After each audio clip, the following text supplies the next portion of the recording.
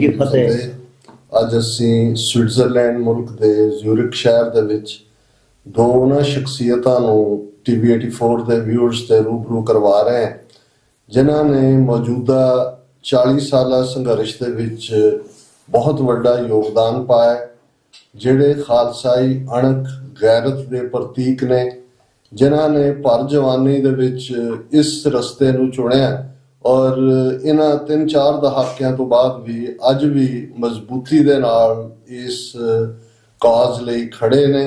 ਬੜੀ ਇਮਾਨਦਾਰੀ ਦੇ ਨਾਲ, ਬੜੀ ਸੁਹਿਰਦਤਾ ਦੇ ਨਾਲ ਜਿਹੜਾ ਇਹ ਅੱਜ ਵੀ ਖਾਲਿਸਤਾਨ ਦੇ ਇਸ ਜੰਗੇ ਆਜ਼ਾਦੀ ਦੇ ਸੰਘਰਸ਼ ਦੇ ਸਿਪਾਹ ਸਲਾਰ ਨੇ। ਔਰ ਮੇਰੇ ਸੱਜੇ ਪਾਸੇ ਮਾਸਟਰ ਕਰਨ ਸਿੰਘ, ਜਿਨ੍ਹਾਂ ਦਾ ਇੱਕ ਆਪਣਾ ਮੁਕਾਮ ਹੈ, ਜਿੱਥੇ ਉਹਨਾਂ ਨੇ ਜਦੋਂ 20 ਸਤੰਬਰ 1981 ਨੂੰ ਸੰਤ ਜਰਨੈਲ ਸਿੰਘ ਜੀ ਖਾਲਸਾ ਪਿੰਡਾਂ ਵਾਲਿਆਂ ਨੂੰ ਗ੍ਰਿਫਤਾਰ ਕੀਤਾ ਜਾਂਦਾ ਹੈ, ਜਦੋਂ ਕਿ ਉਹਨਾਂ ਨੇ ਖੁਦ ਗ੍ਰਿਫਤਾਰੀ ਦਿੱਤੀ, ਲੇਕਿਨ ਹਕੂਮਤ ਨੇ ਉੱਥੇ ਵੀ ਜ਼ਬਰ ਦਾ ਨੰਗਾ ਨਾਚ ਕੀਤਾ। CRPF ਦੀ ਗੋਲੀ ਨਾਲ 1 ਦਰਜਨ ਦੇ ਲਗਭਗ ਸਿੰਘ ਸ਼ਹੀਦ ਹੋਏ। ਇੱਕ ਦਮਨ ਚੱਕਰ ਦਰਬਾਰਾ, ਜਿਸ ਨੂੰ ਸੰਤ ਪਿੰਡਾਂ ਵਾਲੇ ਜ਼ਕਰੀਆ ਖਾਨ ਕਹਿੰਦੇ ਸਨ, ਉਸ ਦੀ ਹਕੂਮਤ ਦਾ ਸੀ। ਦੂਸਰੇ ਪਾਸੇ ਉਸ ਵੇਲੇ ਨਾ ਤਾਂ ਕੋਈ ਸੋਸ਼ਲ ਮੀਡੀਆ ਸੀ ਔਰ ਨਾ ਹੀ ਕੋਈ ਇੰਟਰਨੈਸ਼ਨਲੀ ਸਾਡੀ ਆਵਾਜ਼ ਸੀ। ਭਾਰਤ ਦੇ ਵਿੱਚ ਆਲ ਇੰਡੀਆ ਰੇਡੀਓ ਜਾਂ ਭਾਰਤੀ ਦੂਰਦਰਸ਼ਨ, ਜਿਹੜਾ ਕਿ ਹਕੂਮਤ ਦਾ ਨੈਰੇਟਿਵ, ਜਿਹੜਾ ਕਿ ਸਿੱਖਾਂ ਨੂੰ ਆਤੰਕਵਾਦੀ, ਅਲਗਾਵਵਾਦੀ, ਉਗਰਵਾਦੀ, ਇਹ ਟਰਮਸ ਉਹਨਾਂ ਨੇ ਆਲਰੇਡੀ ਕੁਆਇਨ ਕਰ ਲਈਆਂ ਸੀ। ਉਸ ਪੀਰੀਅਡ 'ਚ ਦੁਨੀਆ ਨੂੰ ਇਹ ਦੱਸਣਾ ਕਿ ਸੰਤ ਪਿੰਡਾਂ ਵਾਲਿਆਂ ਦੀ ਸ਼ਖਸੀਅਤ ਕੀ ਹੈ ਔਰ ਕਿਵੇਂ ਭਾਰਤੀ ਹਕੂਮਤ ਈਵਨ ਇਸ ਸਟੇਟ ਟੈਰਰਿਜ਼ਮ ਦਾ ਸਹਾਰਾ ਲੈ ਕੇ ਸੱਚ, ਹੱਕ, ਇਨਸਾਫ ਦੀ ਆਵਾਜ਼ ਨੂੰ ਦਬਾਉਣਾ ਚਾਹੁੰਦੀ ਹੈ। ਸੋ 29 ਸਤੰਬਰ 1981 ਨੂੰ ਇਹਨਾਂ ਜਾਂਬਾਜ਼ 5 ਸਿੰਘਾਂ ਨੇ, ਜਿਨ੍ਹਾਂ ਦੇ ਵਿੱਚ ਭਾਈ ਗਜਿੰਦਰ ਸਿੰਘ, ਭਾਈ ਕਰਨ ਸਿੰਘ, ਭਾਈ ਜਸਬੀਰ ਸਿੰਘ, ਭਾਈ ਤਜਿੰਦਰਪਾਲ ਸਿੰਘ ਤੇ ਭਾਈ ਸਤਨਾਮ ਸਿੰਘ ਪੌਂਟਾ ਸਾਹਿਬ ਸ਼ਾਮਲ ਨੇ, ਇਹਨਾਂ ਨੇ ਭਾਰਤੀ ਜਹਾਜ਼ ਅਗਵਾ ਕੀਤਾ। ਔਰ ਇਹ ਉਹ ਜ਼ਮਾਨਾ ਸੀ, ਅੱਜ ਬੇਸ਼ੱਕ ਜਹਾਜ਼ ਅਗਵਾ ਇੰਟਰਨੈਸ਼ਨਲ ਕ੍ਰਿਮੀਨਲ ਔਰ ਦੂਸਰੇ ਚਾਹੁੰਦਾ, ਪਰ ਉਸ ਜ਼ਮਾਨੇ 'ਚ ਸਾਰੀਆਂ ਜਿਹੜੀਆਂ ਫਰੀडम ਮੂਵਮੈਂਟਸ ਨੇ ਉਹ ਆਪਣਾ ਵਿਊ ਪੁਆਇੰਟ ਹਾਈਲਾਈਟ ਕਰਨ ਦੇ ਲਈ ਇਸ ਨੂੰ ਵਰਤਦੀਆਂ ਸਨ ਔਰ ਇਹ ਸਾਰੀਆਂ ਹੀ ਆਜ਼ਾਦੀ ਤਹਿਰੀਕਾਂ ਦੇ ਨਾਲ ਇੱਕ ਲੰਬਾ ਇਤਿਹਾਸ ਜੁੜਿਆ ਹੋਇਆ ਆਪਣਾ ਮੈਸੇਜ ਦੇਣ ਲਈ। ਸੋ 29 ਸਤੰਬਰ ਨੂੰ ਜਦੋਂ ਇਹ ਜਹਾਜ਼ ਜਿਹੜਾ ਇਹ ਅਗਵਾ ਕੀਤਾ ਜਾਂਦਾ ਹੈ ਤੇ ਵਿਦਨ 24 ਆਵਰਸ ਜਿਹੜਾ ਸਿੱਖ ਕੌਮ ਦਾ ਸੁਨੇਹਾ ਸੀ ਉਹ ਕੁੱਲ ਦੁਨੀਆ ਤੱਕ ਪਹੁੰਚਿਆ। 3-4 ਦਿਨ ਲਗਾਤਾਰਤਾ ਨਾਲ ਇਹ ਇੰਟਰਨੈਸ਼ਨਲ ਨਿਊਜ਼ ਬਣੀ ਔਰ ਇਹ ਵੀ ਸਾਹਮਣੇ ਆਇਆ ਕਿ ਸਿੱਖਾਂ ਦੇ ਨਾਲ ਧੱਕਾ ਹੋ ਰਿਹਾ ਹੈ, ਕਿਵੇਂ ਸਿੱਖਾਂ ਦੀ ਇੱਕ ਜਿਹੜੀ ਕੈਰਿਜ਼ਮੈਟਿਕ ਸ਼ਖਸੀਅਤ ਹੈ ਉਸ ਨੂੰ ਗ੍ਰਿਫਤਾਰ ਕਰਕੇ ਇਸ ਆਵਾਜ਼ ਨੂੰ ਦਬਾਇਆ ਜਾ ਰਿਹਾ ਹੈ। ਸੋ ਇਹ ਆਪਣੇ ਆਪ ਦੇ ਵਿੱਚ ਇੱਕ ਬਹੁਤ ਵੱਡਾ ਕਾਰਨਾਮਾ ਸੀ। ਔਰ ਇਸ ਤੋਂ ਬਾਅਦ ਅਸੀਂ ਦੇਖਦੇ ਹਾਂ ਕਿ ਬੇਸ਼ੱਕ 13 ਅਪ੍ਰੈਲ 1978 ਤੋਂ ਹੀ ਭਾਰਤ ਸਰਕਾਰ ਨੇ ਜਦੋਂ ਸ਼ਹੀਦ ਭਾਈ ਫੌਜਾ ਸਿੰਘ ਤੇ 12 ਹੋਰ ਸਾਥੀ ਸਿੰਘਾਂ ਨੂੰ ਸ਼ਹੀਦ ਕੀਤਾ, ਇਹ ਸਰਕਾਰ ਦੀ ਨੀਤੀ ਸਾਹਮਣੇ ਸੀ। ਔਰ 1981 ਦਾ 29 ਸਤੰਬਰ ਦਾ ਕਾਰਨਾਮਾ, ਲੇਕਿਨ ਭਾਰਤ ਸਰਕਾਰ ਤਾਂ ਇੱਕ ਸਿੱਖਾਂ ਦੇ ਖਿਲਾਫ ਸਰਬਨਾਸ਼ ਦੀ ਜੰਗ ਦੀ ਤਿਆਰੀ ਕਰੀ ਬੈਠੀ ਸੀ, ਟੋਟਲ ਵਾਰ, ਜਿਸ ਬਾਰੇ ਹੁਣ ਸਾਡੇ ਕੋਲ ਪੁਖਤਾ ਸਬੂਤ ਨੇ ਕਿ ਈਵਨ ਇਸ ਸਾਜ਼ਿਸ਼ ਦੇ ਵਿੱਚ MI6 ਬ੍ਰਿਟਨ ਦੀ ਇੰਟੈਲੀਜੈਂਸ ਏਜੰਸੀ ਔਰ ਮੋਸਾਦ ਔਰ ਈਵਨ KGB ਇਹਨਾਂ ਦੀ ਵੀ ਸ਼ਮੂਲੀਅਤ ਸੀ। ਸੋ ਜੂਨ 84 ਦਾ ਘੱਲੂਘਾਰਾ ਜਿਹੜਾ ਮਾਡਰਨ ਟਾਈਮ ਦੇ ਵਿੱਚ ਇਸ ਕਿਸਮ ਦਾ ਕਾਰਾ ਸੀ, ਜਿਸ ਦੇ ਵਿੱਚ ਭਾਰਤੀ ਫੌਜ ਦੇ ਤਿੰਨੋਂ ਹੀ ਅੰਗ, ਉਹ ਇਨਫੈਂਟਰੀ ਔਰ ਨੇਵਲ ਡਾਈਵਰਸ, 에ਅਰ ਫੋਰਸ ਦਾ ਇਸਤੇਮਾਲ ਕੀਤਾ ਗਿਆ। ਪੰਜਾਬ ਨੂੰ ਕੱਟ ਆਫ ਕਰ ਦਿੱਤਾ ਗਿਆ ਰੈਸਟ ਆਫ ਕੰਟਰੀ ਨਾਲੋਂ, ਸਾਰੇ ਫੋਰਨ ਕੋਰਸਪੋਂਡੈਂਟ ਬਾਹਰ ਕੱਢ ਦਿੱਤੇ ਗਏ ਔਰ ਇਸ ਨੌਈਅਤ ਦਾ ਘੱਲੂਘਾਰਾ ਵਰਤਾਇਆ ਗਿਆ, ਜਿਸ ਨੂੰ ਪੰਥ ਨੇ ਜਿਹੜਾ ਜੂਨ 84 ਘੱਲੂਘਾਰਾ ਦਾ ਨਾਂ ਦਿੱਤਾ। ਸੋ ਇਹ ਜਦੋਂ ਜੂਨ ਦੇ ਪਹਿਲੇ ਹਫਤੇ, ਕਿਉਂਕਿ 3 ਜੂਨ 1984 ਨੂੰ ਗੁਰੂ ਅਰਜਨ ਸਾਹਿਬ ਦਾ ਸ਼ਹੀਦੀ ਪੁਰਬ ਸੀ, ਉਸ ਦਿਨ ਪੂਰੀ ਘੇਰਾਬੰਦੀ ਕਰਕੇ ਔਰ ਇਹ ਜਿਹੜਾ ਵਰਤਾਰਾ ਸਰਕਾਰ ਦਾ ਕਈ ਹਫ਼ਤੇ ਜਾਰੀ ਰਿਹਾ। ਇਹ ਵੀ ਉਹ ਪੀਰੀਅਡ ਸੀ ਕਿ ਜਦੋਂ ਇੱਕ ਪਾਸੇ ਸਿੱਖਾਂ ਦੇ ਵਿੱਚ ਗਮ ਸੀ, ਵਿਰਾਗ ਸੀ, ਬੇਬਸੀ ਸੀ, ਤੇ ਇਹ ਬੜਾ ਜ਼ਰੂਰੀ ਸੀ ਕਿ ਇੰਟਰਨੈਸ਼ਨਲ ਕਮਿਊਨਿਟੀ ਨੂੰ ਇਹ ਮੈਸੇਜ ਦਿੱਤਾ ਜਾਏ ਕਿ ਭਾਈ ਇਹ ਕੋਈ ਦਹਿਸ਼ਤਗਰਦਾਂ ਨੂੰ ਫਲਸ਼ ਆਊਟ ਕਰਨ ਦਾ ਐਕਸ਼ਨ ਨਹੀਂ ਹੈ ਜਿਵੇਂ ਪ੍ਰਚਾਰਿਆ ਗਿਆ, ਨਾ ਹੀ ਇਹ ਕੋਈ ਸੈਂਕਟਿਟੀ ਬਹਾਲ ਕਰਨ ਦਾ ਇਸ਼ੂ ਹੈ ਜਿਵੇਂ ਇੰਦਰਾ ਗਾਂਧੀ ਦੇ ਵਾਈਟ ਪੇਪਰ ਦੇ ਵਿੱਚ ਕੂੜ ਬੋਲਿਆ ਗਿਆ, ਪਰ ਇਹ ਸਿੱਖਾਂ ਦੇ ਖਿਲਾਫ ਸਰਵਨਾਸ਼ ਦੀ ਜੰਗ, ਜਿਹਨੂੰ ਟੋਟਲ ਵਾਰ ਕਹਿੰਦੇ ਨੇ, ਇਹ ਵਿੱਢੀ ਗਈ ਹੈ। ਔਰ ਇਸ ਦਾ ਜਵਾਬ ਵੀ ਸਾਡੇ ਅਣਖੀ ਬਹਾਦਰ 9 ਨੌਜਵਾਨਾਂ ਨੇ ਜੁਲਾਈ ਦੇ ਪਹਿਲੇ ਹਫਤੇ ਦਿੱਤਾ, ਜਦੋਂ 5 ਜੁਲਾਈ 1984 ਨੂੰ ਜਿਹੜਾ ਇੱਕ ਜਹਾਜ਼ ਅਗਵਾ ਕਰਕੇ ਦੁਬਾਰਾ ਉਹੀ ਮੈਸੇਜ ਦਿੱਤਾ ਗਿਆ। ਔਰ ਇਹਨਾਂ 9 ਜਿਹੜੇ ਜਾਂਬਾਜ਼ ਬਹਾਦਰ ਸਿੰਘ ਸਨ, ਉਹਨਾਂ ਦੇ ਵਿੱਚ ਭਾਈ ਹਰਮਿੰਦਰ ਸਿੰਘ, ਭਾਈ ਦਲੀਪ ਸਿੰਘ, ਭਾਈ ਪਰਮਿੰਦਰ ਸਿੰਘ, ਭਾਈ ਗੁਰਦੀਪ ਸਿੰਘ, ਭਾਈ ਰਵਿੰਦਰ ਸਿੰਘ, ਭਾਈ ਮਨਜੀਤ ਸਿੰਘ, ਭਾਈ ਮਲਾਗਰ ਸਿੰਘ, ਜਿਹੜੇ ਦੋਵੇਂ ਬਾਅਦ ਦੇ ਵਿੱਚ ਸ਼ਹੀਦ ਹੋਏ, ਭਾਈ ਗੁਰਵਿੰਦਰ ਸਿੰਘ, ਭਾਈ ਹਰਭਜਨ ਸਿੰਘ। ਔਰ ਉਹਨਾਂ ਜਿਹੜਾ ਇਸ ਵਾਕਿਆ ਦੇ ਵਿੱਚ ਜਿਨ੍ਹਾਂ ਨੇ ਇੱਕ ਵੱਡਾ ਰੋਲ ਅਦਾ ਕੀਤਾ, ਉਹਨਾਂ ਚੋਂ ਭਾਈ ਹਰਮਿੰਦਰ ਸਿੰਘ ਖਾਲਸਾ ਅੱਜ ਸਾਡੇ ਨਾਲ ਮੌਜੂਦ ਨੇ। ਔਰ ਅਸੀਂ ਇਹਨਾਂ ਦੋਨਾਂ ਹੀ ਅਣਖੀਲੇ ਗੱਭਰੂਆਂ, ਅੱਜ ਵੀ ਇਹਨਾਂ 'ਚ ਬੇਸ਼ੱਕ ਉਮਰ ਦਾ ਇੱਕ ਆਪਣਾ ਤਕਾਜ਼ਾ ਹੁੰਦਾ ਹੈ, ਪਰ ਇਹਨਾਂ ਦੇ ਵਿੱਚ ਉਹੀ ਉਹੀ ਸਪਿਰਿਟ ਹੈ, ਉਹੀ ਗੱਭਰੂਆਂ ਵਾਲਾ ਜੋਸ਼ ਹੈ। ਔਰ ਅਸੀਂ ਇਹ ਫਖਰ ਮਹਿਸੂਸ ਕਰਦੇ ਹਾਂ ਕਿ ਇਹ ਅਸੀਂ ਇੱਕ ਇਤਿਹਾਸ ਨੂੰ ਸਾਂਭਣ ਦਾ ਯਤਨ ਵੀ ਹੈ। ਦੇਖੋ, ਅਫਰੀਕਨ ਇੱਕ ਪ੍ਰੋਵਰਬ ਹੈ ਕਿ ਸ਼ਿਕਾਰੀ ਔਰ ਸ਼ੇਰ ਦੀ ਲੜਾਈ ਦੇ ਵਿੱਚ ਕਹਾਣੀ ਸ਼ਿਕਾਰੀ ਲਿਖਦਾ ਹੈ, ਹੰਟਰ ਲਿਖਦਾ ਹੈ, ਕਿਉਂਕਿ ਜੇਤੂ ਉਹ ਹੁੰਦਾ ਹੈ। ਸੋ ਇੱਕ ਪਾਸੇ ਸਰਕਾਰੀ ਬਿਰਤਾਂਤ ਨੇ ਸਿੱਖ ਮੂਵਮੈਂਟ ਨੂੰ ਬਦਨਾਮ ਕਰਨ ਲਈ ਪੂਰਾ ਜ਼ੋਰ ਲਾਇਆ, ਪਰ ਅਸੀਂ ਸਮਝਦੇ ਹਾਂ ਵੀ ਇਹ ਸਾਡਾ ਫਰਜ਼ ਹੈ ਕਿ ਅਸੀਂ ਪੋਸਟੈਰਿਟੀ ਦੇ ਲਈ, ਆਪਣੀਆਂ ਅਗਲੀਆਂ ਜਨਰੇਸ਼ਨਸ ਦੇ ਲਈ ਵੀ ਇਸ ਦੌਰ ਦੇ ਇਹਨਾਂ ਯੋਧਿਆਂ ਦੀਆਂ ਕਹਾਣੀਆਂ ਨੂੰ ਸੰਭਾਲੀਏ, ਤਾਂ ਕਿ ਸਾਡੀਆਂ ਭਵਿੱਖ ਦੀਆਂ ਜਨਰੇਸ਼ਨਸ ਵੀ ਇਸ ਗੱਲ ਤੋਂ ਪ੍ਰੇਰਨਾ ਲੈਣ ਕਿ ਸਿੱਖ ਦੇ ਲਈ ਅਣਖ, ਗੈਰਤ, ਸੱਚ, ਹੱਕ, ਇਨਸਾਫ ਦੇ ਰਸਤੇ ਤੇ ਤੁਰਨਾ। ਔਰ ਇਹਦੇ 'ਚ ਕੋਈ ਸ਼ੱਕ ਨਹੀਂ ਹੈ, ਬਹੁਤ ਸਾਰੇ ਲੋਕ ਗੱਲਾਂ ਵਾਲੇ ਬਹੁਤ ਮਿਲ ਜਾਣਗੇ, ਲੇਕਿਨ ਜਦੋਂ ਕੋਈ ਵੀ ਇਸ ਕਿਸਮ ਦੇ ਰਸਤੇ ਤੇ ਤੁਰਦਾ ਹੈ, ਪਰਿਵਾਰਾਂ ਦੀ ਕੀ ਸਫਰਿੰਗ ਹੁੰਦੀ ਹੈ, ਉਹਨਾਂ ਨੂੰ ਕਿਵੇਂ ਪੁਲਿਸ ਦੇ ਤਸ਼ੱਦਦ ਦਾ ਸ਼ਿਕਾਰ ਹੋਣਾ ਪੈਂਦਾ ਹੈ, ਕਿਵੇਂ ਈਵਨ ਨਜ਼ਦੀਕੀ ਕਰੀਬੀ ਰਿਸ਼ਤੇਦਾਰ ਵੀ ਜਿਹੜੇ ਨੇ ਉਹ ਪਾਸਾ ਵੱਟ ਜਾਂਦੇ ਨੇ, ਆਰਥਿਕ ਤੰਗਦਸਤੀਆਂ ਆਪਣੀ ਥਾਂ ਹੁੰਦੀਆਂ, ਔਰ ਉਹਨਾਂ ਦੇ ਬੱਚੇ ਬੱਚੀਆਂ ਕਿਸ ਕਿਸਮ ਦੇ ਟਰਾਮੇ 'ਚੋਂ ਗੁਜ਼ਰਦੇ ਨੇ। ਜੇ ਤੁਸੀਂ ਇਹਨਾਂ ਸਾਰੇ ਫੈਕਟਰਸ ਨੂੰ ਦੇਖੋ ਤੇ ਫਿਰ ਇਹ ਰਿਅਲਾਈਜ਼ ਹੋਏਗਾ ਕਿ ਭਾਈ ਇਹ ਜਿਹੜੇ ਸਾਡੇ ਸਾਹਮਣੇ ਸਾਡੇ ਵਿੱਚ ਤੁਰੇ ਫਿਰਦੇ ਨੇ, ਇਹਨਾਂ ਦਾ ਬਹੁਤ ਵੱਡਾ ਯੋਗਦਾਨ ਹੈ। ਸੋ ਮੈਂ ਸਭ ਤੋਂ ਪਹਿਲਾਂ ਜਿਹੜਾ ਭਾਈ ਹਰਮਿੰਦਰ ਸਿੰਘ ਜੀ, ਉਹਨਾਂ ਤੋਂ ਸ਼ੁਰੂ ਕਰਦਾ ਹਾਂ। ਭਾਈ ਸਾਹਿਬ, ਸਾਡੇ ਲਈ ਇਹ ਫਖਰ ਵਾਲੀ ਗੱਲ ਹੈ ਕਿ ਅਸੀਂ ਤੁਹਾਡੇ ਨਾਲ ਗੱਲਬਾਤ ਕਰ ਰਹੇ ਹਾਂ।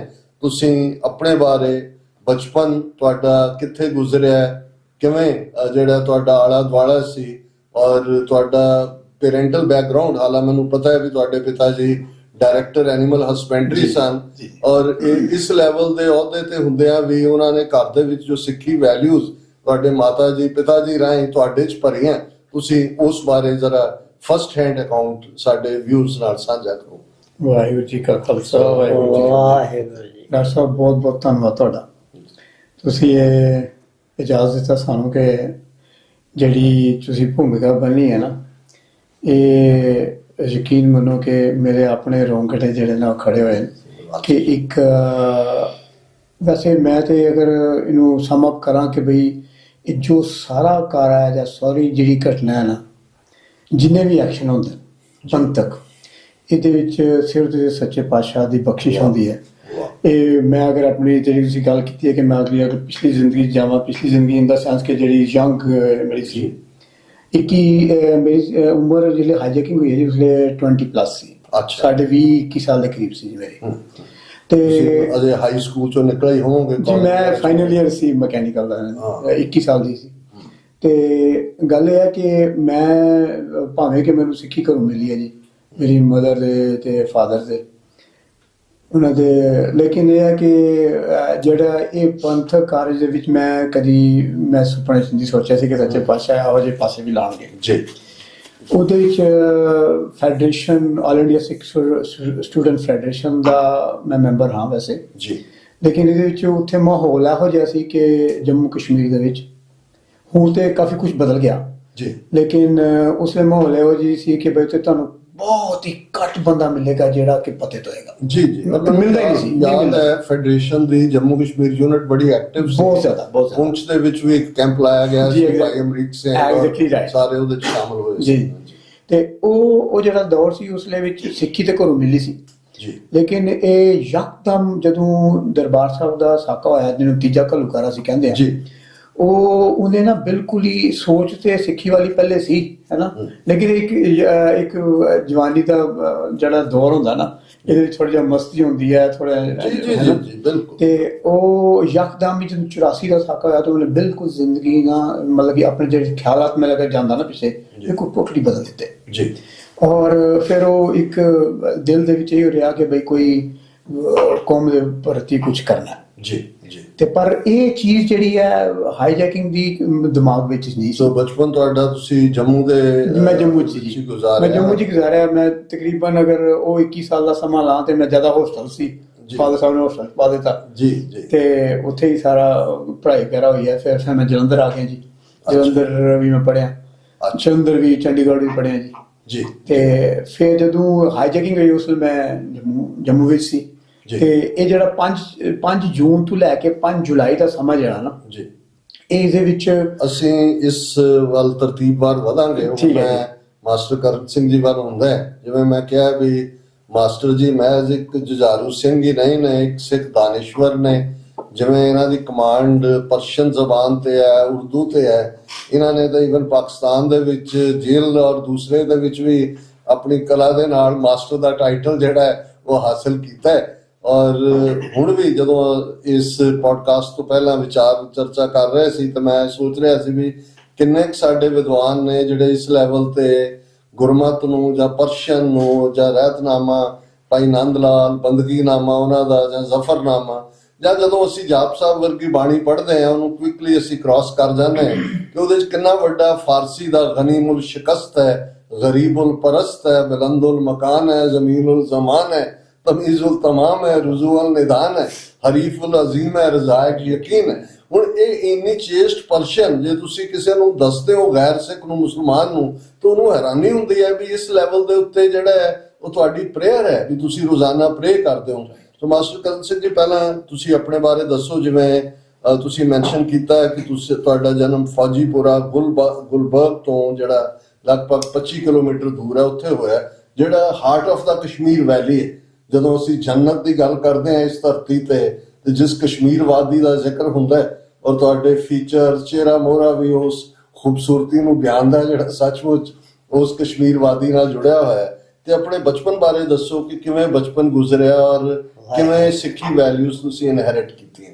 ਵਾਹਿਗੁਰੂ ਜੀ ਕਾ ਖਾਲਸਾ, ਵਾਹਿਗੁਰੂ ਜੀ ਦਾ ਤੁਹਾਡਾ ਬਹੁਤ ਸ਼ੁਕਰਗੁਜ਼ਾਰ ਹੈ। ਅਤੇ ਆਮਦ ਜਿਹੜੀ ਤੁਹਾਡੀ ਸਵਿਟਜ਼ਰਲੈਂਡ ਦੇ ਵਿੱਚ ਹੋਈ ਹੈਗੀ ਹੈ, ਖਾਸ ਕਰ ਮੇਰੇ ਬਹੁਤ ਹੀ ਦਿਲ ਦੀ ਗਹਿਰਾਈ ਦੇ ਭਾਈ ਹਰਵਿੰਦਰ ਨੇ ਖਾਲਸਾ ਦੇ ਨਾਲ, ਅਤੇ ਤੁਹਾਡੇ ਗੁਰਦੁਆਰਾ ਸਾਹਿਬ ਦਰਸ਼ਨ ਹੋਏ ਨੇ, ਜਿਹੜਾ ਕਿ ਸਵਿਟਜ਼ਰਲੈਂਡ ਦਾ ਪਹਿਲਾ ਗੁਰਦੁਆਰਾ ਆਫੀਸ਼ੀਅਲੀ ਪੂਰੇ ਯੂਰਪ ਦੇ ਬਣਾਇਆ ਜੀ। ਸੋ ਮੈਂ ਬੇਨਤੀ ਕਰਾਂ ਕਿ ਤੁਹਾਡੇ ਕੋਲ ਬਹੁਤ ਜ਼ਿਆਦਾ ਸਵਾਲਾਤ ਹੈਗੇ ਨੇ ਜੀ, ਲੇਕਿਨ ਸਵਾਲਾਤ ਦੇ ਜਦੋਂ ਜਵਾਬ ਦਈਏ ਤੇ ਕਈ ਦਿਨ ਘੰਟੇ ਚਾਹੀਦੇ ਨੇ। ਲੇਕਿਨ ਮੈਂ ਗੱਲ ਕਰਾਂ ਕਿ ਗੱਲ ਦਿਲ ਦੀ ਕਿਨੂੰ ਦੱਸਾਂ ਮੈਂ, ਕਦੀ ਚੁੱਪ ਤੇ ਕਦੀ ਹਾਸਾ ਮੈਂ। ਫਿਰ ਕਹਿੰਦਾ ਕਿ ਅੱਜ ਅਚਾਨਕ ਯਾਦ ਮੈਨੂੰ ਆ ਗਈ, ਯਾਦ ਬਣ ਗਈ ਰੋਗ ਦਿਲ ਨੂੰ ਖਾਦਾ, ਯਾਦ ਬਣ ਗਈ ਰੋਗ ਦਿਲ ਨੂੰ ਖਾ ਗਈ। ਫਿਰ ਕੀ ਹੈ ਕਿ ਸੰਤਾਂ ਭਿੰਡਰਾਂ ਵਾਲਿਆਂ ਦੇ ਨਾਰੇ ਤੇ ਮੈਂ ਤਾਂ ਜ਼ਿੰਦਗੀ ਨਿਰਭਰ, ਮੈਂ ਤਾਂ ਆਪਣੀ ਜ਼ਿੰਦਗੀ ਨਿਰਭਰ ਕਰ ਲਈ ਹੈ। ਦੂਸਰੇ ਪਾਸੇ ਸਿੱਖ ਕੌਮ ਦੇ ਵਿੱਚ ਜੋ ਫਾਰਸੀ, ਅਰਬੀ, ਈਵਨ ਸੰਸਕ੍ਰਿਤ, ਜਿਤਨੀਆਂ ਵੀ ਦੁਨੀਆ ਦੀ ਜ਼ਬਾਨਾਂ ਨੇ, ਸਿੱਖ ਕੌਮ ਦਾ ਤਾਲੁਕ ਹੈ ਇਹਦੇ ਨਾਲ ਜੀ। ਅਤੇ ਅਫਸੋਸਨਾਕ ਗੱਲ ਇਹ ਹੈ ਕਿ ਫਾਰਸੀ ਤੇ ਅਰਬੀ ਪਾਤਸ਼ਾਹਾਂ ਦਾ ਜਿਹੜਾ ਜ਼ਫਰਨਾਮਾ ਹੈ, ਭਾਈ ਨੰਦ ਲਾਲ ਸਿੰਘ ਜੀ ਦੀ ਜਿਹੜੇ ਨਜ਼ਮਾਂ ਨੇ ਪਾਤਸ਼ਾਹਾਂ ਦੀ ਸ਼ਾਨ ਤੇ ਲਿਖੀਆਂ ਹੋਈਆਂ, ਉਹਨਾਂ ਦੇ ਵਿੱਚ ਬਿਲਕੁਲ ਮਾਫੀ ਚਾਹਨਾ ਉਹ ਕਵਿਤਾਵਾਂ ਵੀ ਬੰਦ ਦੇ ਸਿੱਖੀ ਵੀ ਸੋ ਗਈ ਹੈਗੀ ਹੈ। ਸਾਡੇ ਕੋਲ ਸ਼੍ਰੀ ਗੁਰੂ ਨਾਨਕ ਪਾਤਸ਼ਾਹ ਦੀ ਜਿਹੜੀ ਫਰਮਾਇਸ਼ ਹੈ, ਜਿਹੜਾ ਉਹਨਾਂ ਦਾ ਫਲਸਫਾ ਹੈ ਕਿ ਮਾਨਸ ਕੀ ਜ਼ਾਤ ਸਭ ਹੈ ਏਕ ਪਹਿਚਾਨ ਗੋ ਜੀ, ਉਸ ਦੇ ਸਾਨੂੰ ਕਾਇਮ ਦਾਇਮ ਰਹੀਏ। ਤੇ ਮੇਰਾ ਜਿਹੜਾ ਤਾਲੁਕ ਹੈ ਬਹੁਤ ਜ਼ਿਆਦਾ ਲਿਟਰੇਚਰ ਨਾਲ ਹੈ, ਤੇ ਮੇਰਾ ਖਿਆਲ ਹੈ ਸ਼ਾਇਦ ਨੇ ਉਸ ਦੀ ਗੱਲ ਮਾਸਟਰ ਜੀ ਕਰਾਂਗੇ। ਪਹਿਲਾਂ ਮੈਂ ਇਹ ਜਾਣਨਾ ਚਾਹੁੰਦਾ ਵੀ ਜਦੋਂ ਤੁਸੀਂ ਬਚਪਨ 'ਚ ਹਾਂਜੀ, ਮੈਂ ਗੁਲਬਰਗ ਦੀ ਉੱਥੇ ਆ ਗਿਆ ਜੀ ਹਸੀਨ ਮੈਂ। ਵਾਦੀ ਦੇ ਵਿੱਚ ਗਰੋ ਹੋਏ ਹਾਂਜੀ। ਤੇ ਉਹ ਇੱਕ ਡੋਮੀਨੈਂਟ ਇਸਲਾਮਿਕ ਸੁਸਾਇਟੀ ਚ ਨਹੀਂ ਪੂਰਾ ਸਾਡਾ ਸਿੱਖਾਂ ਦਾ ਪਿੰਡ ਸੀ ਪੂਰਾ। ਸਾਡਾ ਫੌਜੀਪੁਰਾ ਸਿੱਖਾਂ ਦਾ ਪਿੰਡ ਸੀ, ਸੈਦਲੀ ਸਿੱਖਾਂ ਦਾ ਪਿੰਡ। ਸਾਡਾ ਕਦੀ ਵੀ ਉੱਥੇ ਮੁਸਲਮ ਹਿੰਦੂ ਸਿੱਖ ਮਸਲਾ ਦਾ ਕੋਈ ਮਸਲਾ ਨਹੀਂ ਜੀ। ਔਰ ਜ਼ਿੰਦਗੀ ਦੇ ਵਿੱਚ ਯਾਨੀ 18 ਕਿਲੋਮੀਟਰ ਪੈਦਲ ਜਾਂਦੇ ਜੀ, ਬੂਟ ਵੀ ਨਹੀਂ ਸੀ ਪਾਉਂਦੇ। ਕਸ਼ਮੀਰ ਦਾ ਆਸਰਾ ਮਾਹੌਲ, ਸਾਡੇ ਕੋਲ ਜੁੱਤੀਆਂ ਵੀ ਨਹੀਂ ਸੀ ਹੁੰਦੀਆਂ ਹੈਗੀਆਂ। ਤੇ ਸਕੂਲਾਂ ਦਾ ਸਿਸਟਮ ਜਿਹੜਾ ਸੀ ਉੱਥੇ ਉਰਦੂ ਦੇ ਵਿੱਚ ਸਾਡੇ ਸਕੂਲ ਸੀ ਜੀ। ਉਸ ਤੋਂ ਬਾਅਦ ਪੰਜਾਬੀ ਵੀ ਪੜ੍ਹਾਈ ਜਾਂਦੀ ਸੀ। ਪੰਜਾਬੀ ਘਰ ਵਿੱਚ ਪੜ੍ਹਾਈ ਜਾਂਦੀ। ਉਹਦੇ ਬਾਅਦ ਜਦੋਂ 5ਵੀਂ 6ਵੀਂ ਗਿਆ ਫਿਰ ਸਕੂਲਾਂ ਵਿੱਚ ਸੀ, ਪਰ ਪੜ੍ਹਾਈ ਅਸੀਂ ਸਾਰੇ ਬੱਚਿਆਂ ਨੇ ਘਰੇ ਪੜ੍ਹੀ ਹੈਗੀ ਹੈ ਪੰਜਾਬੀ ਦੀ। ਹਾਂਜੀ। ਤੇ ਮੇਰਾ ਜਿਹੜਾ ਤਾਲੁਕ ਹੈ, ਜਿਹੜਾ ਹਿੰਦੀ ਸੰਸਕ੍ਰਿਤ ਹੈ, ਅਰਬੀ ਫਾਰਸੀ ਹੈ ਜਾਂ ਉਰਦੂ ਹੈ, ਇਹਦੇ ਨਾਲ ਦੇ ਖੈਰ ਮੇਰਾ ਸਾਰਾ ਲਿਟਰੇਚਰ ਦਾ ਤਾਲੁਕ ਸੀ ਜੀ। ਪਰ ਮੇਰਾ ਜਿਹੜਾ ਜੱਦੀ ਪਿੰਡ ਹੈ ਉਹ ਫੌਜੀਪੁਰ ਹੈ, ਗੁਲਮਰਗ ਤੋਂ 12-15 ਕਿਲੋਮੀਟਰ ਦੂਰ ਹੈ ਪੈਰਲ ਪਿੰਡ ਦੇ ਉੱਪਰ। ਤੇ ਮੈਂ ਖਾਗ ਵੀ ਪੜ੍ਹਿਆ, श्रीनगर पढ़िया, मागाम पढ़िया हैगा। मागाम में पहला सीरियल उत्थे पढ़िया मैं। उसके बाद श्रीनगर पढ़िया, श्रीनगर तो बाद में चंडीगढ़ पढ़िया, जम्मू पढ़िया। खैर एनी हाउ एजुकेशन सिस्टम जो पाकिस्तान पढ़िया मैं। तो खैर एजुकेशन का इतना कुछ सिस्टम है कि लंबा चौड़ा मेरा तल्लुक खास कर लिटरेचर के नाल है। अरबी, फारसी, उर्दू, इंग्लिश, हिंदी ते ਈਵਨ ਸਾਰੀਆਂ ਜ਼ਬਾਨਾਂ ਪੰਜਾਬੀ ਦੇ ਨਾਲ ਹੈਗਾ। ਤੇ ਪਰ ਸਾਡਾ ਸਭ ਤੋਂ ਵੱਡਾ ਲਿਟਰੇਚਰ ਸੰਤਾਂ ਦੀ ਸ਼ਾਨ ਸ਼ੌਕਤ ਦੇ ਨਾਲ ਹੈ, ਜਿਹੜਾ ਮੈਂ ਤੁਹਾਨੂੰ ਸ਼ੇਰ ਸੁਣਾਇਆ ਜੀ। ਪਰ ਮੈਨੂੰ ਅਫਸੋਸ ਨਾ ਕਿ ਮੈਂ ਗੱਲ ਕਰਨਾ ਸੀ ਕਿ ਸੰਤਾਂ ਭਿੰਡਰਾਂ ਵਾਲਿਆਂ ਦੇ ਨਾਂ ਨਾਰੇ ਤੇ ਲੋਕਾਂ ਨੇ ਤਾਂ ਰੋਟੀ ਨਿਰਭਰ ਕਰ ਲਈ ਜੀ। ਇਸ ਵਾਰ ਅਸੀਂ ਆਵਾਂਗੇ। ਮੈਂ ਭਾਈ ਹਰਮਿੰਦਰ ਸਿੰਘ ਦੀ ਗੱਲ ਮੁੜਦਾ ਹਾਂ। ਭਾਈ ਸਾਹਿਬ, ਤੁਸੀਂ ਬਿਆਨ ਕਰ ਰਹੇ ਸੀ ਕਿ ਕਿਵੇਂ ਤੁਸੀਂ 21 ਸਾਲ ਦੀ ਉਮਰ ਤੁਸੀਂ ਆਪਣੇ ਇੰਜੀਨੀਅਰਿੰਗ ਫੀਲਡ ਦੇ ਵਿੱਚ ਸਟੱਡੀ ਕਰ ਰਹੇ ਸੀ ਜੀ, ਤੇ ਅਚਾਨਕ ਕਿਵੇਂ ਤੁਹਾਡੇ 'ਚ ਬੇਸ਼ੱਕ ਧਾਰਮਿਕ ਕਦਰਾਂ ਕੀਮਤਾਂ ਪਰਿਵਾਰ 'ਚ ਸਨ, ਪਰ ਇਹ ਜਿਹੜਾ ਫੀਲਡ ਵੱਲ ਤੁਸੀਂ ਤੁਰੇ ਜਿਸ ਨੇ ਤੁਹਾਨੂੰ ਇੱਕ ਨਵੀਂ ਡਗਰ ਦੇ ਉੱਤੇ ਤੋਰਿਆ, ਐਸਾ ਕੀ ਸੀ ਜਿਹੜਾ ਤੁਸੀਂ ਅਨੁਭਵ ਕੀਤਾ ਔਰ ਇਸ ਪਾਸੇ ਤੁਹਾਡੀ ਜਿਹੜੀ ਹੈ ਉਹ ਮੋਟੀਵੇਸ਼ਨ ਹੋਈ? ਡਾਕਟਰ ਸਾਹਿਬ, ਮੈਂ ਇਹ ਚੀਜ਼ ਸੋਚਦਾ ਕਿ ਬਈ ਸਿਰਫ ਮੈਂ ਇੱਕੋ ਹੀ ਮੁੰਡਾ ਨਹੀਂ ਹੈਗਾ, ਉਸ ਲਈ ਇੱਕ ਮੁੰਡਾ ਨਹੀਂ ਸੀ ਜੀ ਜੀ ਜੀ ਜਿਹੜੇ ਇਹ ਤੇ ਜਿਹੜੇ ਪਰ ਉਹਨਾਂ ਨੌ ਅਣਖੀ ਨੌਜਵਾਨਾਂ ਜੋ ਗੁਰੂ ਨੇ ਤੁਹਾਨੂੰ ਬੜੀ ਮਿਹਰਬਾਨੀ ਤੁਹਾਡੀ। ਗੱਲ ਇਹ ਹੈ ਕਿ ਉਸ ਵੇਲੇ ਤੁਸੀਂ ਅਗਰ ਉਹ ਦੌਰ ਲਓ ਨਾ, ਤੇ ਉਸ ਵੇਲੇ ਹਰ ਇੱਕ ਜਿਹੜਾ ਨੌਜਵਾਨ ਸੀ ਨਾ, ਉਸ ਦੇ ਸੈਂਟੀਮੈਂਟਸ ਹਰਟਸ ਹੋਏ ਸਨ ਜੀ। ਔਰ ਉਹਦੀ ਬਿਲਕੁਲ ਜਿਹੜੀ ਜ਼ਿੰਦਗੀ ਈਵਨ ਕਿ ਜਿਹੜੇ ਕਲੀਨ ਸ਼ੇਵਨ ਵੀ ਸੀ ਨਾ, ਬੜੇ ਪੰਜਾਬ ਤੁਹਾਨੂੰ ਉਸ ਵੇਲੇ ਬਿਲਕੁਲ ਟੋਟਲ ਚੇਂਜ ਹੋ ਗਏ। ਔਰ ਮੈਂ ਤੇ ਸੋਚਦਾ ਕਿ ਜਿਹੜੇ ਉਹ ਜਿੰਨੇ ਵੀ ਤੁਸੀਂ ਲੋ ਨਾ ਵੱਡੇ ਵੱਡੇ ਜੁਆਰੂ ਜਿਹੜੇ ਸਨ, ਉਹ ਸਾਰੀ ਟੂ ਸੇ ਉਹ ਤੇ ਸਾਡੇ ਜਿਸ ਤਰ੍ਹਾਂ ਅਸੀਂ ਕੱਲ ਸ਼ਹੀਦੀਪੁਰ ਮਨਾਣਾ ਹੈਗਾ ਆਪਣਾ ਭਾਈ ਸੁੱਖਾ ਜਿੱਲਾ ਜੀ ਦਾ, ਉਹਨਾਂ ਦਾ ਤੁਸੀਂ ਦੇਖੋ ਉਹਦੇ ਕਲੀਨ ਸ਼ੇਵਨ ਸਨ ਹੈ ਨਾ। ਲੇਕਿਨ ਗੱਲ ਇਹ ਹੈ ਕਿ ਉਹ ਚੀਜ਼ਾਂ ਚੇਂਜ ਹੋ ਗਈਆਂ ਬਿਲਕੁਲ ਹੀ। ਜਦੋਂ 84 ਦਾ ਸਾਕਾ ਹੋਇਆ, ਬਿਲਕੁਲ ਉਹਦੇ 'ਚ ਮੈਂ ਕੀ ਕਹਿੰਦਾ, ਮੈਂ ਵੀ ਸ਼ਾਮਲ ਹਾਂ ਕਿ ਇੱਕ ਬਿਲਕੁਲ ਚੇਂਜ ਆ ਗਈ ਆਪਣੇ ਦੇ ਕਿ ਬਈ ਇੱਕ ਪੰਥ ਇਸ ਵਾਸਤੇ ਕੁਝ ਕਰਨਾ ਹੈ। ਔਰ ਇਹ ਸੋਚ ਬੰਦੇ, ਮੈਂ ਕਹਿੰਦਾ ਮੈਂ ਆਪਣੇ ਆਪੇ ਨਹੀਂ ਆਈ, ਕਿਉਂਕਿ ਮੈਂ ਕੱਲ ਦੀ ਅਗਰ 84 ਜਦੋਂ 3 ਜੂਨ ਦਾ ਜਿਹੜਾ ਵਾਕਿਆ ਹੈਗਾ, ਅਗਰ ਉਸ ਤੋਂ ਮੈਂ 2 ਜੂਨ ਦਾ ਲੈਂਦਾ ਨਾ, ਮੇਰੀ ਜ਼ਿੰਦਗੀ ਬਿਲਕੁਲ ਟੋਟਲ ਡਿਫਰੈਂਟ ਸੀ। ਪਰ ਇਹ ਕਿਉਂਕਿ ਸਿੱਖੀ ਘੱਲੂਘਾਰਾ ਵਾਪਰਿਆ, ਉਦੋਂ ਤੁਸੀਂ ਕਿੱਥੇ ਸੀ? ਮੈਂ ਜੰਮੂ ਸੀ। ਔਰ ਤੁਸੀਂ BBC ਵਗੈਰਾ ਸੁਣ ਰਹੇ ਹੋਵੋਗੇ ਜੀ? ਬਿਲਕੁਲ, ਕਿਉਂਕਿ ਉਹ ਤਾਂ ਸਾਰਾ ਬੜਾ ਘੱਟ ਉਸ ਵੇਲੇ ਵੈਸੇ ਜਿਹੜਾ ਕਮਿਊਨੀਕੇਸ਼ਨ ਦਾ ਬੜਾ ਘੱਟ ਸੀ। ਲੇਕਿਨ ਇਹ ਜਦੋਂ ਪਤਾ ਲੱਗਿਆ ਕਿ ਦਰਬਾਰ ਸਾਹਿਬ ਸਾਕਾ ਉੱਥੇ ਹਮਲਾ ਹੋ ਗਿਆ, ਤੇ ਉਸਦੇ ਵਿੱਚ ਨਾ ਫਿਰ ਰਾਤੋਂ ਰਾਤ ਹੀ ਬਿਲਕੁਲ ਚੇਂਜ ਆ ਗਈ।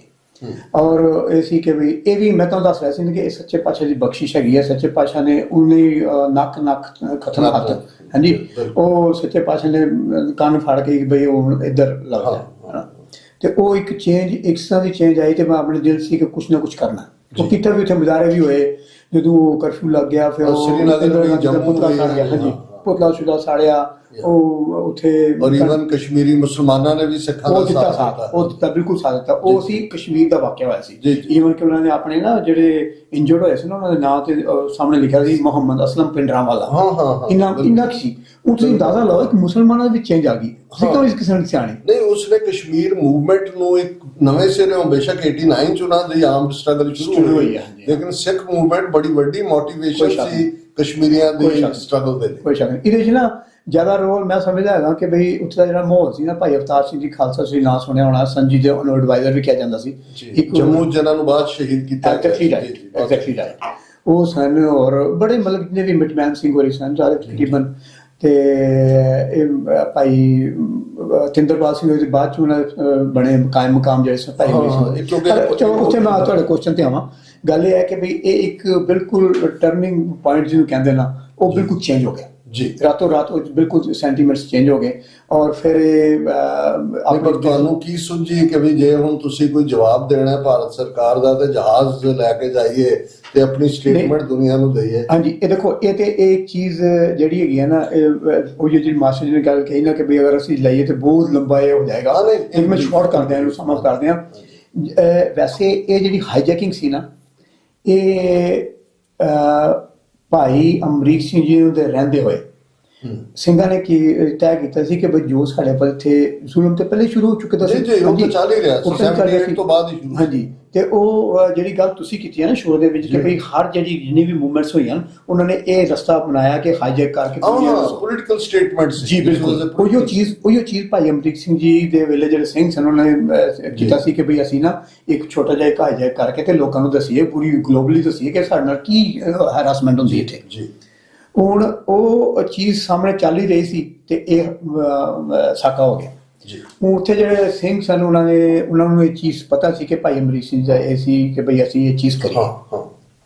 ਫਿਰ ਉਹ ਉੱਥੇ ਦੇ 3-4 ਸਿੰਘਾਂ ਨੇ ਮਿਲ ਕੇ ਭਾਈ ਅਵਤਾਰ ਸਿੰਘ ਖਾਲਸਾ ਹੋਰਾਂ ਨਾਲ ਰਾਬਤਾ ਕੀਤਾ ਜੀ। ਹੁਣ ਕਿਉਂਕਿ ਉਹ ਮੇਨ ਬੰਦੇ ਸਨ ਉਸ ਜੰਮੂ ਕਸ਼ਮੀਰ ਦੇ ਵਿੱਚ, ਤੇ ਇਹ ਫਿਰ ਉੱਥੋਂ ਗੱਲ ਚੱਲੀ ਕਿ ਬਈ ਅਸੀਂ ਇੱਕ ਹਾਈਜੈਕ ਕਰੀਏ, ਹਾਈਜੈਕ ਕਰਕੇ ਦੁਨੀਆ ਨੂੰ ਦੱਸੀਏ ਕਿ ਸਾਡੇ ਨਾਲ ਕੀ ਵਾਪਰ ਗਿਆ ਇੱਥੇ ਦਰਬਾਰ ਸਾਹਿਬ 'ਚ ਕੀ ਹੋਇਆ, ਹੈ ਨਾ। ਤੇ ਉਹ ਫਿਰ ਕੋਈ ਅਸੀਂ ਪ੍ਰੋਫੈਸ਼ਨਲ ਤੇ ਉਹ ਜਿਸ ਤਰ੍ਹਾਂ ਤੁਹਾਨੂੰ ਟੈਰਰਿਸਟ ਕਿਹਾ ਜਾਂਦਾ ਉਹ ਤੇ ਹੈ ਨਹੀਂ ਸੀ। ਸੈਂਟੀਮੈਂਟਸ ਮੈਂ ਕਹਿੰਦਾ ਟੋਟਲੀ ਨਾਈਵ। ਡਾਕਟਰ ਸਾਹਿਬ, ਜੇ ਸੈਂਟੀਮੈਂਟਸ ਤੁਹਾਡੇ ਕੋਲ ਨਹੀਂ ਹੈਗੇ ਨਾ, ਤੁਸੀਂ ਦੇਖੋ ਪਾਕਿਸਤਾਨ ਜਾਂ ਇੰਡੀਆ ਦਾ ਮੈਚ ਹੁੰਦਾ ਨਾ, ਜਿਵੇਂ ਹਾਕੀ ਦਾ ਜਾਂ ਕੋਈ ਫੁੱਟਬਾਲ ਦੇ ਮੈਚ, ਉਹਦੇ ਸੈਂਟੀਮੈਂਟਸ ਜ਼ਿਆਦਾ ਮੈਟਰ ਕਰਦੇ ਨੇ। ਇਹ ਤੁਹਾਡਾ ਹੋਰ ਚੀਜ਼ਾਂ ਨਹੀਂ ਹੈਗੀਆਂ, ਠੀਕ ਹੈ, ਹੁਨਰ ਤੁਹਾਡਾ ਕਰਦਾ, ਲੇਕਿਨ ਜਿੰਨੀ ਤੁਹਾਡੇ ਕੋਲ ਸੈਂਟੀਮੈਂਟਸ ਸੀ, ਇਹ ਸੈਂਟੀਮੈਂਟਸ ਜਿਹੜੇ ਸਨ ਨਾ, ਇਹ ਸਿੱਖੀ ਦੇ ਘਰੋਂ ਮਿਲੇ ਸਨ, ਲੇਕਿਨ ਉਹ ਚੇਂਜ ਹੋ ਗਏ ਜਦੋਂ ਕਿਸੇ ਪਾਸ ਹੋਇਆ ਐਕਸ਼ਨ। ਤੇ ਉਹਦੇ ਬਾਅਦ ਫਿਰ ਇਹ ਪਲਾਨਿੰਗ ਬਣੀ। ਤੁਸੀਂ ਖੁਦ ਵਿਜ਼ਿਟ ਕੀਤਾ ਜੂਨ 84 ਦੇ ਘੱਲੂਘਾਰੇ ਬਾਅਦ ਆਏ ਦਰਬਾਰ ਸਾਹਿਬ? ਨਹੀਂ, ਕਿਉਂਕਿ 5 ਜੂਨ ਦੇ ਬਾਅਦ ਫਿਰ ਕਰਫਿਊ ਲੱਗਣੇ ਸ਼ੁਰੂ ਹੋ ਗਏ, ਜੰਮੂ ਕਸ਼ਮੀਰ ਦੇ ਵਿੱਚ ਕਰਫਿਊ ਸਨ, ਡਿਮੋਨਸਟ੍ਰੇਸ਼ਨ ਸ਼ੁਰੂ ਹੋ ਗਈਆਂ ਤੇ ਫਿਰ ਜਦੋਂ ਇਹ ਜਿਹੜੀ ਹਾਈਜੈਕਿੰਗ 5 ਜੁਲਾਈ ਨੂੰ ਜਿਹੜੀ ਹੋਈ ਹੈ, ਇਹ 15-20 ਦਿਨ ਪਹਿਲੇ ਦੀ ਪਲਾਨਿੰਗ ਸ਼ੁਰੂ ਹੋ ਗਈ ਕਿ ਬਈ ਅਸੀਂ ਕਿੱਥੋਂ ਜਾਣਾ, ਕਿਸ ਤਰ੍ਹਾਂ ਕਰਨਾ, ਕਿੰਨੇ ਜਾਣਾ। ਉਹ ਫਿਰ ਅਸੀਂ ਜੰਮੂ ਤੋਂ ਫਿਰ ਅਸੀਂ, ਕਿਉਂਕਿ ਸ਼੍ਰੀਨਗਰ ਤੋਂ ਹੋਇਆ ਸੀ ਹਾਈਜੈਕ, ਫਿਰ ਅਸੀਂ ਜੰਮੂ ਤੋਂ ਫਿਰ। ਹਾਂ, ਇਹ ਦੱਸੋ ਕਿਹੜਾ ਜਹਾਜ਼ ਸੀ ਜਿਹੜਾ ਕਿੱਥੋਂ ਕਿੱਧਰ ਨੂੰ ਜਾ ਰਿਹਾ ਸੀ ਜਿਹਨੂੰ ਤੁਸੀਂ? ਇਹ ਡਾਕਟਰ ਸਾਹਿਬ ਅਸੀਂ ਹੋਇਆ ਤੇ ਸ਼੍ਰੀਨਗਰ ਤੋਂ ਸੀ, ਅਸੀਂ ਫਿਰ ਜੰਮੂ ਤੋਂ ਸੀ ਸਾਰੇ, ਜੰਮੂ ਤੋਂ ਅਸੀਂ ਬਾਈ ਰੋਡ ਫਿਰ ਅਸੀਂ ਗਏ ਕਸ਼ਮੀਰ। ਅੱਛਾ, ਕਸ਼ਮੀਰ ਫਿਰ ਇਹ ਜਿਹੜਾ ਸੀ ਹਾਈਜੈਕ ਕੀਤਾ ਸੀ 에ਅਰ ਬੱਸ ਸੀ ਇਹਦੇ 250 ਤਕਰੀਬਨ 250 ਪੈਸੇਂਜਰ ਸੀ, ਫੁੱਲ ਸੀ। ਅੱਛਾ, ਕਿਉਂਕਿ ਉਸ ਵੇਲੇ ਨਾ ਐਕਚੁਅਲੀ ਕਰਫਿਊ ਲੱਗਣ ਦੇ ਕਰਕੇ ਨਾ ਕਸ਼ਮੀਰ ਦੇ ਵਿੱਚ ਫਿਰ ਐਕਸਟਰਾ ਫਲਾਈਟ ਸ਼ੁਰੂ ਹੋਈਆਂ ਸਨ। ਉੱਥੇ ਬੋਇੰਗ 747 ਵੀ ਚੱਲਿਆ, ਔਰ ਵੀ ਸਾਰੇ ਚੱਲੇ, ਬਹੁਤ ਰਸ਼ ਸੀ ਉੱਥੇ। ਤੇ ਇਹ ਜਿਹੜਾ ਸਾਡਾ ਹਾਈਜੈਕ ਸੀ, ਜਿਹੜਾ ਸਾਡਾ ਪਲੇਨ ਸੀ, ਇਹ ਸੀ 에ਅਰ ਬੱਸ, ਤੇ ਇਹ ਸੀ ਸ਼੍ਰੀਨਗਰ ਤੋਂ ਜਾ ਰਹੀ ਬੰਬੇ ਵਾਇਆ ਦਿੱਲੀ। ਅੱਛਾ, ਇਹਨੇ ਦਿੱਲੀ ਲੈਂਡ ਕਰਕੇ ਤੇ ਫਿਰ ਅੱਗੇ ਬੰਬੇ ਜਾਣਾ ਸੀ। ਇੰਨਾ ਫਿਊਲ ਸੀ ਉਹਦੇ ਚ? ਐਗਜ਼ੈਕਟਲੀ ਇੰਨਾ ਸੀ ਉਹ, ਹੈ ਨਾ। ਪਰ ਉਹ ਫਿਰ ਵੀ ਨਾ ਉਹਨਾਂ ਨੇ ਰੀਫਿਊਲ ਕਰਨਾ ਸੀ ਉੱਥੇ ਦਿੱਲੀ ਜਾ ਕੇ, ਇਹਨਾਂ ਥੋੜਾ ਹੁੰਦਾ ਉਹਨਾਂ ਦਾ। ਤੇ ਉਹ ਸਾਡਾ ਜਿਹੜਾ ਹੋਇਆ ਕਿ ਉਹ ਜਿਸ ਤਰ੍ਹਾਂ ਪਲਾਨਿੰਗ, ਹੁਣ ਮੈਂ ਜੋ ਗਿਆ ਨਾ ਪਲਾਨਿੰਗ ਦਾ ਤੁਹਾਨੂੰ ਦੱਸਣ ਲੱਗਾ ਤੇ ਉਹ ਲੰਬਾ ਹੋ ਜਾਏ ਸ਼ੋਰਟ ਦੇ ਵਿੱਚ ਹੈ। ਹਾਂਜੀ, ਵੀਜ਼ੇ ਵਿੱਚ ਫਿਰ ਅਸੀਂ 9 ਸਿੱਖ ਜਿਹੜੇ ਨੌਜਵਾਨ ਤੁਹਾਡੇ ਸਮੇਤ ਸਨ, ਉਹਨਾਂ ਚੋਂ ਕਿੰਨੇ ਜੰਮੂ ਕਸ਼ਮੀਰ ਨਾਲ ਸੰਬੰਧਿਤ ਸਨ? ਜੰਮੂ ਦੇ ਵਿੱਚ ਉਹਨਾਂ ਵਿੱਚ ਅਸੀਂ 4 ਸਾਂ। ਅੱਛਾ, 4 ਜੰਮੂ ਦੇ ਸੀ, 5 ਪੰਜਾਬ ਤੋਂ ਸੀ। ਕਿਉਂਕਿ ਬਹੁਤ ਵਾਰ ਜਦੋਂ ਅੱਜ ਦੇ ਸੰਘਰਸ਼ ਦੀ ਹਿਸਟਰੀ ਵੀ ਲਿਖੀ ਜਾਂ ਦੱਸੀ ਜਾਂਦੀ ਹੈ, ਮੈਂ ਸਮਝਦਾ ਵੀ ਜੰਮੂ ਕਸ਼ਮੀਰ ਦੇ ਸਿੱਖਾਂ ਨੇ ਇਨ ਜਨਰਲ ਔਰ ਸਿੱਖ ਨੌਜਵਾਨਾਂ ਨੇ ਇਨ ਪਾਰਟਿਕੂਲਰ ਜਿਹੜੀ ਪਾਰਟਿਸਿਪੇਸ਼ਨ ਕੀਤੀ ਹੈ ਉਹ ਅੰਡਰਸਟੇਟ ਹੈ। ਉਹਦੇ ਬਾਰੇ ਬਹੁਤਿਆਂ ਨੂੰ ਪਤਾ ਨਹੀਂ ਹੈ ਕਿ ਭਾਈ ਕਿਵੇਂ ਉਸ ਬੈਠ ਚੋਂ, ਜਿੱਥੇ ਇੱਕ ਪਾਸੇ ਅਸੀਂ ਸਾਬਤ ਸੂਰਤ ਰੂਪ ਸਭ ਤੋਂ ਜ਼ਿਆਦਾ ਦੇਖਦੇ ਹਾਂ, ਭਾਵੇਂ ਹੁਣ ਕਮਜ਼ੋਰੀਆਂ ਵੀ ਸ਼ੁਰੂ ਹੋ ਗਈਆਂ ਨੇ, ਲੇਕਿਨ ਉਸ ਪੀਰੀਅਡ 'ਚ ਈਵਨ ਖਾਲਿਸਤਾਨ ਦੇ ਸੰਘਰਸ਼ ਵੀ ਬਹੁਤ ਵੱਡਾ ਰੋਲ ਹੈ। ਤਾਂ ਇਹ ਕਿਵੇਂ ਤੁਸੀਂ ਜੇ 4 ਜੰਮੂ ਕਸ਼ਮੀਰ ਤੋਂ ਸੀ, ਬਾਕੀ 5 ਨਾਲ ਕਿਵੇਂ ਰਾਬਤਾ ਹੋਇਆ, ਔਰ within short period of 3 weeks ਤੁਸੀਂ ਕਿਵੇਂ ਜਿਹੜਾ ਉਹ ਇਸ ਕਿਸਮ ਦੀ ਜ਼ਬਰਦਸਤ ਐਕਟੀਵਿਟੀ ਜਿਹੜੀ ਆ ਉਹ ਪਲਾਨ ਕਰ ਲਈ? ਡਾਕਟਰ ਸਾਹਿਬ, ਇਹ ਤੁਹਾਨੂੰ ਮੈਂ ਜ਼ਿਕਰ ਕੀਤਾ ਨਾ, ਕੁਝ ਸਿੰਘ ਪਹਿਲੇ ਸਨ ਭਾਈ ਅਮਰੀਕ ਸਿੰਘ ਜੀ ਦੇ ਵੇਲੇ, ਤੇ ਉਹਨਾਂ ਨੇ ਜਦੋਂ ਰਾਬਤਾ ਕੀਤਾ ਭਾਈ ਅਵਤਾਰ ਸਿੰਘ ਜੀ ਖਾਲਸਾ ਨਾਲ, ਨਾ, ਤੇ ਉੱਥੋਂ ਫਿਰ ਗੱਲਬਾਤ ਸ਼ੁਰੂ ਹੋਈ ਕਿ ਬਈ ਇਹ ਲੈ ਲੈਣੇ ਇਸ ਨਾਲ ਕਰਦੇ ਕੋਈ ਅਸੀਂ ਵੀ ਉਹਨਾਂ ਨਾਲ ਫੈਡਰੇਸ਼ਨ ਮੈਂ ਰਿਹਾ, ਜੀ ਤੇ ਉਸ ਵੇਲੇ ਤੇ ਮੈਂ ਨਾ ਐਕਟਿਵ ਨਹੀਂ ਸੀ, ਮੈਂ ਤੁਹਾਨੂੰ ਦੱਸਿਆ ਨਾ ਵੀ ਉਮਰ ਹੀ ਇਹੋ ਜਿਹੀ ਹੁੰਦੀ ਹੈ ਨਾ। ਜੀ ਤੇ ਉਹਦੇ ਬਾਅਦ ਜਦੋਂ ਭਾਈ ਅਵਤਾਰ ਸਿੰਘ ਦੇ ਜ਼ਰੀਏ ਭਾਈ ਰਵਿੰਦਰ ਸਿੰਘ ਹੋਰੀ, ਉਹ ਵੀ ਜੰਮੂ ਕਸ਼ਮੀਰ ਤੋਂ ਹੈਗੇ, ਤੇ ਉਹ ਸੀ ਪਰਦੇਸੀ ਸਾਹਿਬ, ਉਹ ਅੱਜ ਕੱਲ੍ਹ ਫਰੈਂਕਫਰਟ ਹੁੰਦਾ ਜੀ, ਤੇ ਦਲੀਪ ਸਿੰਘ ਹੋਰੀ, ਅਸੀਂ 4 ਜੰਮੂ ਤੋਂ ਹਾਂ ਜੀ। ਤੇ ਭਾਈ ਮਨਜੀਤ ਸਿੰਘ ਹੋਰੀ, ਭਾਈ ਗੁਰਵਿੰਦਰ ਸਿੰਘ ਹੋਰੀ, ਹਰਭਜਨ ਸਿੰਘ, ਜੇ ਤੁਸੀਂ ਜ਼ਿਕਰ ਕੀਤਾ ਮਲਾਗਰ ਸਿੰਘ ਤੇ ਭਾਈ ਮਨਜੀਤ ਸਿੰਘ ਸ਼ਹੀਦ ਹੋ ਗਏ, ਇਹ ਸਾਰੇ ਪੰਜਾਬ ਤੋਂ ਸਨ। ਤੇ ਫਿਰ ਉਹ ਇੱਕ ਸਬੱਬ ਬਣਨਾ ਸੀ, ਉਹ ਸੱਚੇ ਪਾਤਸ਼ਾਹ ਨੇ ਜਿਹੜੀ ਤੰਦਾਂ ਜੋੜਨੀਆਂ ਸਨ ਜੀ, ਉਹ ਮੈਂ ਬਿਆਨ ਕਰਨਾ ਚਾਹੁੰਦਾ, ਮੈਨੂੰ ਸਮਝ ਨਹੀਂ ਆਈ ਕਿਸ ਤਰ੍ਹਾਂ ਅਸੀਂ ਜੁੜ ਗਏ। ਅੱਛਾ, ਡਿਊਰਿੰਗ ਦਾ ਐਕਸ਼ਨ ਐਵਰੀਥਿੰਗ ਵੈਂਟ ਸਮੂਥ ਜਿਵੇਂ ਤੁਸੀਂ ਪਲਾਨ ਕੀਤਾ ਸੀ, ਜਾਂ ਕੁਝ ਐਸਾ ਵੀ ਹੋਇਆ ਕਿ ਤੁਹਾਨੂੰ ਮੌਕੇ ਤੇ ਕੁਝ ਆਪਣੀ? ਦੇਖੋ, ਇੱਥੇ ਨਾ ਮੈਂ ਇੱਕ ਚੀਜ਼ ਜ਼ਿਕਰ ਕਰਨਾ ਚਾਹਾਂਗਾ ਜੀ। ਅਸੀਂ ਨਾ ਅੱਜ ਕੱਲ੍ਹ ਕਈ ਵਾਰੀ ਨਾ ਗੁਰਬਾਣੀ ਤੇ ਕਈ ਵਾਰੀ ਤਰਕ ਕਰਦੇ ਹਾਂ ਜੀ, ਤੁਸੀਂ ਇੰਨੇ ਪਾਠ ਕਰਦੇ ਹੋ ਹੈ ਨਾ, ਇਹ ਤਾਂ ਕੋਈ ਫਾਇਦਾ ਨਹੀਂ ਹੁੰਦਾ। ਤੇ ਮੈਂ ਸਮਝਦਾ ਕਿ ਬਈ ਠੀਕ ਹੈ, ਸਮਝਣਾ ਹੈ ਇਹਨੂੰ, ਬਾਣੀ ਨੂੰ, ਇਹਦੇ ਪਰ ਅਮਲ ਵੀ ਕਰਨਾ ਹੈ, ਪਰ ਇਹ ਅਗਰ ਨਹੀਂ ਵੀ ਸਮਝ ਆ ਰਹੀ ਤੁਹਾਨੂੰ, ਜਾਂ ਕੋਸ਼ਿਸ਼ ਕਰਨ ਦੇ ਬਾਅਦ ਪੜ੍ਹੀ ਚਲੋ, ਪੜ੍ਹਨਾ ਨਾ ਛੋੜੋ। ਤੇ ਮੈਂ ਨਾ ਸੰਤ ਜੀ ਨੂੰ ਸੁਣਿਆ ਸੀ, ਸੰਤ ਜੀ ਕਹਿੰਦੇ ਹੁੰਦੇ ਸਨ ਕਿ ਕੋਈ ਵੀ ਸੰਤ ਜਰਨੈਲ ਸਿੰਘ ਭਿੰਡਰਾਂਵਾਲੇ ਦੇ, ਕਿ ਬਈ ਜਦੋਂ ਵੀ ਤੁਸੀਂ ਕੋਈ ਐਕਸ਼ਨ ਕਰਨ ਜਾਣਾ ਤਾਂ ਚੁਪਈ ਸਾਹਿਬ ਦੇ ਪਾਠ ਕਰਨਾ ਜੀ। ਤੇ ਉਹ ਤੇ ਚਲੋ ਗਿਣਤੀਆਂ ਮਿੰਟਾਂ ਦੇ ਅਸੀਂ ਨਹੀਂ ਕਰਦੇ, ਲੇਕਿਨ ਕਹਿੰਦੇ ਬਈ ਪਾਠ ਕਰੋ, ਤੇ ਉਹ ਅਸੀਂ ਰਾਤ ਨੂੰ ਪਾਠ ਕਰਨਾ ਸ਼ੁਰੂ ਹੋ ਗਏ ਸੀ। ਤੇ ਹੁਣ ਤੇ ਚਲੋ ਚੁਪਈ ਸਾਹਿਬ ਭਾਵੇਂ 4-5 ਮਿੰਟ ਅਸੀਂ ਕਰ ਲੈਂਦੇ ਹਾਂ। ਈਵਨ ਸੰਤ ਭਿੰਡਰਾਂਵਾਲੇ ਵੀ ਆਪਣੀ ਹਯਾਤੀ ਵੇਲੇ ਜਦੋਂ ਸਿੰਘਾਂ ਨੂੰ ਕਿਸੇ ਖਾਸ ਐਕਸ਼ਨ ਲਈ ਤੋਰਦੇ ਸੀ, ਉਹ ਕਮਰਾ ਬੰਦ ਕਰ ਲੈਂਦੇ ਸੀ, ਖੁਦ ਬਾਣੀ ਪੜ੍ਹ ਰਹੇ ਹੁੰਦੇ ਸੀ, ਅਰਦਾਸ ਕਰ ਰਹੇ ਹੁੰਦੇ ਸੀ। ਹੁਣ ਮੈਂ ਤੁਹਾਨੂੰ ਇੱਥੇ ਤਾਕਤ ਦੱਸਾਂ ਤਾਂ ਉਹ ਗੁਰਬਾਣੀ ਦੀ ਕੀ ਤਾਕਤ ਹੈ। ਜਿਹੜੇ ਪਾਤਸ਼ਾਹ ਤੁਹਾਨੂੰ ਇੱਕ ਮਿਸ਼ਨ ਵਾਸਤੇ ਤੋਰਦੇ ਨਾ ਜੀ, ਤੇ ਤੁਹਾਡਾ ਅੰਦਰਲਾ ਮਤਲਬ ਕਿ ਮੈਂ ਕਿ ਪੰਥ ਵਾਸਤੇ ਕੁਝ ਕਰਨ ਜਾ ਰਿਹਾ, ਜ਼ਾਤੀ ਤੁਹਾਡਾ ਮਫਾਦ ਨਹੀਂ ਹੈਗਾ ਜੀ ਜੀ। ਉੱਥੇ ਹੁਣ ਚਲੋ ਮੈਂ ਦੇਖ ਲਿਓ ਤੁਸੀਂ ਇਹਨੂੰ ਕਿਸ ਤਰ੍ਹਾਂ ਲੈਂਦੇ ਹੋ। ਹਾਂਜੀ। ਇੱਕ ਡਾਕੂ ਦੇ ਕੋਲ ਨਾ ਇੱਕ ਛੋਟਾ ਚਾਕੂ ਵੀ ਹੁੰਦਾ ਨਾ, ਉਹਦਾ ਮੰਤਵ ਦੂਸਰਾ ਹੁੰਦਾ। ਹਾਂ, ਟੈਰਰਿਸਟ ਦਾ ਮੰਤਵ ਦੂਸਰਾ ਹੁੰਦਾ। ਹਾਈਜੈਕਿੰਗ ਦੇ ਵਿੱਚ ਸਾਡੇ ਕੋਲ ਵੈਪਨ ਵੀ ਸਨ, ਪਰ ਸਾਡੀ ਹਾਈਜੈਕਿੰਗ ਦੇ ਵਿੱਚ ਅਸੀਂ ਕੋਈ ਬੰਦਾ ਨਹੀਂ ਮਾਰਿਆ, ਕਿਉਂਕਿ ਸਾਡਾ ਮੋਟਿਵ ਦੂਸਰੇ ਸੀ। ਹੁਣ ਜਦੋਂ ਅਸੀਂ ਅੰਦਰ ਲੈ ਕੇ ਅੰਦਰ ਗਏ ਹਾਂ ਤੇ ਮੇਰੇ ਨਾਲ ਮੇਰੇ ਰਵਿੰਦਰ ਸਿੰਘ ਹੋਰੀ ਸਨ, ਉਹਨਾਂ ਕੋਲ ਵੈਪਨ ਸੀ, ਪਿਸਟਲ ਸੀ। ਗੱਲ ਇਹ ਹੈ ਕਿ ਇਹ ਇੱਕ ਓਪਨ ਚੀਜ਼ ਹੈਗੀ ਹੈ, ਮੈਂ ਇਹਨੂੰ ਲਿਖੇ ਹੋਏ ਵਿੱਚ ਪਾਈ ਇਹਨੂੰ। ਹੁਣ ਉਸ ਚੀਜ਼ ਦਾ ਜਿਹੜਾ ਮੋਟਿਵ ਹੈ ਉਹ ਇਹ ਹੈ ਕਿ ਤੂੰ ਕਿਸੇ ਨੂੰ ਮਾਰਨਾ ਨਹੀਂ ਹੈ। ਨਹੀਂ, ਉਹ ਤਾਂ ਜੀ ਜਦੋਂ ਅਸੀਂ ਸ਼ੁਰੂ ਚ ਕਿਹਾ ਵੀ ਇਹ ਪੋਲੀਟੀਕਲ ਸਟੇਟਮੈਂਟ ਸੀ ਉਸ ਪੀਰੀਅਡ, ਬਿਲਕੁਲ ਜੀ, ਔਰ ਕਿਸੇ ਨੂੰ ਤੁਸੀਂ ਨੁਕਸਾਨ ਪਹੁੰਚਾਇਆ ਵੀ ਨਹੀਂ, ਬਿਲਕੁਲ। ਤੇ ਇਹ ਮੈਂ ਨਾ ਇਹ ਤੁਹਾਨੂੰ ਗੁਰਬਾਣੀ ਮੈਂ ਤਾਕਤ ਤੁਹਾਨੂੰ ਦੱਸਣ ਲੱਗਿਆ ਕਿ ਇਹ ਮੇਰੀ ਆਪਣੀ ਅੱਖੀ ਦੇਖੀ ਹੈ, ਉਹ ਮੈਂ ਆਪਣੇ ਜਿਸਮ ਤੇ ਹੰਡਾਇਆ ਹੈ ਜੀ। ਮੈਂ ਤੇ ਉਹ ਸਿੰਘ ਇਕੱਠੇ ਸੀ, ਅਸੀਂ 2-2 3-3 ਦਾ ਇੱਕ ਦਾ ਗਰੁੱਪ ਬਣਾਇਆ ਸੀ। ਉਹ ਚੂੰਕਿ ਮੈਂ ਤੇ ਰਵਿੰਦਰ ਸਿੰਘ ਹੋਰੀ ਤਕਰੀਬਨ ਅਸੀਂ ਜੰਮੂ ਤੋਂ ਕਸ਼ਮੀਰ ਅਸੀਂ ਬਾਈ ਏਅਰ ਟਰੈਵਲ ਕਰਦੇ ਸੀ, ਤੇ ਉੱਥੇ ਤਕਰੀਬਨ ਕਈ ਜਾਣਦੇ ਵੀ ਸਨ, ਫਾਦਰ ਬੜੇ ਮਤਲਬ ਕਿ VIP ਆਫੀਸ਼ੀਅਲ। ਹਾਂਜੀ। ਤੇ ਉਹ ਜਦੋਂ ਉੱਥੇ ਕੀ ਹੋਇਆ ਸੀ ਕਿ ਈਵਨ ਕਿ ਫੈਡਰੇਸ਼ਨ ਨੇ ਇੱਕ ਇਹਦਾ ਵੀ ਸੀ ਕਿ ਅਸੀਂ ਹਾਈਜੈਕ ਕਰਕੇ ਤੇ ਦੁਨੀਆ ਨੂੰ ਦੱਸਾਂਗੇ ਕਿ ਸਾਡੇ ਨਾਲ ਕੀ ਵਾਪਰਿਆ। ਉਸ ਵੇਲੇ ਕਾਇਮ ਮੁਕਾਮ ਆ ਗਏ ਸਨ ਭਾਈ ਅਤਿੰਦਰਪਾਲ ਸਿੰਘ ਹੋਰੀ, ਜਿਹੜੇ ਅੱਜ ਕੱਲ XMP ਭੋਪਾਲ ਤੋਂ ਜੀ ਬਿਲਕੁਲ ਫਿਰ ਕਾਇਮ ਮੁਕਾਮ ਰਹੇ। ਤੇ ਇਹ ਦੱਸਣਾ ਚਾਹਾਂ ਕਿ ਉਹਨਾਂ ਨੇ ਓਨ ਵੀ ਕੀਤਾ ਸੀ, ਉਹਨੂੰ ਜ਼ਿੰਮੇਵਾਰੀ ਵੀ ਲਈ ਸੀ ਉਹਨਾਂ ਨੇ ਬਾਅਦ ਚ। ਐਨੀ ਹਾਓ, ਔਰ ਜਦੋਂ ਅਸੀਂ ਹੁਣ ਚੈਕਿੰਗ ਵਾਸਤੇ ਜਾਂਦੇ ਹੋ ਨਾ, ਤੁਸੀਂ ਸਿਕਿਉਰਿਟੀ ਚੈੱਕ ਵਾਸਤੇ ਜਾਂਦੇ ਹੋ, ਤੇ ਉੱਥੇ 20 ਸਿਕਿਉਰਿਟੀ ਸਨ ਲੱਗੇ ਦੇ ਸਨ ਜਿਹੜੇ ਸਿਕਿਉਰਿਟੀ ਚੈੱਕ ਕਰ ਰਹੇ ਸਨ, ਉਹ ਮੈਟਲ ਡਿਟੈਕਟਰ ਤੁਹਾਨੂੰ ਲਗਾ ਰਹੇ ਸਨ। ਹੁਣ ਮੈਟਲ ਡਿਟੈਕਟਰ ਜੇ ਤੁਹਾਡੇ ਨਾਲ ਲੱਗਦਾ ਹੈ ਜਾਂ ਤੁਸੀਂ ਉਹ 'ਚੋਂ ਲੰਘਦੇ ਹੋ, ਉਹਦੇ 'ਚ ਪਿੰਨ ਵੀ ਬੋਲਦਾ, ਇੱਕ ਪਿੰਨ ਹੁੰਦਾ ਨਾ ਤੁਹਾਡਾ, ਉਹ ਵੀ ਬੋਲਦਾ ਹੈਗਾ, ਤੁਸੀਂ ਜਿੱਥੇ ਮਰਜ਼ੀ ਰੱਖਣਾ ਜੀ। ਹੁਣ ਜਦੋਂ ਅਸੀਂ ਉਹਦੇ 'ਚੋਂ ਲੰਘਣ ਲੱਗੇ, ਮੈਂ ਸ਼ਾਰਟ ਕਰ ਦਿਆਂ ਬਿਲਕੁਲ ਸਮਾਂ ਕਰਾਂ, ਤੇ ਉੱਥੇ ਇੱਕ ਸਾਡੇ ਨੂੰ ਜਿਹੜਾ ਚੈੱਕ ਕਰ ਰਿਹਾ ਸੀ ਸਿੰਘ ਸੀ, ਸਾਡੇ ਸਾਹਮਣੇ ਤੇ ਇੱਕ ਮੁਸਲਮਾਨ ਸੀ, ਲੇਕਿਨ ਉਹ ਸਿੰਘ ਇੱਧਰ ਚੈੱਕ ਕਰ ਰਿਹਾ ਸੀ, ਤੇ ਮੇਰੇ ਸਾਥੀ ਨੇ ਭਾਈ ਰਵਿੰਦਰ ਸਿੰਘ ਉਹਨਾਂ ਨੇ ਮੈਨੂੰ ਹੱਥ ਨਾਲ ਫੜਿਆ, ਤੇ ਅਸੀਂ ਉਹਦੇ ਕੋਲ ਚਲੇ ਗਏ ਲਾਈਨ ਤੋੜ ਕੇ। ਤੇ ਪਿੱਛੇ ਲੋਕਾਂ ਨੇ ਸ਼ੋਰੂਮ ਚਾਹਤਾ ਵੀ ਕੋਈ ਯੰਗ ਸੀ, ਉਹਦੇ ਕਵਰ ਕਿਸੇ ਨੇ ਮੈਟਰ ਨਹੀਂ ਕੀਤਾ। ਹੁਣ ਹੋਇਆ ਕੀ ਕਿ ਅਸੀਂ ਦੇਖ ਰਹੇ ਸੀ ਕਿ ਹਰ ਬੰਦੇ ਨੂੰ ਉਹ 20-25 ਮਿੰਟ ਲਾ ਰਹੇ ਸੀ ਚੈਕਿੰਗ ਵਾਸਤੇ, ਜਿਹੜੇ ਮੈਟਲ ਡਿਟੈਕਟਰ ਜੂਨ 84 ਹੋ ਕੇ ਹਟਿਆ ਸੀ, ਸਿਕਿਉਰਿਟੀ ਐਕਸਟਰਾ ਸੀ। ਸਿਰਫ ਮੈਂ ਤੁਹਾਨੂੰ ਦੱਸਣਾ ਗੁਰਬਾਣੀ ਦੀ ਤਾਕਤ ਹੈ ਕਿ ਹੁਣ ਸਾਡੇ ਪਹਿਲੇ ਜਿਹੜਾ ਚੈੱਕ ਹੋ ਕੇ ਗਿਆ ਨਾ, ਉਦੋਂ ਉਹਨਾਂ ਨੇ ਮੈਟਲ ਡਿਟੈਕਟਰ ਲਾਇਆ ਪੂਰਾ ਉਹਨੂੰ, ਹੱਥ ਲਾਇਆ, ਇਸ ਤਰ੍ਹਾਂ ਲਾਇਆ, ਥੱਲੇ ਲਾਇਆ, ਮਤਲਬ ਕਿ ਚੈੱਕ ਕਰਕੇ ਫਿਰ ਡਿਟੈਕਟਰ ਚ ਲਗਾਇਆ। ਜੇ ਸਾਡੀ ਵਾਰੀ ਆਈ ਨਾ ਤੇ ਹੁਣ ਉਹ ਪਿੰਨ ਕੀ ਉਹ ਪਿਸਟਲ ਤੇ ਬੋਲ ਨਹੀਂ ਸੀ, ਹੈ ਨਾ। ਦੇਖੋ ਗੁਰਬਾਣੀ ਦੀ ਤਾਕਤ। ਉਹਨਾਂ ਨੇ ਜਿਸ ਤਰ੍ਹਾਂ ਸਮਝ ਲਓ ਕਿ ਇਹ ਮੈਟਲ ਡਿਟੈਕਟਰ ਹੈ ਤੇ ਅਸੀਂ ਲੰਘੇ, ਉਹਨਾਂ ਨੇ ਹੌਸਲਾ ਤੇ ਮੈਟਲ ਡਿਟੈਕਟਰ ਤੇ ਲਾਣਾ ਸੀ ਚੁੱਕਿਆ ਨਾ ਉਹਨਾਂ ਨੇ, ਉਹਨੇ ਮੈਟਲ ਡਿਟੈਕਟਰ ਚੁੱਕ ਕਿੱਥੇ ਰੱਖ ਦਿੱਤਾ। ਠੀਕ ਹੈ ਜੀ। ਹੋਰਾਂ ਬੰਦਿਆਂ ਨੂੰ 20-25 ਮਿੰਟ ਲਾਏ, 25 ਮਿੰਟ ਲਾਏ ਉਹਨਾਂ ਨੇ, ਸਾਨੂੰ ਸਿਰਫ ਤੇ ਸਿਰਫ 2 ਮਿੰਟ ਚ ਉਹਨਾਂ ਨੇ ਫਾਇਰ ਕਰ ਦਿੱਤਾ। ਵਾਹ।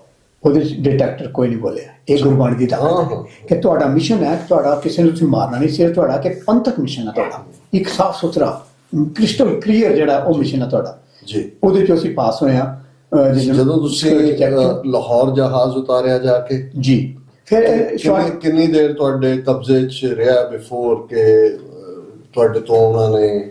ਸਰ ਅਸੀਂ ਉੱਥੋਂ ਉਹ ਜਿਸਲੇ ਅੰਦਰ ਸਿਕਿਉਰਿਟੀ ਚੈੱਕ ਤੋਂ ਅੰਦਰ ਆ ਗਿਆ, ਅੰਦਰ ਹਾਈਜੈਕ ਮਤਲਬ ਕਿ 4 ਵਜੇ ਦੇ ਕਰੀਬ ਹਾਈਜੈਕ ਹੋਇਆ ਤੇ ਜਿਹੜੇ ਉੱਪਰ ਉੱਡ ਗਿਆ 4 ਵਜੇ ਉੱਡਿਆ, 4:15 ਦੇ ਕਰੀਬ ਅਸੀਂ ਹਾਈਜੈਕ ਕੀਤਾ ਤੇ ਉਹ ਅੰਦਰ ਇੱਕ ਲੰਬੀ ਸਟੋਰੀ ਹੈ ਕਿਸ ਤਰ੍ਹਾਂ ਹੋਇਆ ਚੀਜ਼ਾਂ ਸਾਰੀਆਂ। ਤੇ ਫਿਰ ਲਾਹੌਰ ਜੇ ਤੁਸੀਂ ਲੈਂਡ ਹੋਇਆ, ਲੈਂਡ ਵੀ ਬੜਾ ਇੱਕ ਡਰਾਮਾ ਜਿਹਾ ਹੋ ਗਿਆ। ਉਹ ਲੈਂਡ ਕਰਨ ਦੇ ਦੇਰ ਨਹੀਂ ਸੀ ਰਹੇ, ਉਹਨਾਂ ਨੇ ਵਹੀਕਲਸ ਲਿਆ ਕੇ ਉਹ ਬਾਤ ਲਾਈਆਂ ਉਹਨਾਂ ਨੇ, ਜਿਸੇ ਅਸੀਂ ਜ਼ਬਰਦਸਤੀ ਕਿਹਾ ਕਿ ਤੁਸੀਂ ਲੈਂਡ ਕਰੋ। ਤੇ ਜਦੋਂ ਮਤਲਬ ਕਿ ਬਹੁਤ ਜ਼ੋਰ ਪਾਇਆ ਤੇ ਫਿਰ ਉਹਨਾਂ ਨੇ ਫਾਇਰ ਬ੍ਰਿਗੇਡ ਦੀ ਗੱਡੀਆਂ ਵਿੱਚ ਲਾਤੀਆਂ। ਫਿਰ ਅਸੀਂ ਜ਼ਬਰਦਸਤੀ ਕਿਹਾ ਨਹੀਂ ਲੈਂਡ ਕਰੋ। ਫਿਰ ਉਹਨਾਂ ਨੇ ਤੁਹਾਨੂੰ ਜਿਹੜਾ ਕੰਟਰੋਲ ਟਾਵਰ ਸੀ ਉਹਨਾਂ ਨੇ ਕਿਹਾ ਕਿ ਬਈ ਤੁਸੀਂ ਸਾਨੂੰ ਟਾਈਮ ਦਿਓ, ਅਸੀਂ ਹਾਇਰ ਅਫਸਰ ਨੂੰ ਪੁੱਛ ਲਈਏ। ਫਿਰ ਉਹਨੇ ਸਾਡਾ ਪਾਇਲਟ ਨੇ ਕਿਹਾ ਕਿ ਮੇਰੇ ਕੋਲ ਫਿਊਲ ਬੜਾ ਘੱਟ ਰਹਿ ਗਿਆ। ਉਹਨਾਂ ਨੇ ਕਿਹਾ ਕਿੰਨੀ ਦੇਰ ਉਹ ਹੋਵਰ ਅਰਾਊਂਡ ਕਰ ਰਹੇ? 45 ਮਿੰਟ ਦੇ ਕਰੀਬ ਅਸੀਂ ਉੱਥੇ ਉੱਪਰ ਉੱਡਦੇ ਰਹੇ। ਅੱਛਾ। ਤੇ ਲੇਕਿਨ ਜਿਸਲੇ ਉਹਨਾਂ ਨੇ ਕਿਹਾ ਹਾਈਟ ਦੇ ਉੱਪਰ ਜਾਓ ਤੇ ਅਸੀਂ ਫਿਰ ਕਿਹਾ ਕਿ ਚਲੋ ਉੱਥੇ ਮੈਪ ਤੇ ਆ ਰਿਹਾ ਸੀ ਅੰਮ੍ਰਿਤਸਰ ਦਾ ਵੀ, ਹੈ ਨਾ। ਤੇ ਅਸੀਂ ਉਹਨੂੰ ਪੁੱਛਿਆ ਪਾਇਲਟ ਨੂੰ ਕਿ ਭਈ ਅੰਮ੍ਰਿਤਸਰ ਕਿੰਨੀ ਦੂਰ ਹੈ? ਹੁੰਦਾ ਤੇ 7-8 ਮਿੰਟ ਦਾ ਰਸਤਾ ਹੈ।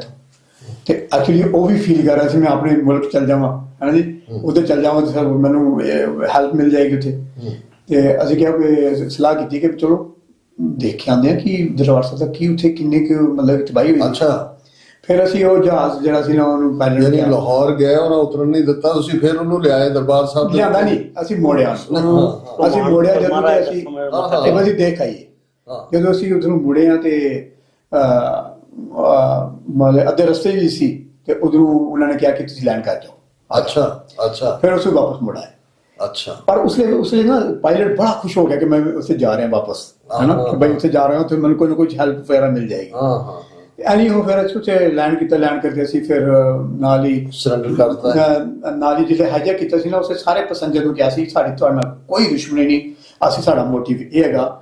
ਤੇ ਹਾਂ ਜ਼ਾਹਿਰ ਹੈ ਕਿ ਆਪਣੇ ਜਿਹੜੇ ਜਕਾਰੇ ਨੇ ਅਸੀਂ ਲਾਏ ਨੇ ਉੱਥੇ, ਸੰਤਾਂ ਦੇ ਜਕਾਰੇ ਵੀ ਲੱਗੇ ਹੈਗੇ ਆ, ਖਾਲਿਸਤਾਨ ਦੇ ਵੀ ਜਕਾਰੇ ਲੱਗੇ, ਲੇਕਿਨ ਅਸੀਂ ਇਹ ਉਹਨਾਂ ਨੂੰ ਕਹਿ ਦਿੱਤਾ ਸੀ ਕਿ ਤੁਹਾਡਾ ਸਾਡਾ। ਪਰ ਤੁਸੀਂ ਉੱਥੇ ਜਾ ਕੇ ਕੋਈ ਮੰਗ ਨਹੀਂ ਰੱਖੀ? ਮੰਗ ਰੱਖੀ ਸੀ। ਮੰਗ ਸਾਡੀ 3-4 ਮੰਗਾਂ ਸਨ।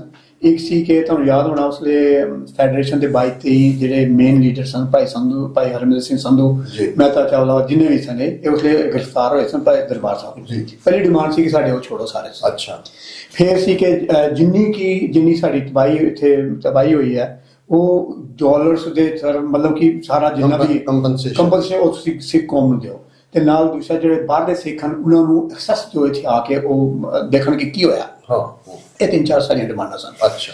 ਤੇ ਇੱਥੇ ਤੁਹਾਨੂੰ ਛੋਟੀ ਜਿਹੀ ਗੱਲ ਦੱਸ ਦਿਆਂ ਕਿ ਸਾਨੂੰ ਬਾਅਦ ਦੱਸਿਆ ਸੀ ਕਿ ਬਈ ਉਸ ਸਭ ਮਤਲਬ ਉਸ ਲਈ ਬੜੀ ਸਟਰੋਂਗ ਮੰਨੀ ਜਾਂਦੀ ਸੀ ਇੰਦਰਾ ਗਾਂਧੀ। ਉਹ ਵੀ ਇੱਕ ਵਾਰੀ ਹਿਲ ਗਈ ਸੀ ਕਿ ਬਈ ਇੰਨਾ ਵੱਡਾ ਐਕਸ਼ਨ ਹੋ ਗਿਆ। ਤੇ ਉਹਨਾਂ ਨੇ ਰਾਤੋਂ ਰਾਤ ਭਾਈ ਹਰਮਿੰਦਰ ਸਿੰਘ ਸੰਧੂ ਵਾਲਾ ਨੂੰ ਨਾ ਜੇਲ੍ਹ ਤੋਂ ਦਿੱਲੀ ਉਹਨਾਂ ਨੂੰ ਬੁਲਾ ਲਿਆ ਸੀ ਕਿ ਬਈ ਉਹਨਾਂ ਨੇ ਕਿਹਾ ਵੀ ਤੁਸੀਂ ਚਾਰਜ ਛਡਵਾਓ। ਤੇ ਉਹ ਉਹਨਾਂ ਦਾ ਬੜਾ ਸਾਫ ਸੁਥਰਾ ਇੱਕ ਬਿਆਨ ਸੀ ਕਿ ਵੀ ਤੁਸੀਂ ਉਹਨਾਂ ਨਾਲ ਡੀਲ ਕਰੋ, ਹੈ ਨਾ।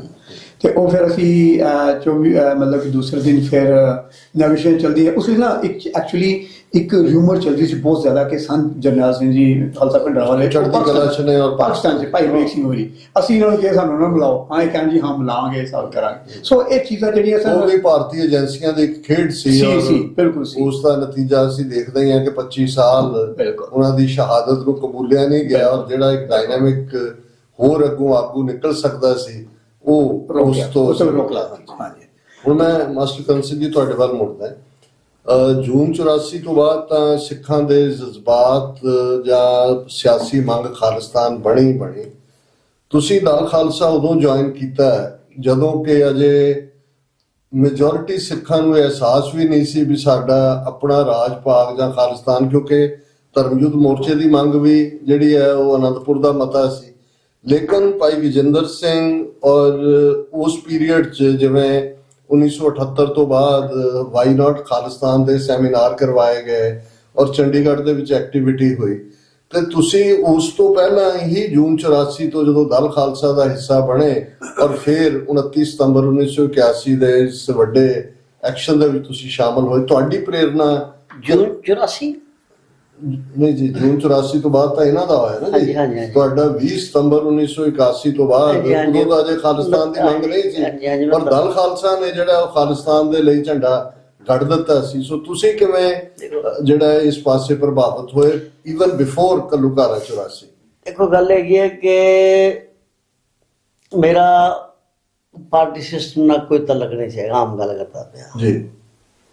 ਤੇ ਇਹ ਐਲਾਨ ਹੈਗਾ, ਸਾਰਿਆਂ ਨੂੰ ਪਤਾ, ਵਿਚਾਰੇ ਸਵਰਗੀ ਗਜਿੰਦਰ ਸਿੰਘ ਸਾਰਿਆਂ ਨੂੰ ਪਤਾ ਹੈਗਾ ਕਿ 1981 ਦੇ ਵਿੱਚ ਹਾਈਜੈਕਿੰਗ ਦੇ ਵਾਸਤੇ ਜਿਨ੍ਹਾਂ ਦੀ ਕਿਸਮਤ ਲਿਖਿਆ ਹੋਈ ਉਹ 5 ਬੰਦੇ ਆ ਗਏ ਸਾਹਮਣੇ ਜੀ, ਤੇ ਉਹਨਾਂ ਕਿਸਮਤ ਵਾਲਿਆਂ ਚੋਂ ਇੱਕ ਤੁਸੀਂ ਵੀ ਸੀ। ਹਾਂਜੀ। ਉਹ ਫਿਰ ਮੇਰਾ ਐਕਚੁਅਲੀ ਇਹਨਾਂ ਨੇ, ਮੈਂ ਕਿਤੇ ਨਜ਼ਮ ਪੜ੍ਹੀ ਸੀ ਉਰਦੂ ਦੀ ਸੈਕਟਰ 19 ਗੁਰਦੁਆਰੇ ਦੇ ਵਿੱਚ, ਤੇ ਕਿਤੇ ਗਜਿੰਦਰ ਸਿੰਘ ਨੇ ਮੇਰੀ ਨਜ਼ਮ ਸੁਣੀ ਸਾਰੇ ਨੇ, ਫਿਰ ਮੈਨੂੰ ਬਾਅਦ ਵਿੱਚ ਕਿਤੇ ਲੱਭ ਗਏ, ਕਹਿੰਦੇ ਤੁਸੀਂ ਮਿਲੋ ਸਾਨੂੰ। और चक्कर की है कि वो नज़म सुनाओगे? हाँ जी, बड़ी पुरानी है जी, बड़ी पुरानी, 40-45 साल याद कर सकते हो? नहीं, वो गुरु गोबिंद सिंह पातशाह दे। अच्छा अच्छा। होया कि उन्होंने जो मेरा पता लगा मैं कौन हैगा, एक्चुअली मैं 21 सैक्टर दे विच श्री साहब पा के खड़ा सी बस दे जी, उधरों होली से उधर। अच्छा। और यूनिवर्सिटी दे 3-4-5-6 उन्हें सारे रंग सुटी जा रही है, बेचारे परिवार है रंग सुटी है। वो गलती नाल ना मेरे कोल भी आ गया, तो मैं हिस्टोरिकल गल दसदा। हां, नहीं बड़ी अहम गल है। हां जी। वो आगे कहता हेलो होली है, ते कोल आ गया मेरे लंबा मुंडा सी, उदा भरा एक्चुअली शायद पंजाब यूनिवर्सिटी चंडीगढ़ दा प्रेजिडेंट सी या सैकटरी सी। वो आया ते कोल आया ते मैं श्री साहब कोल जी, और रंग इस तरह लैग उधर रंग उठ के टोटली मैं वो कहता नहीं मैं चल मैं श्री साहब इतने रखे ना, तो मैंने मारे कुसन तो डिग पिया थले, और मैं 6 फुट का बंदा सी। वो कहता तो मैंने मारे मेरा भरा ये मैंने वो अगे पुछदे पुछदे गजिंदर सिंह अगे दुकान से गजिंदर सिंह उसे गए बाहर बैठे जी, ए पीछे आया बंदा मारे मैं पर ना जाए तो ना जाना, वो कहता मैंने मारे बंदे ने। ਉਹਦੇ ਬਾਅਦ ਉਹ ਕਿਤੇ ਮਿਲੇ ਤੇ ਕਹਿੰਦੇ ਸੀ ਚੈਕਿੰਗ ਕਰਨੀ ਸੰਦ। ਮੈਂ ਕਿਹਾ ਅੱਛਾ, ਇਹ ਤੁਹਾਡਾ ਭਾਈ ਗਜਿੰਦਰ ਸਿੰਘ ਹੋਰਾਂ ਨਾਲ ਪਹਿਲਾ? ਹਾਂਜੀ ਹਾਂਜੀ। ਮੈਂ ਕਿਹਾ ਵੀ ਚੱਕਰ ਹੈਗਾ, ਪਿਸਤੌਲ ਵਗੈਰਾ ਹੈਗੀ ਆ। ਹੋਲੀ ਦਾ ਰੰਗ ਤਾਂ ਤੁਸੀਂ ਲੰਗੜ ਨਹੀਂ ਦਿੱਤਾ, ਪਰ ਸਿੰਗਾਊ ਰੰਗ। ਹਾਂਜੀ ਹਾਂਜੀ ਹਾਂਜੀ ਹਾਂਜੀ। ਉੱਥੋਂ ਮੇਰੇ ਉਹਨੂੰ ਪਤਾ ਲੱਗ ਗਿਆ, ਇਸ ਗੱਲ ਦਾ ਪਤਾ ਲੱਗ ਗਿਆ, ਗਜਿੰਦਰ ਸਿੰਘ ਨੂੰ ਪਤਾ, ਸਾਰਿਆਂ ਨੂੰ ਪਤਾ, ਰਾਮ ਸਿੰਘ ਨੂੰ ਪਤਾ ਸਾਰਾ। ਤੇ ਉਹ ਬੰਦੇ ਨੂੰ ਨਾ ਉਹਦਾ ਨੱਕ ਭੰਨਤਾ ਸੀ ਮੈਂ। ਉਹ ਖੈਰ मैं क्या भी पिस्तौल वगैरह, वो कहते पिस्तौल इजाजत नहीं आएगी। मैं कहा फिर मैं पिस्तौल देखो चलते हैं, अगर मैं तैयार है, कोई चक्कर नहीं। एक गल हैगी 20 सितंबर सन जी, हाँ जी, और गिरफ्तार होए ने 29 ਨੂੰ। ਤੇ ਮੈਂ ਇਹ ਵੀ ਰਿਮਾਰਕੇਬਲ ਹੈ, ਜਿਵੇਂ ਮੈਂ ਭਾਈ ਹਰਮਿੰਦਰ ਸਿੰਘ ਹੋਰਾਂ ਨੂੰ ਪੁੱਛ ਰਿਹਾ ਸੀ ਕਿ ਵੀ 3 ਜੂਨ ਨੂੰ ਘੱਲੂਘਾਰਾ ਵਾਪਰਦਾ 84 ਚ, ਔਰ ਤੁਸੀਂ ਜੁਲਾਈ ਦੇ ਪਹਿਲੇ ਹਫਤੇ 3 ਹਫ਼ਤੇ ਦੇ ਵਿੱਚ ਇੰਨਾ ਜ਼ਬਰਦਸਤ ਐਕਸ਼ਨ ਪਲਾਨ ਕਰਨਾ, ਪਰ ਤੁਹਾਡੇ ਕੇਸ ਦਾ ਰਾਦਰ 20 ਸਤੰਬਰ ਨੂੰ ਸੰਤਾਂ ਦੀ ਗ੍ਰਿਫਤਾਰੀ ਹੁੰਦੀ ਹੈ, 29 ਸਤੰਬਰ ਨੂੰ ਤੁਸੀਂ ਜਹਾਜ਼ ਐ ਉਡਾ ਕੇ ਲੈ ਜਾਂਦੇ, ਜਿਵੇਂ ਕਾਂ ਠੁੰਗਾ ਮਾਰ ਕੇ ਰੋਟੀ ਖੋ ਕੇ ਲੈ ਜਾਂਦੇ ਨੇ। ਮੈਨੂੰ ਲੱਭੇ, ਮੈਂ ਕਿਹਾ ਬਈ ਠੀਕ ਹੈ, ਮੈਂ ਰੈਡੀ ਹੈ, ਗੱਲ ਖਤਮ ਹੋ ਗਈ। ਜੇ ਮੈਂ ਚੱਕਰ ਕੀ ਹੋਇਆ ਦੱਸਾਂ ਗੱਲ, ਹਕੀਕਤ ਆ, ਸੱਚੇ ਹੋ ਜਾਂਦਾ। ਮੈਂ ਚਲਾ ਗਿਆ ਪਿੰਡ ਕਸ਼ਮੀਰ। ਅੱਛਾ। ਪਰ ਮੈਂ ਉਹਨੂੰ ਕਿਹਾ ਮੈਂ ਆ ਰਿਹਾ, ਕਹਿੰਦਾ ਸੰਤਾਂ ਦੀ ਗ੍ਰਿਫਤਾਰੀ 20 ਨੂੰ ਹੋ ਗਈ ਸੀ ਤੇ ਇਹ ਕਹਿੰਦੇ ਕੋਈ ਆਣਾ ਪੈਣਾ। ਮੈਂ ਕਿਹਾ ਆ ਰਿਹਾ ਕੋਈ ਗੱਲ। ਮੈਂ ਚਲਾ ਗਿਆ ਘਰ, ਮੈਂ ਚੁੱਪ ਕਰ ਨਾਨੀ ਨੂੰ ਮਿਲ ਕੇ ਆਇਆ। ਕਹਿੰਦੇ ਕਿਉਂ ਆਇਆ? ਮੈਂ ਕਿਹਾ ਵੈਸੇ ਮਿਲਣਾ ਹੈ। ਮਾਸੀ ਨੂੰ ਮਿਲਿਆ, ਨਾਨੀ ਨੂੰ ਮਿਲਿਆ, ਪਿੰਡ ਮਿਲਿਆ, श्रीनगर मैं होर कजना वगैरह ਨੂੰ ਮਿਲਿਆ। श्रीनगर ਰਾਮਬਾਗ ਸਾਡਾ ਘਰ ਸੀ। ਉਹਦੇ ਬਾਅਦ ਜੰਮੂ ਤੋਂ ਪੁੱਜ ਕੇ ਮੈਂ ਆ ਗਿਆ। ਮੈਂ ਕਿੱਥੇ ਗਿਆ, ਤੂੰ ਕਿੱਥੇ ਹੈਗਾ? ਮੈਂ ਕਿਹਾ ਮੈਂ ਇੱਥੇ ਹੈਗਾ।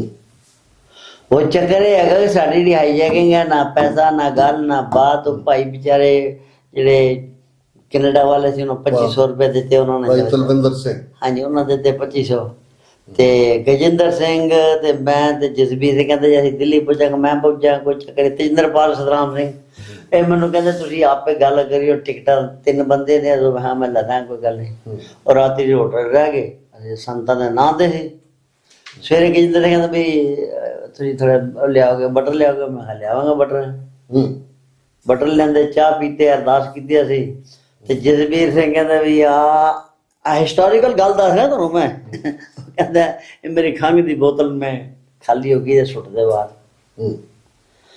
ਪਤਾ ਨਹੀਂ, ਮੈਨੂੰ ਰੱਬ ਜਾਣਦਾ, ਗੁਰੂ ਪਾਤਸ਼ਾਹ ਜਾਣਦਾ ਹੈਗਾ। ਹਿਸਟੋਰੀਕਲ ਗੱਲ ਤੁਹਾਨੂੰ ਦੱਸ ਰਿਹਾ ਜੀ। ਉਹ ਪਾਣੀ ਮੈਂ ਧੋ ਕੇ ਬੋਤਲ ਮੈਂ ਥਾਲਾ ਜਿਹਾ ਸੀ, ਮੈਂ ਉਹ ਲਿਫਾਫਾ ਜਿਹਦੇ ਵਿੱਚ ਬਟਰ ਲਿਆਂਦੇ ਉਹ ਪਾਤੇ ਇਹਦੇ ਵਿੱਚ। ਉਹ ਕਹਿੰਦਾ ਕਰਾਂ ਮੈਂ ਪਾਣੀ ਵਿੱਚ ਕੰਮ ਆ ਜਾਏਗੀ। ਇਹ ਫਿਰ ਮੈਨੂੰ ਸਤਨਾਮ ਸਿੰਘ ਤੇ ਤੇਜਿੰਦਰਪਾਲ ਸਿੰਘ ਏਅਰਪੋਰਟ ਦੇ ਪਹੁੰਚੇ। ਗਜਿੰਦਰ ਸਾਰੇ ਉਤਰੇ, ਮੈਂ ਉੱਥੇ ਗਿਆ। ਮੈਂ ਕਿਹਾ ਵੀ need the 3 tickets and this friend need 2 tickets। ਉਹਨੇ ਚੈੱਕ ਕੀਤਾ, ਕਹਿੰਦਾ ਯਾਰ ਹਮਕੋ ਹੈ 5 ਟਿਕਟੇ ਹੈ। ਮੈਂ ਅੱਖ ਮਾਰੀ, ਮੈਂ ਚਲੋ ਲਓ। 5 ਟਿਕਟਾਂ ਉਸੇ ਵੇਲੇ ਲਈਆਂ ਤੇ 3 ਬੰਦੇ ਚੱਲ ਗਏ ਤੇ ਉੱਥੇ ਚਲੇ ਗਏ। ਗਜਿੰਦਰ ਸਿੰਘ ਵਿਚਾਰੇ ਪਹਿਲਾਂ ਗਏ ਤੇ ਉਹਨਾਂ ਸ੍ਰੀ ਸਾਹਿਬ ਚੈੱਕ ਕੀਤੀ, ਚਲੇ ਗਏ। ਇੰਸਪੈਕਟਰ ਸੀ, ਸਰਦਾਰ ਸਿੰਘ ਹੋਰ ਬੰਦਾ ਸੀ। ਜਸਬੀਰ ਸਿੰਘ ਗਏ। ਜਦੋਂ ਮੈਂ ਗਿਆ ਤੇ ਉਹ ਕਹਿ ਬਈ ਹੈਲੋ ਰੁਕੋ ਸਾਰੇ। ਕਹਿੰਦੇ ਸਾਰਿਆਂ ਦੇ ਸ੍ਰੀ ਸਾਹਿਬਾਂ ਪਈਆਂ ਹੋਏ ਨੇ। ਉਹ ਕਹਿੰਦਾ ਇੰਸਪੈਕਟਰ ਅਲਾਓ ਹੈਗੀ ਸ੍ਰੀ ਸਾਹਿਬ। ਅਲਾਓ ਹੋਈ ਤੇ ਉਹ ਜਿਹੜਾ ਮੇਰਾ ਥੈਲਾ ਉਹਨੂੰ ਖੋਲਿਆ ਤੇ ਕਹਿੰਦੇ ਇਹ ਕੀ ਹੈ? ਮੈਂ ਚੈੱਕ ਕਰੋ, ਦਵਾਈ ਹੈ ਮੇਰੀ, ਪਾਣੀ ਹੈਗਾ। ਉਹਨਾਂ ਖੋਲ ਕੇ ਚੈੱਕ ਕੀਤੀ, ਕਹਿੰਦੇ ਚਲੋ। ਹੋਰ ਕਰਨਾਲ ਪਹੁੰਚ ਗਏ, ਸਾਡੀ ਹਾਈਜੈਕਿੰਗ ਹੋ ਗਈ। ਹਾਈਜੈਕਿੰਗ ਸੱਜੇ ਪਾਸੇ ਨੇ ਕੀ ਕੀਤਾ, ਕਿਸ ਤਰ੍ਹਾਂ ਕਰਾਇਆ? ਉਹ ਗਜਿੰਦਰ ਸਿੰਘ ਹੋਰੀ, ਜਸਬੀਰ ਸਿੰਘ ਪਹਿਲਾਂ ਪਾਇਲਟ ਉੱਥੇ ਚਲੇ ਗਏ, ਅੰਦਰ ਚਲੇ ਗਏ। ਵਾਦੇ ਅਸੀਂ 3 ਬੰਦਿਆਂ ਛਲਾਂਗਾਂ ਮਾਰਤੀਆਂ। ਛਲਾਂਗਾਂ ਮਾਰ ਕੇ ਮੈਨੂੰ ਨਹੀਂ ਪਤਾ ਗੁਰੂ ਪਾਸ਼ਾ ਜਦੋਂ ਮੈਂ ਹੱਥ ਕੱਟਤਾ ਆਪਣਾ ਪੂਰਾ ਕੁਰਬਾਨ ਦੇ ਨਾਲ ਜੀ। ਹੱਥ ਕੱਢੇ, ਖੂਨ ਮੈਂ ਮਲਿਆ, ਮੂੰਹ ਰੋਲਾ ਰੋਲਾ ਪੈ ਗਿਆ। ਉਹ ਜਿਹੜੀ ਬੀਬੀ ਇੱਥੇ ਆਈ ਸੀ ਇੱਥੇ ਦੀ, ਜੀ ਉਹਨੂੰ, ਉਹ ਤੁਹਾਡੀ ਵੀਡੀਓ ਕਲਿੱਪ ਬੜੀ ਵਾਇਰਲ ਹੋਈ ਹੈ ਜਿਹਨੇ ਬੀਬੀ ਨੇ ਦੱਸਿਆ। ਹਾਂਜੀ ਜੀ। ਉਹ ਚੱਕਰ ਹੈਗਾ ਕਿ ਉਹਦਾ ਖੂਨ ਹੈਗਾ ਤੇ ਉਹ ਜਸਬੀਰ ਸਿੰਘ ਵਿਚਾਰੇ ਬਾਹਰ ਕਹਿੰਦੇ ਤੂੰ ਜਾਣ ਅੰਦਰ ਕਾਕਪਟ। ਮੈਂ ਕਾਕਪਟ ਗਿਆ ਤੇ ਮੈਨੂੰ ਨਹੀਂ ਪਤਾ ਰੱਬ ਨੇ ਕੀ ਕੀਤਾ। ਮੈਂ ਫੋਨ ਅੱਗੇ ਕਰਾਂ, ਮੈਂ ਇੱਥੇ ਰੱਖੇ। ਕਹਿੰਦਾ ਸਰ, ਉਹ ਕਹਿੰਦਾ ਜਾ ਰਿਹਾ। ਮੈਂ ਕਿਹਾ ਚਲੋ ਉਤਾਰਿਆ। 5-4 ਮਿੰਟ ਦੇ ਬਾਅਦ ਜਹਾਜ਼ ਉਤਰਿਆ। ਬੋਲੇ ਸੋਨੇ ਲੋਗੀ ਸਵਾਰੀਆਂ ਸਾਰੇ। ਇੱਕ ਮਿੰਟ, ਖਾਲਸਾ ਜ਼ਿੰਦਾਬਾਦ। ਹੋਇਆ ਕੀ ਹੈ, ਉਸ ਪਾਇਲਟ ਦਾ ਬਾਅਦ ਇਹ ਬਿਆਨ ਹੈਗਾ ਕਿ ਆ ਬੰਦਾ ਜਿਹੜਾ ਮੇਰੇ ਕੋਲ ਆਇਆ ਨਾ, ਇਹਦੇ ਹੱਥ ਖੂਨ ਸੀ। ਮੈਂ ਕਿਹਾ ਬੰਦਾ ਅੰਦਰ ਮਾਰਤਾ ਤੇ ਜਿਹਨੇ ਬੰਦਾ ਅੰਦਰ ਮਾਰਤਾ ਤੇ ਮੈਂ ਕਿਹਾ ਮੈਨੂੰ ਨਾ ਮਾਰ ਦੇਵੇ। ਇਹ ਬਿਆਨ ਹੈਗਾ ਖਾਲਿਸਤਾਨ ਐਂਡ ਐਨਾਲਿਸਿਸ। ਇਹ ਬਹੁਤ ਵੱਡੇ ਸਿੱਖ ਜਰਨਲਿਸਟ ਨੇ ਦਿੱਲੀ ਤੋਂ ਕਿਤਾਬ ਜੀ। ਹੁਣ ਮੈਂ ਭਾਈ ਸਾਹਿਬ ਤੁਹਾਡੇ ਵੱਲ ਆਉਂਦਾ ਹੈ। ਜਦੋਂ ਤੁਸੀਂ ਉਤਰ ਗਏ ਲਾਹੌਰ ਏਅਰਪੋਰਟ ਤੇ ਔਰ ਤੁਸੀਂ ਉਹਨਾਂ ਦੇ, ਤੁਹਾਡਾ ਉੱਥੇ ਕੀ ਐਕਸਪੀਰੀਅੰਸ ਰਿਹਾ? ਕਿੰਨੇ ਸਾਲ ਤੁਸੀਂ ਜੇਲ੍ਹ 'ਚ ਰਹੇ? ਟਰਾਇਲ ਉੱਥੇ ਵੀ ਚੱਲਿਆ ਔਰ ਲੋਕਲ ਕੀ ਵਰਤਾਰਾ ਸੀ ਔਰ ਤੁਹਾਡਾ ਜੇਲ੍ਹ ਐਕਸਪੀਰੀਅੰਸ ਕੀ ਹੈ? ਕਿਉਂਕਿ ਬਹੁਤ ਵਾਰ ਜਿਹੜੇ ਰੈਵੋਲੂਸ਼ਨਰੀ ਨੇ ਉਹਨਾਂ ਦੀ ਜ਼ਿੰਦਗੀ 'ਚ ਤਬਦੀਲੀ ਜੇਲ੍ਹ ਟਰਮ ਲਿਆਉਂਦੀ ਹੈ। ਨੈਲਸਨ ਮੰਡੇਲਾ ਦਾ ਅਸੀਂ ਜ਼ਿਕਰ ਕਰਦੇ ਹਾਂ ਵੀ ਕਿਵੇਂ ਉਹ ਬਦਲਿਆ, ਜਾਂ ਭਾਈ ਸਾਹਿਬ ਭਾਈ ਰਣਧੀਰ ਸਿੰਘ ਜੀ ਜਿਨ੍ਹਾਂ ਦੀਆਂ ਜੇਲ੍ਹ ਚਿੱਠੀਆਂ ਅੱਜ ਵੀ ਬੜੀ ਵੱਡੀ ਮੋਟੀਵੇਸ਼ਨ ਹੈ ਕਿ ਵੀ ਕਿਵੇਂ ਹਾਰਡਸ਼ਿਪ ਦੇ ਵਿੱਚ ਬਾਣੀ ਦਾ ਆਸਰਾ ਹੁੰਦਾ ਹੈ। ਤੇ ਤੁਹਾਡੇ ਸਾਹਮਣੇ ਤਾਂ ਇੱਕ ਪੋਲੀਟੀਕਲ ਮੋਟਿਵ ਸੀ। ਤੁਸੀਂ ਇੱਕ ਉਸ ਮੁਲਕ 'ਚ ਬੈਠੇ ਸੀ ਜਿਨ੍ਹਾਂ ਦਾ ਇੱਕ ਆਪਣੀ ਤਹਿਜ਼ੀਬ ਹੈ ਔਰ ਤੁਸੀਂ ਸਿੱਖੀ ਵੈਲਿਊਜ਼ ਦੇ ਨਾਲ ਕਿਵੇਂ ਆਪਣੀ ਜੇਲ੍ਹ ਦਾ ਜਿਹੜਾ ਤੁਹਾਡਾ ਐਕਸਪੀਰੀਅੰਸ ਹੈ ਪਾਕਿਸਤਾਨ 'ਚ ਹੁੰਦਾ ਹੈ, ਇਹ ਕਿਉਂ ਜਾ ਰਿਹਾ? ਡਾਕਟਰ ਸਾਹਿਬ, ਇਹ ਹੈ ਕਿ ਸਾਡਾ ਟਰਾਇਲ ਸ਼ੁਰੂ ਹੋਇਆ ਸੀ ਜਦੋਂ 84 ਦੇ ਐਂਡ ਵਿੱਚ ਜੀ। ਤੇ ਉਸ ਲਈ ਅਸੀਂ ਪਹਿਲੇ ਲਾਹੌਰ ਸੀ, ਇੰਟਰੋਗੇਸ਼ਨ ਮਤਲਬ ਮਿਲਟਰੀ ਦੇ ਅੰਡਰ ਸੀ। ਤੇ ਉਸ ਦੇ ਬਾਅਦ ਫਿਰ ਫੈਸਲਾਬਾਦ ਜੇਲ੍ਹ 'ਚ ਰਹੇ ਜੀ। ਫੈਸਲਾਬਾਦ ਜੇਲ੍ਹ ਦੇ ਵਿੱਚੋਂ ਫਿਰ ਸਾਨੂੰ ਟ੍ਰਾਂਸਫਰ ਕੀਤਾ ਗਿਆ ਇੱਥੇ ਲਾਹੌਰ ਜੀ। ਇਹ ਮੇਰੇ ਖਿਆਲ ਦੇ ਵਿੱਚ ਜੋ ਮੈਂ ਐਨਾਲਾਈਜ਼ ਕੀਤਾ ਹੁਣ, ਇਹ ਜਦੋਂ ਨਾ ਇੰਦਰਾ ਗਾਂਧੀ ਦੀ ਲਾਸਟ ਸਪੀਚ ਸੀ, ਉਹਦੇ 'ਚ ਉਹਨੇ ਮੰਗ ਕੀਤੀ ਕਿ ਸਾਰੀ ਜਗ੍ਹਾ ਸਾਨੂੰ ਵਾਪਸ ਦਿਓ, ਅਸੀਂ ਉਹਨਾਂ ਨੂੰ ਟਰਾਇਲ ਕਰਾਂਗੇ ਇੱਥੇ। ਤੇ ਜ਼ਿਆਉਲ ਹਕ ਹੋਰਾਂ ਨੇ ਕਿਹਾ ਸੀ ਕਿ ਵੀ ਅਸੀਂ ਉਹਨਾਂ ਨੂੰ ਇੱਥੇ ਆਪਣੇ ਡੋਮੈਸਟਿਕ ਲਾਅ ਜਿਹੜਾ ਸਾਡਾ ਲਾਇਆ ਉਸ ਦੇ ਤਹਿਤ ਉਹਨਾਂ ਦਾ ਟ੍ਰਾਇਲ ਹੋਏਗਾ, ਫਿਰ ਟ੍ਰਾਇਲ ਹੋਏਗਾ। ਹਾਲਾਂਕਿ ਇੰਡੀਆ ਪਾਕਿਸਤਾਨ ਦੀ ਕੋਈ ਐਕਸਟ੍ਰੈਡੀਸ਼ਨ ਟ੍ਰੀਟੀ ਵੀ ਨਹੀਂ ਐਗਜ਼ਿਸਟ ਕਰਦੀ, ਤੇ ਉਹ ਫਿਰ ਉਹ ਸਾਨੂੰ ਨਾ ਉਸ ਨੂੰ ਫਿਰ ਫੈਸਲਾਬਾਦ ਤੋਂ ਫਿਰ ਵਾਪਸ ਲਾਹੌਰ ਲਿਆਂਦਾ ਗਿਆ ਜੀ। ਔਰ ਮੈਨੂੰ ਹਾਸਾ ਵੀ ਆਉਂਦਾ ਕਿ ਅਸੀਂ ਛੋਟੀ ਛੋਟੀ ਉਮਰ 'ਚ ਸੀ ਸਾਰੇ, ਤੇ ਲਾਹੌਰ ਜੇਲ੍ਹ ਨੂੰ ਇਸ ਤਰ੍ਹਾਂ ਨਾਲ ਤੋਪਾਂ ਵਗੈਰਾ ਨਾਲ ਨਾ ਮਤਲਬ ਕਿ ਜਿਹੜੀਆਂ ਉੱਥੇ ਬੀਡੀ ਸਨ, ਪਤਾ ਨਹੀਂ ਬੜੇ ਵੱਡੇ ਟੈਰਰਿਸਟ ਤਿਆਰ ਹੈ। ਤੇ ਐਨੀ ਹਾਊ ਸਾਨੂੰ ਉੱਥੇ ਫਿਰ ਸ਼ਿਫਟ ਕੀਤਾ ਗਿਆ ਲਾਹੌਰ ਫਿਰ ਸਾਡਾ ਟ੍ਰਾਇਲ ਸ਼ੁਰੂ ਹੋਇਆ ਸੀ। ਅੱਛਾ, ਉਹ ਲਾਹੌਰ ਡੇਵਿਸ ਤੁਹਾਨੂੰ ਕੋਟ ਲਖਪਤ ਜੇਲ੍ਹ 'ਚ ਰੱਖਿਆ ਗਿਆ? ਜੀ ਬਿਲਕੁਲ, ਸੈਂਟਰਲ ਜੇਲ੍ਹ ਕੋਟ ਲਖਪਤ, ਅਸੀਂ ਸਾਰੇ ਉੱਥੇ ਰਹੇ ਹਾਂ। ਤੇ ਉੱਥੇ ਸਾਡਾ ਟ੍ਰਾਇਲ ਸਾਡਾ ਸ਼ੁਰੂ ਹੋਇਆ। ਲਾਹੌਰ ਦੀ ਇੱਕ ਸਪੈਸ਼ਲ ਅਦਾਲਤ ਸੀ ਲਾਹੌਰ ਦੇ ਵਿੱਚ, ਡੇਵਿਸ ਰੋਡ ਦੇ ਵਿੱਚ ਨਾ, ਕਾਫੀ ਵੱਡਾ ਐਗਰੀਕਲਚਰ ਹਾਊਸ ਹੈ, ਉਹਨਾਂ ਨੂੰ ਪੂਰਾ ਨੂੰ ਖਾਲੀ ਕਰਾ ਕੇ ਸਾਡੇ ਅਦਾਲਤ ਬਣਾਈ ਸੀ ਉਹਨਾਂ ਨੇ। ਤੇ ਉੱਥੇ ਫਿਰ ਸਾਨੂੰ 86 ਜਨਵਰੀ ਦੇ ਵਿੱਚ 20 ਜਨਵਰੀ 1986 ਦੇ ਵਿੱਚ ਸਾਨੂੰ ਫਿਰ ਸਜ਼ਾਵਾਂ ਹੋਈਆਂ ਸਨ ਜੀ। ਉਹਦੇ ਵਿੱਚ ਸੱਚੇ ਪਾਤਸ਼ਾਹ ਹਉਮੈ ਤੋਂ ਬਚਾਏ, ਲੇਕਿਨ ਉਹਦੇ ਵਿੱਚ ਸਾਨੂੰ 3 ਜਣਿਆਂ ਨੂੰ ਸਜ਼ਾਏ ਮੌਤ ਹੋਈ ਸੀ ਜੀ। ਮੈਨੂੰ ਦਲੀਪ ਸਿੰਘ ਹੋਰਾਂ ਨੂੰ, ਪਰਮਿੰਦਰ ਸਿੰਘ ਹੋਰਾਂ ਨੂੰ, ਤੇ ਭਾਈ ਗੁਰਦੀਪ ਸਿੰਘ ਹੋਰਾਂ ਨੂੰ, ਭਾਈ ਰਵਿੰਦਰ ਸਿੰਘ ਨੂੰ ਉਮਰ ਕੈਦ ਹੋਈ ਸੀ ਜੀ। ਤੇ ਭਾਈ ਮਨਜੀਤ ਸਿੰਘ ਜੀ, ਭਾਈ ਮਲਾਗਰ ਸਿੰਘ ਹੋਰੀ, ਹਰਭਜਨ ਸਿੰਘ ਹੋਰੀ, ਗੁਰਵਿੰਦਰ ਸਿੰਘ ਹੋਰੀ, ਇਹਨਾਂ ਨੂੰ ਐਕਵਿਟ ਕੀਤਾ ਸੀ ਕੋਰਟ ਨੇ। ਅੱਛਾ। ਤੇ ਮੈਂ ਇਹ ਵੀ ਦੱਸਣਾ ਚਾਹਾਂ ਕਿ ਵੀ ਇਹ ਖਾਲਿਸਤਾਨ ਮੂਵਮੈਂਟ ਦੀ ਪਹਿਲੀ ਸਜ਼ਾਏ ਮੌਤ ਜਿਹੜੀ ਸਾਨੂੰ ਹੋਈ ਹੈ। ਬਾਅਦ ਵਿੱਚ ਸਾਡੇ ਥੋੜ੍ਹੇ ਅਰਸੇ ਦੇ ਬਾਅਦ ਭਾਈ ਸਤਵੰਤ ਸਿੰਘ ਹੋਰਾਂ ਨੂੰ ਹੋਈ ਸੀ ਜੀ, ਭਾਈ ਕੇਰ ਸਿੰਘ ਹੋਰਾਂ ਨੂੰ। ਇਹ ਉਹਨਾਂ ਦੇ ਸਾਡੇ ਬਾਅਦ 'ਚ ਹੋਈ ਸੀ, 1986 ਹੋਈ ਸੀ, ਲੇਕਿਨ ਸਾਡੇ ਮੇਰੇ ਖਿਆਲ ਉਹਨਾਂ ਨੂੰ ਸ਼ਾਇਦ ਨੀਅਰ ਅਬਾਊਟ 26 ਜਨਵਰੀ ਦੇ ਕਿਸ ਹੋਈ ਹੈ, 26 ਜਨਵਰੀ ਦੇ ਕਰੀਬ। ਤੇ ਸਜ਼ਾਵਾਂ ਦੇ ਬਾਅਦ ਫਿਰ ਸਾਨੂੰ ਜ਼ਾਹਿਰ ਸ਼ਿਫਟ ਕਰ ਦਿੱਤਾ ਗਿਆ। ਅਸੀਂ ਜਿਹੜੇ ਸਜ਼ਾਏ ਮੌਤ ਵਾਲੇ ਸਜ਼ਾਏ ਮੌਤ ਦੀ ਜਿਹੜਾ ਸੈੱਲ ਹੁੰਦੇ ਨੇ, ਅਲੱਗ ਹੁੰਦੇ ਨੇ, ਉੱਥੇ ਹੀ ਸੈਂਟਰਲ ਜੇਲ੍ਹ ਵਿੱਚ ਹੀ ਉੱਥੇ ਸਾਨੂੰ ਕਰ ਦਿੱਤਾ ਗਿਆ। ਮੈਂ ਉਸੀ ਉਦੋਂ ਤੁਹਾਡੇ ਅੰਦਰ ਕੀ ਫੀਲਿੰਗ? ਦੇਖੋ ਗੱਲ ਇਹ, ਮੈਂ ਉੱਥੇ ਆਉਂਦਾ, ਮੈਂ ਤਾਂ ਉਹ ਜਵਾਬ ਦੇਣ ਲੱਗਿਆ ਤਾਂ ਮੈਂ ਦੇਖੋ ਮੈਂ ਨਾ ਉੱਥੇ ਆਪਣੇ ਸਾਹਮਣੇ ਦੇਖੇ ਦਿਨ ਕਿ ਜਿਹੜੇ ਆਮ ਬਿਜ਼ਨਸ ਹੁੰਦੇ ਨਾ, ਸਜ਼ਾਏ ਮੌਤ ਦੇ ਕੈਦੀ ਹੋਣ, ਉਮਰ ਕੈਦੀ ਹੋਣ, ਜਿਹੜੇ ਮਰਡਰ ਕਰਕੇ ਆਏ ਦੇ, ਕੋਈ ਰੇਪ ਕੇਸਿਸ ਆਏ ਦੇ, ਉਹਨਾਂ ਨੂੰ ਮੈਂ ਪਾਗਲ ਹੁੰਦੇ ਦੇਖਦਾ, ਦਿਮਾਗੀ ਸੰਤੁਲਨ ਜਿਹੜਾ ਬਿਲਕੁਲ। ਉਹ ਸਾਨੂੰ ਉਸ ਸੈੱਲ ਦੇ ਵਿੱਚ 22 ਘੰਟੇ ਮਤਲਬ ਕਿ ਅੰਦਰ ਬੰਦ ਹੁੰਦੇ ਸੀ ਅਸੀਂ, ਸਵੇਰੇ 1 ਘੰਟਾ ਤੇ ਸ਼ਾਮੀ 1 ਘੰਟਾ। ਉਹ ਸਾਨੂੰ ਖੋਲ੍ਹਦੇ ਸੀ ਵਿਦ ਹੈਂਡਕਫਸ ਨਾ, ਹੱਥਕੜੀ ਲਾ ਕੇ ਬਾਹਰ ਸਾਨੂੰ। ਹੁਣ ਮੈਂ ਕਿਤੇ ਵਾਰੀ ਇਕੱਲੇ ਬੈਠਦਾ ਸੋਚਦਾ ਨਾ, ਤੇ ਮੈਨੂੰ ਸਮਝ ਤੇ ਹੈ ਕਿ ਬਈ ਇਹ ਸਿਰਫ ਤੇ ਸਿਰਫ ਪਾਤਸ਼ਾਹ ਦੀ ਬਖਸ਼ੀ ਸਦਕਾ ਸੀ, ਇੱਕ ਗੁਰਬਾਣੀ ਸਦਕਾ ਸੀ। ਨਹੀਂ ਤੇ ਡਾਕਟਰ ਸਾਹਿਬ 1 ਘੰਟਾ ਬੰਦਾ ਉਸ ਸੈੱਲ 'ਚ ਨਹੀਂ ਗੁਜ਼ਾਰ ਸਕਦਾ ਜਿੱਥੇ ਕਿ ਤੁਹਾਨੂੰ ਸਾਹਮਣੇ ਮੌਤ ਨਜ਼ਰ ਆਉਂਦੀ ਹੋਏ, ਹਨਾ। ਉਹ ਸਿਰਫ ਤੇ ਸਿਰਫ ਇੱਥੇ ਮੈਂ ਤੁਹਾਨੂੰ ਇੱਕ ਵਾਕਿਆ ਦੱਸਦੇ ਹਾਂ ਕਿ ਉੱਥੇ ਜਿਹੜਾ ਜੇਲ੍ਹ ਸੁਪਰਡੈਂਟ ਸਨ ਨਾ, ਉਹ ਆਪੇ ਵੀ ਕਿਸੇ ਟਾਈਮ ਉਸ ਸਜ਼ਾਏ ਮੌਤ 'ਚ ਰਹੇ ਸਨ। ਅੱਛਾ। ਤੇ ਇਹ ਉਹੀ ਸੁਪਰਡੈਂਟ ਸਨ ਜਿਹੜੇ ਕਿ ਜਿਨ੍ਹਾਂ ਨੇ ਭੁੱਟੋ ਸਾਹਿਬ ਨੂੰ ਫਾਂਸੀ ਦੇ ਵੇਲੇ ਉੱਥੇ ਹਾਜ਼ਰ ਸਨ। ਤੇ ਇਹ ਕਿਉਂਕਿ ਆਪੇ ਵੀ ਸਜ਼ਾਏ ਮੌਤ ਰਿਹਾ ਸੀ, ਕੋਈ ਆਪਣੀ ਰੰਜਿਸ਼ ਵਗੈਰਾ ਸੀ, ਫਿਰ ਐਕਵਿਟ ਹੋ ਗਿਆ ਤੇ ਫਿਰ ਇਹ ਸੁਪਰਡੈਂਟ ਬਣ ਗਏ ਸਨ ਉੱਥੇ ਦੁਬਾਰਾ। ਤੇ ਇਹ ਚੌਧਰੀ ਯਾਦ ਮੁਹੰਮਦ ਸਾਹਿਬ, ਤੇ ਇਹ ਥੋੜੀ ਜਿਹੀ ਬੋਲਦੇ ਸਨ ਪਹਾੜੀ ਉਹਦੇ ਵਾਲੀ। ਤੇ ਇਹ ਜਿਹੜੇ ਇਹਨਾਂ ਨੂੰ ਪਤਾ ਚੱਲਿਆ, ਤੇ ਪਤਾ ਤੇ ਸੀ ਕਿ ਅਸੈਂਬਲੀ ਜੇਲ੍ਹ 'ਚ ਆਏ ਨੇ, ਤੇ ਕੋਈ ਮਹੀਨੇ ਕੁ ਬਾਅਦ ਸਾਨੂੰ ਮਿਲਣ ਆਇਆ ਇੱਥੇ ਉੱਧਰ। ਤੇ ਮੈਂ ਉਸੇ ਸੈੱਲ 'ਚ ਰਿਹਾ ਕਿ ਜਿੱਥੇ ਭੁੱਟੋ ਸਾਹਿਬ ਰਹਿਣ ਜੀ। ਅੱਛਾ। ਜ਼ੁਲਫਕਾਰ ਭੁੱਟੋ ਸਾਹਿਬ ਰਹਿਣ ਨਾ, ਉਸੇ ਬਿਲਕੁਲ ਉਸੇ ਸੈੱਲ ਦੇ ਵਿੱਚ। ਡੈਥ ਸੈੱਲ ਸੀ ਨਾ ਜੀ? ਡੈਥ ਸੈੱਲ ਸੀ, ਹਾਂਜੀ। ਉਹ 3 ਸੈੱਲ ਸਨ ਜਿਹੜੇ ਭੁੱਟੋ ਸਾਹਿਬ ਨੂੰ ਮਿਲੇ ਸਨ।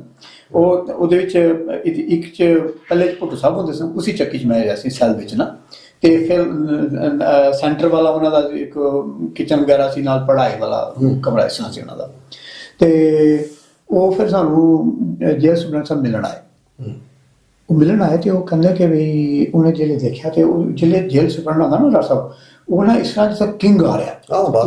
ਉਹਦੇ ਨਾਲ 4 ਸੁਪਰਡੈਂਟ DSP ਹੁੰਦੇ, 2-3-4 ਅਸਿਸਟੈਂਟ ਸੁਪਰਡੈਂਟ ਹੁੰਦੇ, ਫਿਰ ਸਿਪਾਹੀ ਹੁੰਦੇ, ਫਿਰ ਉਹਦੇ ਨੰਬਰਦਾਰ ਹੁੰਦੇ। ਬਹੁਤ ਅਮਲਾ ਫੈਲਾ ਹੁੰਦਾ। ਹਾਂ, 25-30। ਔਰ ਰੀਅਲੀ ਉੱਥੇ ਕਾਂ ਉੱਡਣ ਦੀ ਆਵਾਜ਼ ਤੱਕ ਪਿਨ ਡ੍ਰੌਪ ਸਾਇਲੈਂਸ ਹੁੰਦਾ ਉੱਥੇ। ਤੇ ਉਹ ਅੱਗੇ ਚੱਲਦੇ 2 ਸੰਤਰੀ ਹੋਸ਼ਿਆਰ ਜਿਹੜੇ ਆਏ, ਤੇ ਉਹ ਅਸੀਂ ਅੰਦਰ ਬੰਦ ਹੀ ਹੁੰਦੇ ਸੀ।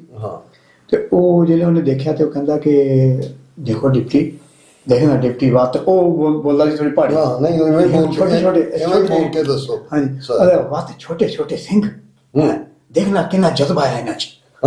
ਤੇ ਉਹ ਨਾ ਉਹ ਕਹਿੰਦਾ ਕਿ ਸਰਦਾਰ ਜੀ ਦੱਸੋ ਕੋਈ ਖਿਦਮਤ ਕੀ ਕਰੀ ਤੁਹਾਡੀ, ਕੋਈ ਸੇਵਾ ਦੱਸੋ ਮੇਰੇ ਵਾਸਤੇ। ਤੇ ਮੈਂ ਕਿਹਾ ਜੀ ਬੜੀ ਮਿਹਰਬਾਨੀ, ਸਿਰਫ ਸਾਨੂੰ ਨਾ ਹੁਣ ਉੱਥੇ ਸਾਡੇ ਕੋਲ 2 ਕੰਬਲ ਥੱਲੇ ਤੇ 1 ਕੰਬਲ ਉੱਪਰ ਲੈਣ ਵਾਸਤੇ, ਬਸ ਇੰਨਾ ਹੀ ਆ। ਤੇ ਅਸੀਂ ਨਾਲ ਥੋੜੇ ਜਿਹੇ ਗੁਟਕਾ ਸਾਹਿਬ ਰੱਖੇ ਸਨ, ਹੈ ਨਾ ਜੀ, ਜਿਹੜੇ ਅਸੀਂ ਉੱਪਰ ਥੋੜਾ ਜਿਹਾ ਉੱਤੇ ਨਾਲ ਲਟਕਾ ਦਿੰਦੇ ਸਨ। ਤੇ ਮੈਂ ਕਿਹਾ ਜੀ ਬੜੀ ਮਿਹਰਬਾਨੀ ਤੁਹਾਡੀ ਸੀ, ਸਾਨੂੰ ਨਾ ਤਕੀਏ ਦੇ ਦਿਓ, ਸਰਾਣੇ ਦੇ ਦਿਓ।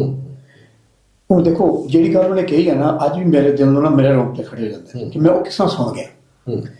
ਇਹ ਭਾਈ ਸੁੱਖਾ ਜਿੰਦਾ ਜਿਹੜੇ ਨੇ ਜਾ ਕੇ ਤਖਤੇਦਾਰ ਦੇ ਖੜੇ ਹੋ ਕੇ ਕਹਿੰਦੇ ਜੀ ਅਸੀਂ ਇਹ ਵੀ ਨਾ ਪਾਓ, ਅਸੀਂ ਆਪੇ ਪਾਵਾਂਗੇ, ਨਕਾਬ ਵੀ ਆਪੇ ਪਾਵਾਂਗੇ। ਕਿੰਨੀ ਵੱਡੀ ਉਹਦੀ ਜ਼ਰੂਰਤ ਹੋਏਗੀ, ਕਿੰਨੀ ਵੱਡੀ ਬਖਸ਼ਿਸ਼ ਹੋਈ ਸੱਚੇ ਪਾਤਸ਼ਾਹ ਦੀ। ਹਾਂਜੀ, ਤੇ ਉਹ ਕੀ ਕਹਿੰਦੇ ਮੈਨੂੰ, ਕਹਿੰਦੇ ਹਾਂ ਦੱਸੋ। ਮੈਂ ਜੀ ਸਰਾਣੇ ਦੇ ਦਿਓ, ਤਕੀਏ ਦੇ ਦਿਓ।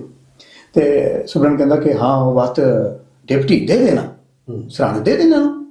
ਤੇ ਉਹ ਕਹਿੰਦਾ ਸਰ ਕਹਿੰਦਾ ਕੀ ਸਰ ਬਾਤ ਕੀ ਸਰ ਇਹਨਾਂ ਦੇ ਛੋਟੇ ਛੋਟੇ ਬੱਚੇ 21 ਸਾਲ ਦੀ ਕੀ ਉਮਰ ਹੁੰਦੀ ਹੈ ਨਾ, ਦੇ ਦੇਣਾ ਇਹਨਾਂ ਨੂੰ ਸਰਾਣੇ ਦੇ ਦੇਣਾ।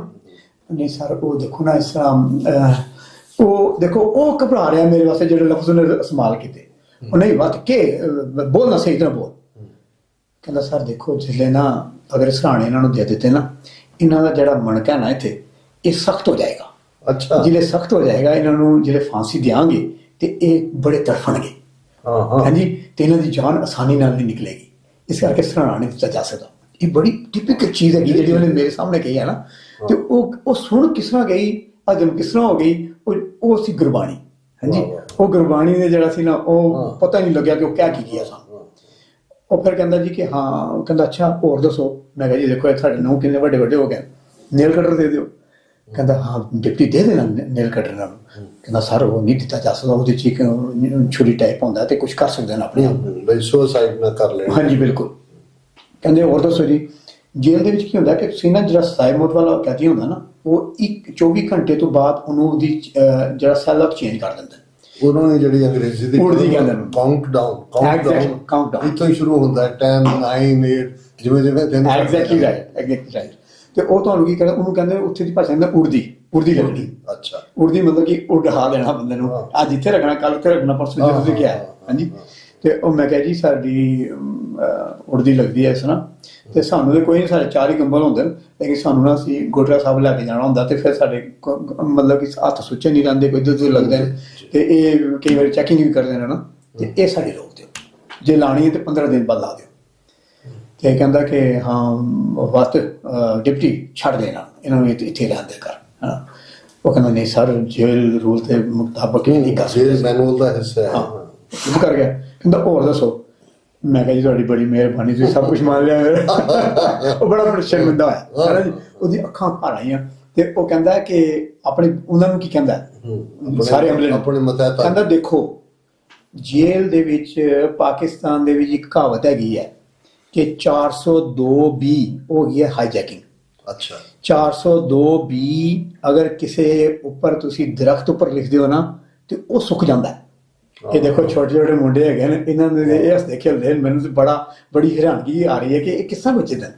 ਪਰ ਉਹ ਸਿਰਫ ਤੇ ਸਿਰਫ ਗੁਰਬਾਣੀ ਸੀ ਜੀ, ਜਿਹੜੀ ਤੁਸੀਂ ਗੱਲ ਪੁੱਛੀ ਨਾ ਕਿਸੇ ਕਿਸ ਤਰ੍ਹਾਂ ਜੇਲ੍ਹ ਗੁਜ਼ਾਰੀ।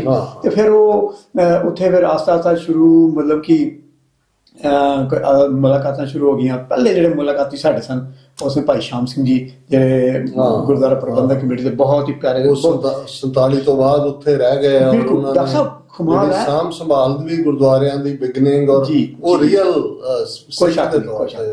ਔਰ ਤੁਸੀਂ ਨਾ ਸਾਡੀ ਜਿਹੜਾ ਟ੍ਰਾਇਲ ਹੁੰਦਾ ਸੀ ਨਾ, ਇਹ ਮੈਂ ਕੋਡ ਕਰਨਾ ਚਾਹਾਂਗਾ ਕਿ ਉਹ ਉੱਥੇ ਐਮਬੈਸੀ ਵਾਲੇ ਬੰਦੇ ਬੈਠੇ ਹੁੰਦੇ ਸਨ ਉਹਦੇ, ਇੰਡੀਅਨ ਐਮਬੈਸੀ ਦੇ, ਪਰ ਇੱਧਰ ਵਾਲੇ ਪਾਸੇ ਸਿਰਫ ਇੱਕ ਸਿੰਘ ਬੈਠਾ ਹੁੰਦਾ ਸੀ, ਭਾਈ ਸ਼ਾਮ ਸਿੰਘ ਜੀ। ਔਰ ਉਸਦੇ ਬਾਅਦ ਫਿਰ ਟ੍ਰਾਇਲ ਦੇ ਵਿੱਚ ਭਾਈ ਅਜੈਬ ਸਿੰਘ ਬਾਗੜੀ ਵੀ ਆਏ ਸਨ ਇੱਕ ਵਾਰੀ। ਅੱਛਾ, ਤੇ ਭਾਈ ਤਲਵਿੰਦਰ ਸਿੰਘ ਵਰਨ ਦੇ ਜਿਹੜੇ ਘਰੋਂ ਸਨ ਉਹਨਾਂ ਦੀ, ਉਹ ਵੀ ਸਾਨੂੰ ਪਹਿਲੇ ਫਿਰ ਗੰਗਾ ਸਿੰਘ ਢਿੱਲੋਂ ਵੀ ਆਏ, ਹੋਰ ਬੜੇ ਮਤਲਬ ਕਿ ਆਉਂਦੇ ਰਹੇ ਮਿਲੇ ਹਨ।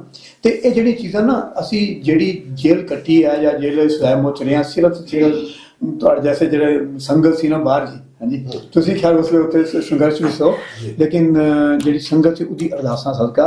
ਔਰ ਇੱਥੇ ਮੈਂ ਇੱਕ ਹੋਰ ਗੱਲ ਕੋਰ ਕਰਦੇ ਹਾਂ, ਇਹ ਬੜੀ ਚੀਜ਼ਾਂ ਛੋਟੀ ਛੋਟੀ ਜਿਹੜੀਆਂ ਹੁੰਦੀਆਂ ਨੇ ਬੜੀ ਮੈਟਰ ਕਰਦੀਆਂ ਨੇ। ਜੀ ਜੀ, ਉੱਥੇ ਤਜਿੰਦਰਪਾਲ ਸਿੰਘ ਹੋਰੀ ਹੈਗੇ ਨੇ, ਉਹਨਾਂ ਦੇ ਫਾਦਰ ਸਾਹਿਬ ਸਾਨੂੰ ਮਿਲਣ ਆਉਂਦੇ ਸਨ। ਉਹ ਬੜੇ ਬਜ਼ੁਰਗ ਸਨ, ਬੜੀ ਚੜ੍ਹਦੀ ਕਲਾ ਵਾਲੇ, ਬਹੁਤ ਹੀ ਚੜ੍ਹਦੀ ਕਲਾ ਵਾਲੇ। ਉਹ ਸੋਟੀ ਨਾਲ ਟੁਰਦੇ ਸਨ। ਤੇ ਉਹ ਜਦੋਂ ਅੰਦਰੋਂ ਸਾਨੂੰ ਮਿਲਣ ਆਏ ਨਾ, ਕਿਉਂਕਿ ਸਜ਼ਾਏ ਮੌਤ ਦੀ ਅੰਦਰ ਮੁਲਾਕਾਤ ਹੁੰਦੀ ਹੈ, ਇਹਨਾਂ ਦੀ ਬਾਹਰ ਹੁੰਦੀ ਸੀ ਉੱਥੇ ਜੋੜੀ ਵਿੱਚ। ਉਹ ਮੈਨੂੰ ਮਿਲਣ ਆਏ ਤੇ ਮੈਂ ਉਸ ਲਈ ਸਾਨੂੰ ਖੋਲਿਆ ਸੀ ਉਹਨਾਂ ਨੇ ਤੇ ਮੈਂ ਉਹਨਾਂ ਨੂੰ ਨਾ ਆਖਰੀ ਰਾਜ ਤੱਕ ਛੱਡਣ ਆਇਆ। ਮੈਂ ਆਇਆ ਤੇ ਉਹਨਾਂ ਨੇ ਉਹ ਮੁੜੇ ਤੇ ਤੁਹਾਨੂੰ ਸ਼ਾਇਦ ਹੋਇਆ ਕਿ ਜਿਹੜੇ ਮਿਲਟਰੀ ਦੇ ਹੁੰਦੇ ਨਾ, ਪੁਲਿਸ ਦੇ ਮਿਲਟਰੀ ਦੇ, ਉਹਨਾਂ ਦੇ ਨਾ ਕੀ ਕਰਦੇ ਨੇ, ਹੁਣ ਤੇ ਨਹੀਂ ਪਹਿਲੇ ਕਰਦੇ ਹੁੰਦੇ ਸਨ, ਦਰਵਾਜ਼ਿਆਂ ਤੇ ਨਾ ਉਹ ਲਾਲ ਜੀ ਬਜਰੀ ਪਾ ਦਿੰਦੇ ਸਨ ਹੈ ਨਾ, ਸ਼ੋਅ ਕਰਨ ਦੇ ਵਾਸਤੇ। ਉਹ ਮੁੜੇ ਤੇ ਮੈਂ ਤੇ ਖੜਾ ਸੀ ਤੇ ਉਹਨਾਂ ਨੇ ਨਾ ਬਜਰੀ ਚੁੱਕ ਕੇ ਨਾ ਜੀ ਆਪਣੇ ਮੱਥੇ ਨੂੰ ਲਾਈ।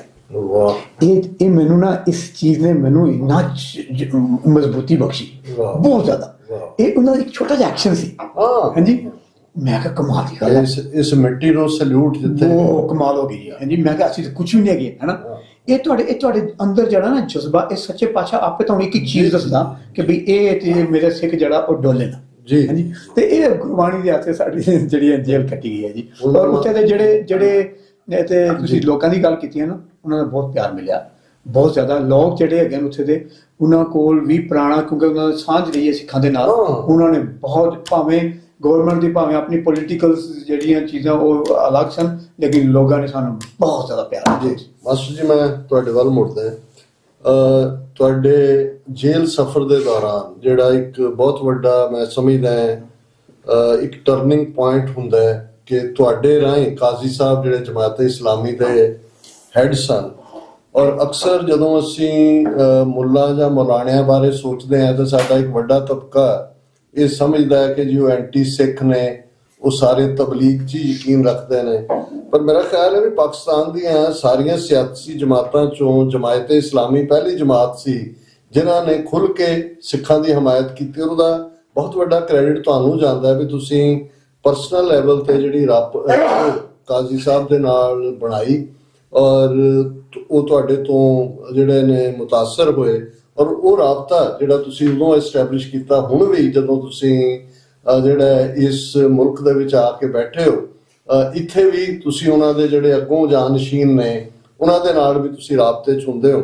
ਔਰ ਦੂਸਰਾ ਪੱਖ ਜਿਹੜਾ ਤੁਹਾਡੀ ਦਾਰਸ਼ਨਿਕਤਾ ਨਾਲ ਸੰਬੰਧਿਤ ਹੈ ਵੀ ਤੁਸੀਂ ਜੇਲ੍ਹ 'ਚ ਹੁੰਦੇ ਆ, ਜਿਵੇਂ ਲਿਟਰੇਚਰ ਰਾਹੀਂ ਜਾਂ ਦੂਸਰਾ ਤੁਸੀਂ ਮਾਸਟਰ ਦਾ ਲਕਬ ਆਨਰ ਜਿਹੜਾ ਉਹ ਰਾਦਰ ਤੁਹਾਨੂੰ ਮਿਲਿਆ, ਕਿਉਂਕਿ ਤੁਸੀਂ ਬਹੁਤ ਸਾਰਿਆਂ ਨੂੰ ਜਿਹੜਾ ਐਜੂਕੇਸ਼ਨ ਵੱਲ ਪ੍ਰੇਰਿਆ। ਅੱਜ ਨਨਕਾਣਾ ਸਾਹਿਬ ਦੇ ਪਰਿਵਾਰਾਂ 'ਚ ਵੀ ਉਹ ਕਲਿਆਣ ਸਿੰਘ ਹੋਣ, ਹਰਚਰਨ ਸਿੰਘ ਹੋਣ ਜਾਂ ਡਾਕਟਰ ਮਹੀਪਾਲ ਸਿੰਘ ਹੋਣ, ਜਦੋਂ ਅਸੀਂ ਪਾਕਿਸਤਾਨੀ ਉਹਨਾਂ ਸਿੱਖਾਂ ਵੱਲ ਦੇਖਦੇ ਹਾਂ ਜਿਹੜੇ ਇੱਕ ਸਟੇਜ ਦੇ ਉੱਤੇ ਵਿਚਾਰੇ ਰੋਲੇ ਜਿਹੇ ਹੋਏ ਸੀ, ਔਰ ਇਸ ਮੂਵਮੈਂਟ ਦੀ ਬਦੌਲਤ ਜਿੱਥੇ ਉਹਨਾਂ ਦਾ ਸਤਿਕਾਰ ਵੀ ਬਣਿਆ, ਉੱਥੇ ਅੱਜ ਉਹਨਾਂ ਨੇ ਆਲਾ ਤਾਲੀਮ ਵੀ ਲਈ ਹੈ ਔਰ ਚੰਗੇ ਅਹੁਦਿਆਂ ਤੇ ਸਰਵ ਕਰ ਰਹੇ ਨੇ।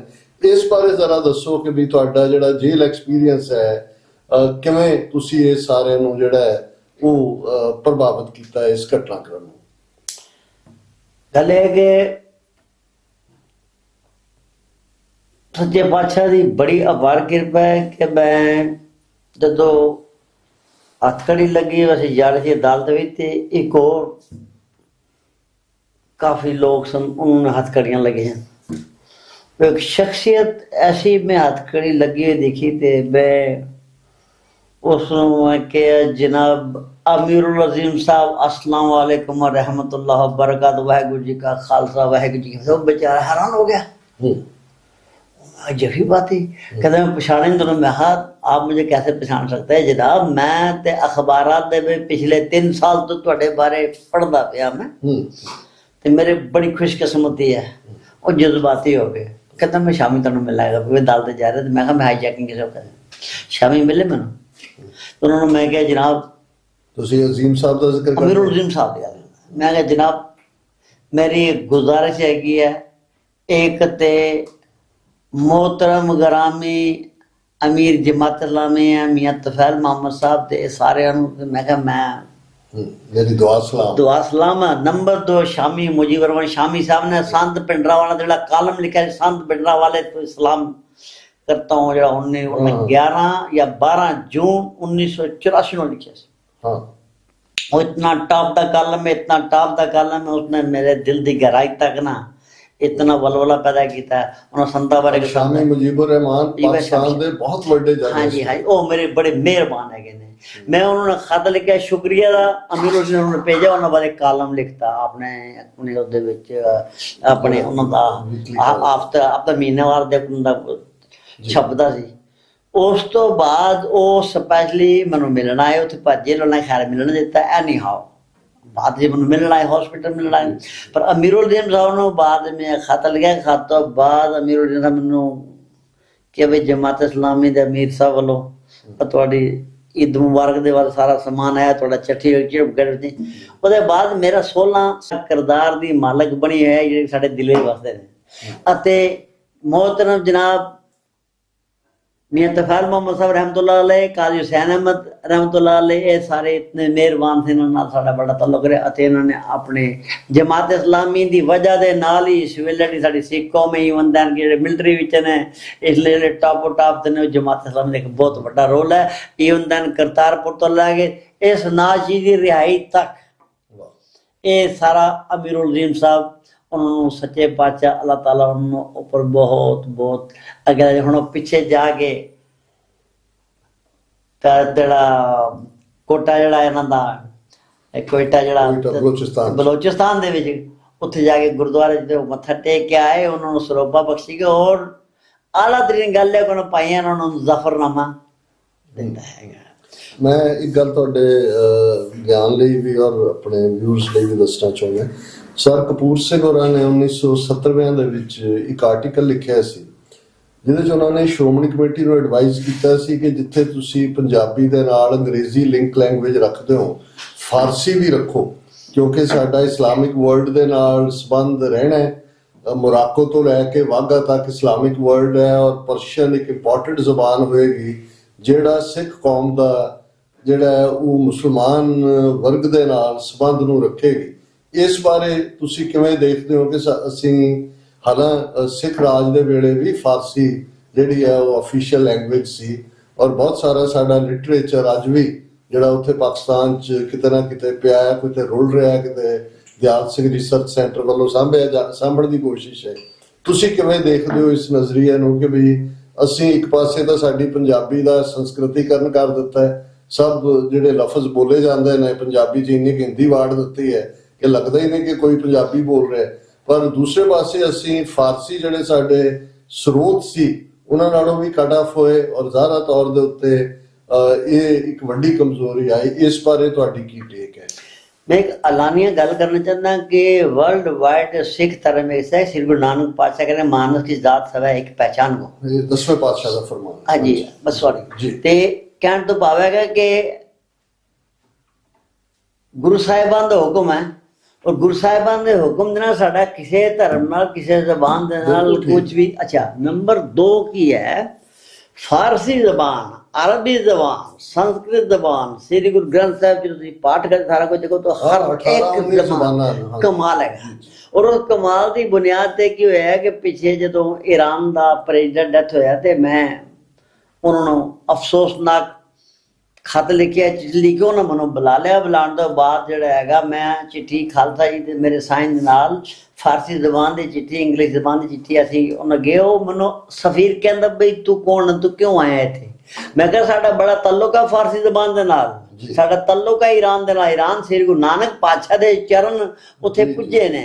वो बेचारा जज्बाती हो गया, इतना जज्बाती हो गया कि उसके बाद कहता भाई तू इत्थे लिख होना साडा जिहड़ा सदर मुमलका जिहड़े बेचारे शहीद हो गए ने लिख। मैं फारसी दे लिखिया दो सच्चे पातशाह दा हुक्मनामा जिहड़ा जफरनामा चूंकार हमाइल ते दर्द हिलाल उस बुर्दन बशमशीर दस्त दरे खाके शहीद बरग हाय लाल अमी पाशम के खून जबान हाले मिलते मां साजगार आमन। और मैं पूरा फारसी लिख के उतने जज्बाती हो गए। उसके बाद उन्हें महीने बाद सद्या, सद के उन्हें बहुत कल सद्या उत्थे। वो कहना तुहाडा फारसी ना की तलक है? मैं कहा फारसी का सिख कौम दे इतना तलक है। उन्होंने मेरे को जफरनामा अते भाई नंदलाल सिंह बादशाह जी की सारी उन्होंने मेरे को अशार मंगा के हुण वो ननकाना साहब जा रहे हैं। सो लिहाजा फारसी होए जिहड़ी मर्जी जबान है, पाकिस्तान होए जिहड़ी जगह होए, असी सिखी दी बुनियाद ते तमाम मज़ाहिब दे नाल खासकर फारसी दे नाल और पाकिस्तान के पाकिस्तान साडा जन्म है सिखी दा, पाकिस्तान दे इतना संस्कार है, पाक धरती है। हाँ जी अजे पाकिस्तान के मुसलमानां लई वो पाक धरती नहीं, उन्हां दी पाक धरती सऊदी अरेबिया, उन्हां दा मक्का मदीना उत्ते ਸਾਡੇ ਲਈ ਪਾਕ ਧਰਤੀ, ਸਾਡਾ ਨਨਕਾਣਾ ਸਾਹਿਬ, ਕਰਤਾਰਪੁਰ ਸਾਹਿਬ ਉੱਤੇ। ਮੈਂ ਭਾਈ ਹਰਮੰਦਰ ਸਿੰਘ ਜੀ ਤੁਹਾਡੇ ਵੱਲ ਮੁੜਦਾ। ਮੈਂ ਤੁਹਾਨੂੰ ਆਖਰੀ ਵਿੱਚ ਗੱਲ ਦੱਸਦਾ ਕਿ ਸਾਡਾ ਜਿਹੜਾ ਅਸੀਂ ਸੱਚੇ ਪਾਤਸ਼ਾਹ ਜੋ ਅਸੀਂ ਅਰਦਾਸ ਕਰਦੇ ਹਾਂ, ਜੋ ਰੋਲ ਕਰਦੇ ਹੈਗੇ, ਉਹਦੇ ਮੁਤਾਬਿਕ ਸੱਚੇ ਪਾਤਸ਼ਾਹ ਬਹੁਤ ਚੜ੍ਹਦੀ ਕਲਾ ਸਿੱਖ ਕੌਮ ਦੀ ਜਾ ਰਹੀ ਹੈ ਪਾਕਿਸਤਾਨ ਦੇ ਜੀ। ਗੁਰੂਵਾਰੇ। ਹੁਣ ਅਸੀਂ ਸੈਕੰਡ ਫੇਜ਼ ਵੱਲ ਆਉਂਦੇ ਹਾਂ। ਤੁਸੀਂ ਫਾਈਨਲੀ ਪਾਕਿਸਤਾਨ ਤੋਂ ਰਿਹਾ ਹੋਣ ਤੋਂ ਬਾਅਦ ਸਵਿਟਜ਼ਰਲੈਂਡ ਆਏ ਜੀ, ਔਰ ਇੱਥੇ ਵੀ ਸ਼ਹਿਰੀਅਤ ਹਾਸਲ ਕਰਨ ਲਈ ਜਾਂ ਰਹਿਣ ਦਾ ਹੱਕ ਲੈਣ ਲਈ ਤੁਹਾਨੂੰ ਲੰਬੀ ਸਟਰਗਲ ਕਰਨੀ ਪਈ। ਤੁਸੀਂ ਬੜੇ ਵੇਰਵੇ ਨਾਲ ਅੱਜ ਗੁਰਦੁਆਰਾ ਸਾਹਿਬ 'ਚ ਬੈਠੇ ਜਦੋਂ ਡਿਸਕਸ਼ਨ ਚੱਲ ਰਹੀ ਸੀ, ਤੁਸੀਂ ਦੱਸਿਆ ਵੀ ਕਿਵੇਂ ਪੈਰ ਪੈਰ ਤੇ, ਔਰ ਈਵਨ ਮੈਨੂੰ ਵੀ ਇਸ ਗੱਲ ਦਾ ਅੰਦਾਜ਼ਾ ਨਹੀਂ ਸੀ, ਕਿਉਂਕਿ ਜਦੋਂ ਮੈਂ ਸਵਿਟਜ਼ਰਲੈਂਡ ਵੱਲ ਦੇਖਦਾ ਹਾਂ ਤੇ ਮੈਨੂੰ ਹਮੇਸ਼ਾ ਇਹ ਲੱਗਦਾ ਵੀ ਇਹ ਦੋਨੋਂ ਵਰਲਡ ਵਾਰਸ ਦੇ ਵਿੱਚ ਨਿਊਟਰਲ ਰਿਹਾ ਮੁਲਕ, ਨਿਊਟਰੈਲਿਟੀ ਹੈ। ਫਿਰ ਨਾ ਇਹ ਨੈਟੋ ਦਾ ਮੈਂਬਰ ਹੈ, ਨਾ ਯੂਰਪੀਅਨ ਯੂਨੀਅਨ ਦਾ ਹੈ, ਨਾ ਇਹਨਾਂ ਦਾ ਭਾਰਤ ਨਾਲ ਬਾਰਡਰ ਲੱਗਦਾ, ਨਾ ਹੀ ਕੋਈ ਭਾਰਤ ਦੇ ਬਿਜ਼ਨਸ ਨਾਲ ਇਹਨਾਂ ਦੀਆਂ ਰੋਟੀਆਂ ਜੁੜੀਆਂ ਹੋਈਆਂ। ਪਰ ਇਹਦੇ ਬਾਵਜੂਦ ਡਿਫਰੈਂਟ, ਜਦੋਂ ਪ੍ਰੈਜ਼ੀਡੈਂਟ ਅਬਦੁਲ ਕਲਾਮ ਆਜ਼ਾਦ ਆਉਂਦਾ ਹੈ ਜਾਂ ਪ੍ਰਤਿਭਾ ਸਿੰਘ ਆਉਂਦੀ ਹੈ, ਕਿਵੇਂ ਈਵਨ ਤੁਹਾਡਾ ਕੇਸ ਰਾਹ ਨੇ ਜਿਸ ਲੈਵਲ ਤੇ ਲਿਜਾ ਕੇ ਉਹਨੂੰ ਐਜ਼ ਏ ਪੋਲੀਟੀਕਲ ਚਿਪ ਬਣਾਇਆ ਕਿ ਇਹਨਾਂ ਨੂੰ ਕੋਈ ਵਪਾਰ ਦਾ ਛੁੰਛੜਾ ਦਿਖਾ ਕੇ, ਭਾਵੇਂ ਉਹ ਐਮਨੀਸ਼ਨ ਹੈ ਜਾਂ ਤੁਹਾਡੀ ਡਰੱਗ ਮੈਨੂਫੈਕਚਰਿੰਗ ਦਾ ਵੀ, ਕਿਉਂਕਿ ਜਿਹੜਾ ਸਵਿਟਜ਼ਰਲੈਂਡ ਹੱਬ ਹੈ, ਜਿਵੇਂ ਰੋਸ਼ ਔਰ ਦੂਸਰਿਆਂ ਦੇ ਇੱਥੇ ਮੈਡੀਸਨ ਦਾ ਹੈਡਕੁਆਟਰ ਹੈ, ਤੁਸੀਂ ਉਹਦੇ ਬਾਰੇ ਇਨ ਬਰੀਫ ਦੱਸੋ ਕਿ ਵੀ ਇਹ ਤੁਹਾਡੀ ਸਟਰਗਲ 'ਚ ਤੁਸੀਂ ਕੀ ਮਹਿਸੂਸ ਕੀਤਾ ਕਿ ਵੀ ਕਿਸ ਲੈਵਲ ਤੇ ਈਵਨ ਇੰਡੀਅਨ ਸਟੇਟ ਇਹਨਾਂ ਮੁਲਕਾਂ ਦੇ ਵਿੱਚ ਵੀ ਸਿੱਖਾਂ, ਕਿਉਂਕਿ ਹੁਣ ਪਿਛਲੇ ਸਾਰੇ ਸਾਲ ਟ੍ਰਾਂਸਨੈਸ਼ਨਲ ਰਿਪਰੈਸ਼ਨ ਦਾ ਜ਼ਿਕਰ ਸ਼ੁਰੂ ਹੋਇਆ, ਪਰ ਇਹ ਤਾਂ ਕਿਉਂਕਿ ਹਰਦੀਪ ਸਿੰਘ ਨਿੱਜਰ ਦਾ ਕਤਲ ਫੜਿਆ ਗਿਆ, ਪਰ ਇੱਥੇ ਤਾਂ ਜਿਹੜੀ ਇੰਟਰਫੇਰੈਂਸ ਹੈ ਉਹ 84 ਤੋਂ ਵੀ ਪਹਿਲਾਂ ਸੀ, ਔਰ ਤੁਸੀਂ ਤਾਂ ਡਾਇਰੈਕਟ ਉਹਦੇ ਵਿਕਟਮ ਹੋ ਇਸ ਸਾਰੇ ਦੇ। ਲੇਕਿਨ ਫਿਰ ਵੀ ਤੁਸੀਂ ਬੜੀ ਹਿੰਮਤ ਦੇ ਨਾਲ ਇਹਨਾਂ ਸਾਰੀਆਂ ਰੁਕਾਵਟਾਂ ਨੂੰ ਦੂਰ ਕੀਤਾ, ਔਰ ਹੁਣ ਤੁਸੀਂ ਪ੍ਰੋਪਰਲੀ ਜਿਹੜਾ ਇਸ ਮੁਲਕ ਦੇ ਵਾਸੀ ਹੋ, ਔਰ ਇੱਥੇ ਦੀ ਸਿੱਖ ਕਮਿਊਨਿਟੀ ਨੂੰ ਤੁਸੀਂ ਆਰਗੇਨਾਈਜ਼ ਵੀ ਕਰਦੇ ਹੋ। ਜਨੀਵਾ ਦੇ ਵਿੱਚ ਜਿੰਨੀਆਂ ਬਹੁਤ ਸਾਰੀਆਂ ਐਕਟੀਵਿਟੀਜ਼ ਪਿਛਲੇ ਪੀਰੀਅਡ 'ਚ ਅਸੀਂ ਦੇਖੀਆਂ ਨੇ, ਉਹਨਾਂ ਦੇ ਵਿੱਚ ਵੀ ਤੁਹਾਡਾ ਲੀਡ ਰੋਲ ਹੁੰਦਾ ਹੈ, ਔਰ ਤੁਹਾਡੇ ਜਿਹੜਾ ਸਾਰਿਆਂ ਦੇ ਐਫਰਟ ਦੇ ਨਾਲ ਜਿਹੜਾ ਖੂਬਸੂਰਤ ਗੁਰਦੁਆਰਾ ਸਾਹਿਬ ਤੁਸੀਂ ਜਿਹੜਾ ਤਾਮੀਰ ਕੀਤਾ, ਜਿਹੜਾ ਕਿ ਔਰ ਤੁਸੀਂ ਉਸ ਗੁਰਦੁਆਰਾ ਸਾਹਿਬ ਦਾ ਨਾਂ ਵੀ ਸਮੁੱਚੇ ਜਿਹੜਾ ਉਹ ਮੁਲਕ ਦੇ ਨਾਂ ਦੇ ਉੱਤੇ ਹੀ ਰੱਖਿਆ, ਔਰ ਸੱਚਮੁੱਚ ਇਹ ਸੈਂਟਰ ਬਣਿਆ, ਕਿਉਂਕਿ ਜਨੀਵਾ ਬਹੁਤ ਅਹਿਮੀਅਤ ਰੱਖਦਾ ਹੈ। ਇਹ ਹਿਊਮਨ ਰਾਈਟਸ ਕੌਂਸਲ, ਜਿਸ ਨੂੰ ਕਿਸੇ ਜ਼ਮਾਨੇ 'ਚ ਕਮਿਸ਼ਨ ਕਿਹਾ ਜਾਂਦਾ ਸੀ, ਉਹਦਾ ਹੈਡਕੁਆਟਰ ਵੀ ਹੈ ਇਸੇ ਮੁਲਕ ਦੇ ਵਿੱਚ। ਐਮਨੈਸਟੀ ਇੰਟਰਨੈਸ਼ਨਲ ਦਾ ਹੈਡਕੁਆਟਰ ਵੀ ਹੈ। ਸੋ ਤੁਸੀਂ ਹੱਬ ਹੋ, ਸੋ ਤੁਸੀਂ ਉਸ ਆਪਣੀ ਸਟਰਗਲ ਬਾਰੇ ਇਨ ਬਰੀਫ ਜ਼ਰਾ ਚਾਨਣਾ ਪਾਓ। ਡਾਕਟਰ ਸਾਹਿਬ, ਗੱਲ ਇਹ ਹੈ ਕਿ ਉਹ ਜਿਹੜੀ ਗੱਲ ਸ਼ੁਰੂ ਕੀਤੀ ਸੀ ਮਾਸਟਰ ਜੀ ਨੇ, ਹੈ ਤੇ ਬੜੀ ਲੰਬੀ ਸਟੋਰੀ ਹੈ ਜੀ ਜੀ ਜੀ, ਔਰ ਮੇਰੇ ਖਿਆਲ ਦੇ ਵਿੱਚ ਮੁਸ਼ਕਲ ਹੀ ਹੋਏਗਾ ਮੇਰੇ ਵਾਸਤੇ ਸਮ ਅਪ ਕਰਨਾ, ਬੜੀ ਛੋਟੀ ਇਨ ਬਰੀਫ, ਕਿਉਂਕਿ ਅਸੀਂ ਟੁਵਰਡਸ ਦਾ ਐਂਡ ਵਧ ਰਹੇ ਹਾਂ ਇਸ ਪੋਡਕਾਸਟ ਦੇ। ਜੀ ਉਹ ਇਦਾਂ ਆ ਕਿ ਜਿਸ ਅਸੀਂ ਆਏ ਸੀ ਨਾ, ਤੇ ਸ਼ਾਰਟ ਦੇ ਵਿੱਚ ਤੁਹਾਨੂੰ ਦੱਸ ਰਿਹਾ ਕਿ ਬਈ ਸਾਨੂੰ ਇੱਥੇ ਦੇ ਜੱਜ ਜਿਹੜੇ ਸੀ ਜਿਹਨੇ ਇੰਟਰਵਿਊ ਲਿਆ, ਉਹਨਾਂ ਨੇ ਲਿਖਤੀ ਰੂਪ ਸਾਨੂੰ ਦਿੱਤਾ ਸੀ ਕਿ ਤੁਹਾਨੂੰ ਕਿਸੇ ਵੀ ਸੂਰਤ 'ਚ ਅਸੀਂ ਇਸ ਮੁਲਕ 'ਚ ਬਾਹਰ ਨਹੀਂ ਕੱਢਾਂਗੇ। ਲਿਖਤੀ ਰੂਪ ਦੀ ਸਾਡੇ ਕੋਲ ਉਹ ਕੋਈ ਇਹੋ ਜਿਹਾ ਸਬਬ ਬਣਿਆ ਸੀ, ਤੁਹਾਨੂੰ ਡਿਟੇਲ ਨਾਲ ਸਾਰੀ ਗੱਲ ਦੱਸੀ ਨਾ। ਤੇ ਉਸਦੇ ਬਾਅਦ ਇਹੋ ਚੀਜ਼ 3 ਸਾਲ ਬਾਅਦ ਸੇਮ ਜੱਜ ਨੇ ਸਾਨੂੰ ਕੰਟਰੀ ਆਊਟ ਦੇ ਆਰਡਰ ਦੇ ਦਿੱਤੇ। ਹੁਣ ਤੁਸੀਂ ਅੰਦਾਜ਼ਾ ਲਾਓ ਕਿ ਬਈ ਇੱਕ ਜੱਜ ਪੂਰਾ ਕਨਵਿੰਸ ਹੋ ਕੇ ਤੁਹਾਨੂੰ ਲਿਖਤੀ ਰੂਪ ਦੇ ਵਿੱਚ ਤੁਹਾਨੂੰ ਆਪਣਾ ਡਿਸੀਜ਼ਨ ਦੇ ਰਿਹਾ, ਤੇ 3 ਸਾਲ ਦੇ ਬਾਅਦ ਕਿਉਂ ਡਿਸੀਜ਼ਨ ਬਦਲੇਗਾ? ਇਟ ਮੀਨਸ ਉਹ ਪ੍ਰੈਸ਼ਰ ਆਇਆ ਹੈ ਨਾ, ਇੱਥੇ ਕੋਈ ਦੋ ਰਾਹ ਤੇ ਆਇਆ ਨਹੀਂ। ਹੁਣ ਉਹ 3 ਸਾਲ ਦੇ ਵਿੱਚ ਸਾਡੇ ਕੋਲ ਕੋਈ ਇਹੋ ਜਿਹਾ ਸਬੂਤ ਨਹੀਂ ਸੀ, ਪਰ ਸਾਨੂੰ ਪਤਾ ਸੀ ਕਿ ਇਹ ਚੀਜ਼ ਹੋਈ ਹੈ। ਬਾਅਦ 'ਚ ਉਹ ਇੱਕ ਅਨਆਫੀਸ਼ੀਅਲੀ ਮੀਟਿੰਗ ਦੇ ਵਿੱਚ ਜੱਜ ਸਾਹਿਬ ਮੰਨ ਵੀ ਗਏ ਬਈ ਹਾਂ ਉਸ ਦਾ ਪ੍ਰੈਸ਼ਰ ਸੀ। ਫਿਰ ਹਾਈ ਕੋਰਟ ਦੇ ਵਿੱਚ ਗਿਆ, ਫਿਰ ਕਮਿਸ਼ਨ ਉਧਰ ਗਿਆ, ਬੜਾ ਮਤਲਬ ਕਿ ਇੱਥੇ ਕੀ ਹੈ ਕਿ ਅਗਰ ਤੁਹਾਡਾ ਇੱਕ ਵਾਰੀ 2 ਵਾਰੀ ਨੈਗੇਟਿਵ ਆ ਗਿਆ, you have to leave the country, ਮਤਲਬ ਜੋ ਕੋਈ ਚਾਂਸ ਹੀ ਨਹੀਂ ਹੈ ਤੁਹਾਡਾ। ਪਰ ਸੱਚੇ ਪਾਤਸ਼ਾਹ ਨੇ ਸਾਨੂੰ ਨਾ ਕੋਈ, ਸਾਡੇ ਕੋਲ ਘੱਟ ਤੋਂ ਘੱਟ ਮੇਰੇ ਖਿਆਲ 11-12 ਵਾਰ ਸਾਡੇ ਕੋਲ ਨੈਗੇਟਿਵ ਆਇਆ, ਸਾਡੇ ਕੰਟਰੀ ਆਊਟ ਦੇ ਆਰਡਰ ਆਏ, ਤੇ ਸੱਚੇ ਪਾਤਸ਼ਾਹ ਨੇ ਸਾਨੂੰ, ਜਿਵੇਂ ਬੰਦਾ ਕਿਸੇ ਨੂੰ ਖੂਜ ਸੁੱਟ ਦਿੰਦਾ ਨਾ, ਫਿਰ ਸੱਚੇ ਪਾਤਸ਼ਾਹ ਬਾਹਰ ਕੱਢ ਲੈਂਦਾ, ਇਸ ਤਰ੍ਹਾਂ ਸਾਡੇ ਨਾਲ ਹੋਇਆ। ਔਰ ਫਿਰ ਆਖਰ ਵਿੱਚ ਜਾ ਕੇ ਸਾਨੂੰ ਜਿਸੇ ਬਿਲਕੁਲ ਇਹਨਾਂ ਨੇ, ਮੇਰੇ ਖਿਆਲ 2008-09 ਦੀ ਗੱਲ ਹੈ, ਬਸ ਇਸ ਦੌਰਾਨ ਕੀ ਹੈ ਕਿ ਬਈ ਇੱਥੇ 3 ਵਾਰੀ ਡੈਲੀਗੇਸ਼ਨ ਆਏ ਤੇ ਬੜੀ ਵਾਰੀ ਹੋਣਗੇ, ਲੇਕਿਨ ਸਾਡੇ ਨੋਟਿਸ ਜਿਹੜੇ ਸਾਡੇ ਨਾਲ ਤਲਕ ਸੀ ਜਨਾਬ ਜੀ। ਪਹਿਲੀ ਵਾਰੀ ਜਦੋਂ ਡੈਲੀਗੇਸ਼ਨ ਆਇਆ ਤੇ ਉਹਦੇ ਵਿੱਚ ਡੈਲੀਗੇਸ਼ਨ ਨੇ ਇਹਨਾਂ ਨੂੰ ਕਿਹਾ ਕਿ ਬਈ ਅਸੀਂ ਤੁਹਾਡੇ ਨਾਲ ਬੜੇ ਜਿਹੇ ਫਰੈਂਡਲੀ ਰਿਲੇਸ਼ਨ ਚਾਹੁੰਦੇ ਹਾਂ, ਇਕਨੋਮਿਕ ਰਿਲੇਸ਼ਨ ਚਾਹੁੰਦੇ ਹਾਂ। ਤੇ ਦੇਖੋ ਉਸ ਵੇਲੇ ਇਹਨਾਂ ਨੇ 275 ਮਿਲੀਅਨ ਦੇ ਵੈਪਨਸ ਸਵਿਟਜ਼ਰਲੈਂਡ ਕੋਲ ਖਰੀਦੇ ਸਨ। ਪਾਕਿਸਤਾਨ ਨੇ ਵੀ ਖਰੀਦੇ ਸਨ, ਪਾਕਿਸਤਾਨ ਨੀਅਰ ਅਬਾਊਟ 175 ਦੇ ਖਰੀਦ ਮਿਲੀਅਨ। ਹੁਣ ਕਹਿੰਦੇ ਸੀ ਅਸੀਂ ਤੁਹਾਨੂੰ ਇਸ ਤੋਂ ਜ਼ਿਆਦਾ ਕਰਨਾ ਚਾਹੁੰਦੇ ਹਾਂ, ਲੇਕਿਨ ਤੁਸੀਂ ਟੈਰਰਿਸਟ ਨੂੰ ਪਨਾਹ ਦਿੱਤੀ ਦੀ ਹੈ। ਐਗਜ਼ੈਕਟਲੀ ਉਹ ਡੈਲੀਗੇਸ਼ਨ ਵਾਪਸ ਜਾਂਦਾ, ਫਿਰ ਸਾਨੂੰ ਨੈਗੇਟਿਵ ਆ ਜਾਂਦਾ, ਕੰਟਰੀ ਆਰਡਰ ਦੇ ਆਰਡਰ ਜਾਂਦੇ। ਸੇਮ ਚੀਜ਼ 2005 ਵਿੱਚ ਜਾ ਕੇ ਹੋਈ। ਸੇਮ ਫਿਰ ਕੀ ਹੋਇਆ, ਜਦੋਂ ਸਾਨੂੰ ਇਹਨਾਂ ਨੇ 2000 ਤਕਰੀਬਨ 9 ਦੇ ਵਿੱਚ ਬਿਲਕੁਲ ਫਿਨਿਸ਼ ਕਰਤਾ ਸਾਡਾ ਕੇਸ, ਫਿਰ ਸਾਡੇ ਕੋਲ ਇੱਕੋ ਚਾਂਸ ਸੀ ਕਿ ਅਸੀਂ ਜਾਂ ਤਾਂ ਯੂਰਪੀਅਨ ਕੋਰਟ 'ਚ ਜਾਂਦੇ ਜਾਂ ਫਿਰ ਯੂਨਾਈਟਿਡ ਨੇਸ਼ਨ ਜਾਂਦੇ, ਯੂਨਾਈਟਿਡ ਕਮਿਸ਼ਨ ਅਗੇਂਸਟ ਟਾਰਚਰ। ਹੁਣ ਕਮਿਸ਼ਨ ਅਗੇਂਸਟ ਟਾਰਚਰ ਦਾ ਇਹ ਸਿਗਨੇਟਰੀ ਹੈਗਾ ਜਿਹੜਾ ਮੁਲਕ ਅਸੀਂ ਬੈਠੇ ਨੇ, ਯੂਰਪੀਅਨ ਤਕਰੀਬਨ ਮੁਲਕ ਹੈਗਾ, ਇੰਡੀਆ ਨਹੀਂ ਹੈਗਾ, ਤਕਰੀਬਨ ਯੂਰਪੀਅਨ ਮੁਲਕ ਜਿਹਦੇ ਸਿਗਨੇਟਰੀ ਹੈਗੇ ਜੀ। ਹੁਣ ਅਸੀਂ United nation commission against torture ਕੋਲ ਗਏ ਆਪਣਾ ਸਾਰਾ ਕੇਸ ਲੈ ਕੇ। ਉਹਦੇ ਵਿੱਚ ਸਾਡਾ ਕੇਸ, ਉੱਥੇ ਵੀ ਬੜੇ ਡਰਾਮੇ ਡਰੂਮੇ ਹੋਏ, ਬਹੁਤ ਚੀਜ਼ਾਂ ਚੱਲੀਆਂ। ਉਹਦੇ ਵਿੱਚ ਇਹ ਦਰਜ ਹੋਇਆ, ਔਰ ਕਹੋਗੇ ਮੈਂ ਤੁਹਾਨੂੰ ਭੇਜਾਂਗਾ ਵੀ ਡਿਸੀਜ਼ਨ ਤੁਸੀਂ ਪੜ੍ਹਿਓ। ਤੇ ਮੈਂ ਜਦੋਂ ਵੀ ਮੈਂ ਹਾਲਾਂਕਿ ਬੜੀ ਵਾਰੀ ਡਿਸੀਜ਼ਨ ਪੜ੍ਹਿਆ ਹੋ, ਇੱਥੇ ਵੀ ਸੱਚੇ ਪਾਤਸ਼ਾਹ ਦੀ ਤੁਸੀਂ ਪੜ੍ਹੋਗੇ ਨਾ, ਮੈਂ ਮੇਰੀ ਅੱਖਾਂ ਕਦੇ ਭਰ ਆਉਂਦੀਆਂ ਕਿ ਸੱਚੇ ਪਾਤਸ਼ਾਹ ਕਿੱਥੇ ਕਿੱਥੇ ਕਿੱਥੇ ਬਚਾਉਂਦਾ ਆਪਣੇ ਸਿੱਖਾਂ ਨੂੰ। ਤੇ ਉਹਦੇ ਵਿੱਚ ਸਾਨੂੰ 2009 ਦੇ ਵਿੱਚ ਅਸੀਂ ਫਿਰ ਕਮਿਸ਼ਨ ਅਗੇਂਸਟ ਟਾਰਚਰ ਕੋਲ ਗਏ ਹਾਂ। ਉੱਥੇ ਸਾਡਾ ਕੇਸ 1.5-2 ਸਾਲ ਚੱਲਿਆ।